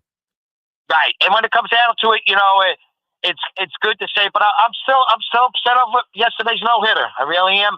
I think Boone should at least let him go out the 8th inning. If he gives up a hit, he gives up a walk, goes out there, let the guy get the applause from the fans and stuff like that, number one. Number two is, his stuff was still there. I don't want to hear he's going to hurt his arm and all like that.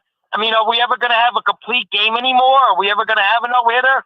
This computer stuff got to go. You're not alone. I was the first one on after the game, and the amount of people that I've heard call the Fan from 24 hours ago that were even, Morash led with it. I'm like, I didn't look at it like that, but I guess if you were at the game and you were watching the game and you really, I got to Fanatics Fest and I couldn't get eyes on it. I couldn't get the box score up with the Wi-Fi in there. And then I hear Sal say oh, Clark Schmidt's got a no-hitter going. I'm like, well, I knew and it ended. But my whole thing I was saying was I don't believe Clark would have been able to get it done. I don't believe Clark would have been able to it would have probably taken him 130 to 140 pitches. He had 6 more outs to get. and Boone said he was laboring a bit. It was hot out there, and they couldn't risk it with Ryan Yarbrough going on the IL today. Well, I'll tell you a good thing happened to me. Not a good thing, a bad thing happened to me. I had the tickets for Dave Burgetta pitching a no-hitter. I couldn't make the game, and he threw a no-hitter. You know, so as a fan, I missed the game. You know, I mean, I was crying. I was like, oh, you got to be kidding me. You know, a no-hitter. I would love to see that. You know, I mean, the thrill of it all. Then you look at the Yankees' record of perfect games. Every pitcher was with a D. Okay? Every pitcher start their name with a D. Perfect games. Unbelievable. Thanks for the call, John, and a little fun fact there. C is for Clark. Let's do a big shot of the night. We'll take a break now. I'll come back. We'll award the big shot of the night. I'll take my last calls. I've got MJ out on Staten Island.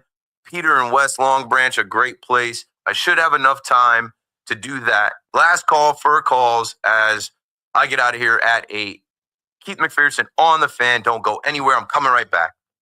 Get connected with WFAN to talk about your favorite team.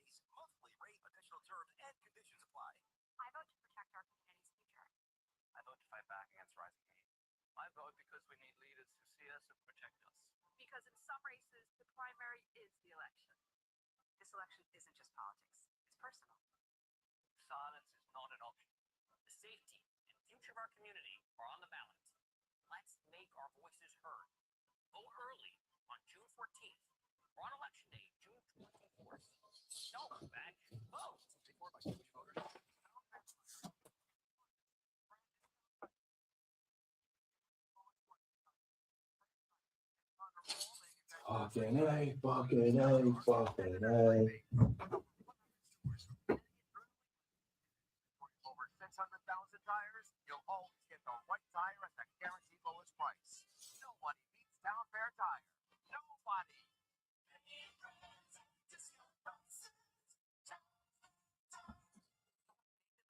Summer at the Kia Summer Sticker Sales Event. Get great deals on capable specially tagged Kias like the Sportage, Sorrento, and Seltos. Or the versatile Nero Hybrid, plug-in hybrid, or EV. All of our vehicles are backed by a 10-year, 100,000-mile limited powertrain warranty. So visit your local Kia dealer today. Kia, movement that inspires. Call before Kia for details. Always drive safely. Sale applies to purchase of specially tagged 2025 vehicles only. Event ends 7/7/25. See dealer for warranty details. Get the scuttlebutt on your favorite teams here on the Fan.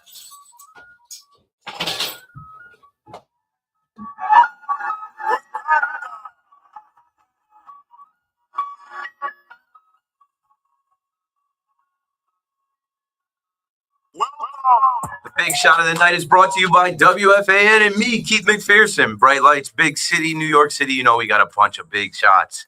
And I got to give the big shot of the night award to the Prince of the City, Jazz Chisholm. 1-3 did his thing today. And it really started with, the speed. Strength punishes, but speed kills. Knocked the catcher out of the game for the Orioles. And that would loom large. Why? Because Gary Sanchez was forced into duty.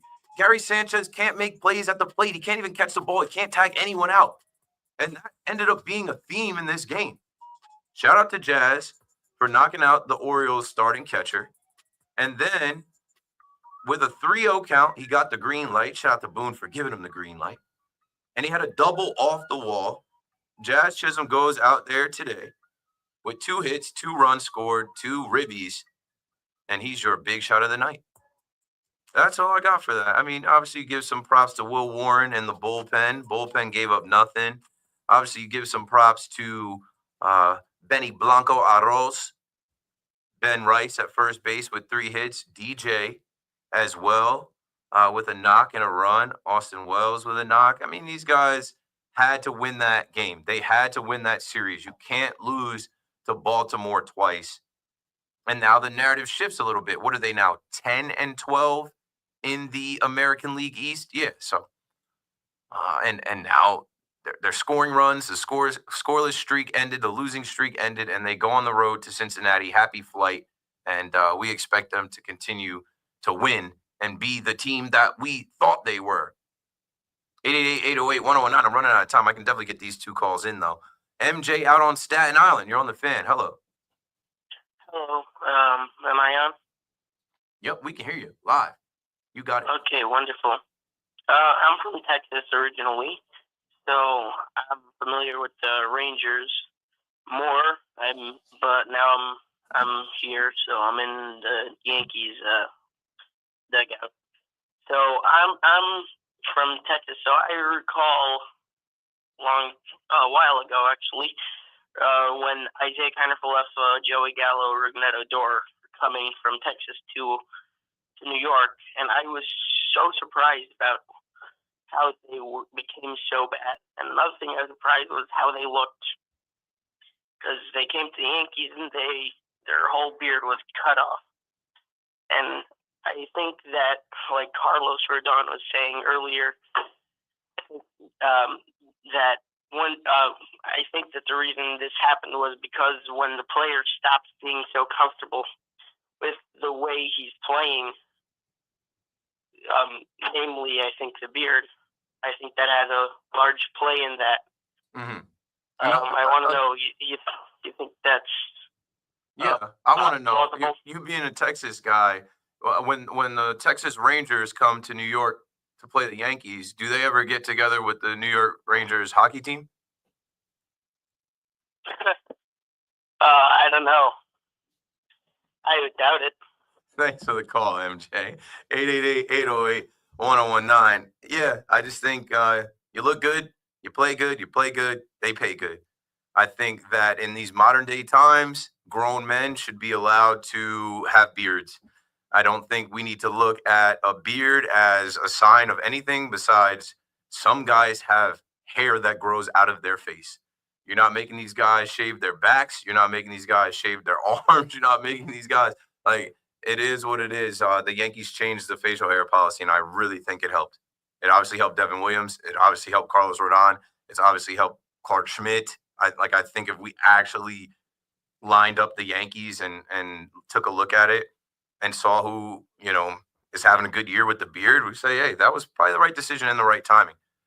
Just at Fanatics Fest, they had a panel with Jeter, A-Rod, Andy Pettit, Jorge Posada and those guys, CC, and they asked them, hey, now the Yankees are letting you have beards, would you have grown one? And, Jorge said when he would get a hit he would press the issue a little bit, let his stubble grow in. CeCe said, yeah, without a doubt, he would have a beard. A-Rod said, nope, I can't grow one. And Jeter has a little bit of a beard now, so I don't know. I know Clint Frazier had an issue with having to cut his locks. He was just on foul territory, spilling the beans on everything through his Yankees tenure. Yeah, let guys look how they want to look, and I think it'll go a long way. Last call goes to West Long Branch, WLB. Peter, you're on the fan.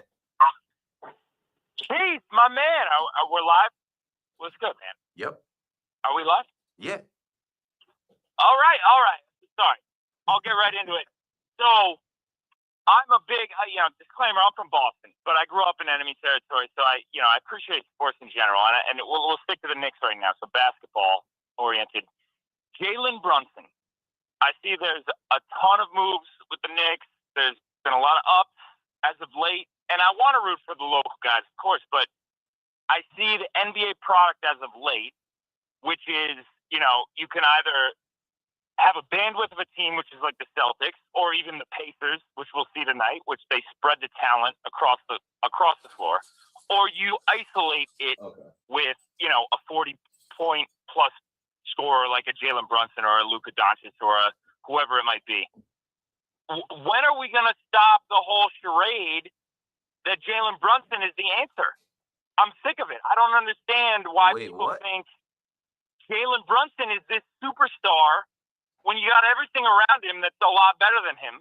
You fire Tibbs, you do this, you do that. When are we going to just be a little humble and look inward and say, you know what, Jalen Brunson's not the answer. The 40-plus point players aren't the ones that win the championships, and we'll see it again tonight.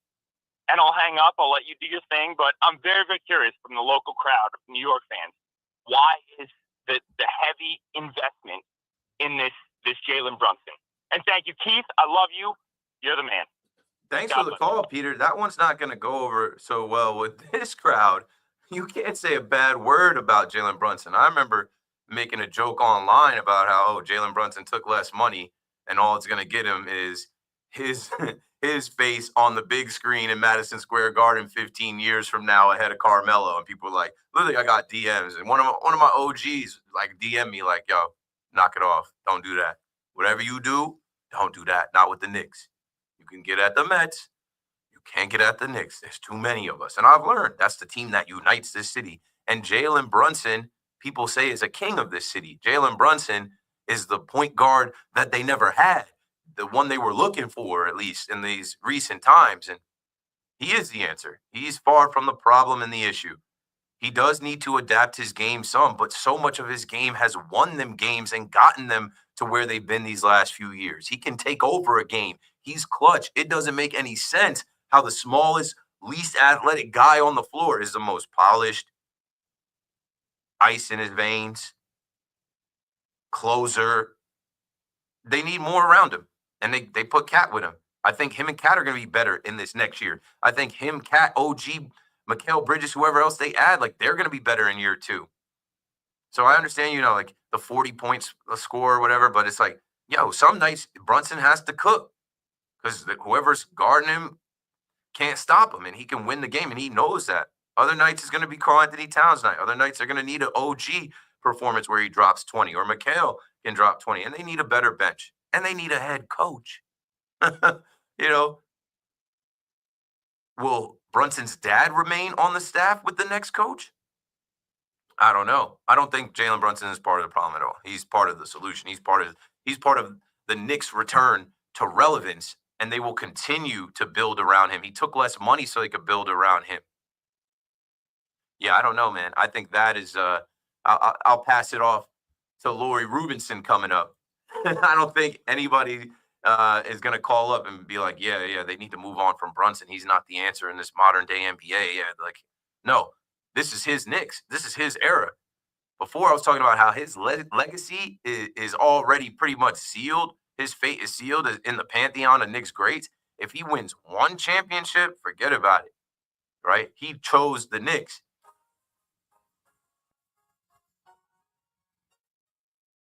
All right, I choose to go home now. Well, I don't know if it's really my choice. They could probably hit me up and be like, yo, you got to do another hour. And I sit right here, watch this Mets game. Finals will start. talk about anything. It's been fun. Another Sunday Sauce on the Fan Fanatics Fest weekend. The Mets get a big win last night. Now they're in one, bottom of the third here. Rubber match on Sunday Night Baseball. The Yankees are on completely opposite, right? The Yankees are on the first game in the morning. The Mets are on the last game of the night. The Yankees are able to win and take the series, so we feel a little bit better about things. Stay tuned again. Louis Rubinson is coming up next. That's it for Keith McPherson Sunday Sauce on the Fan. Good night. Sports Radio 101.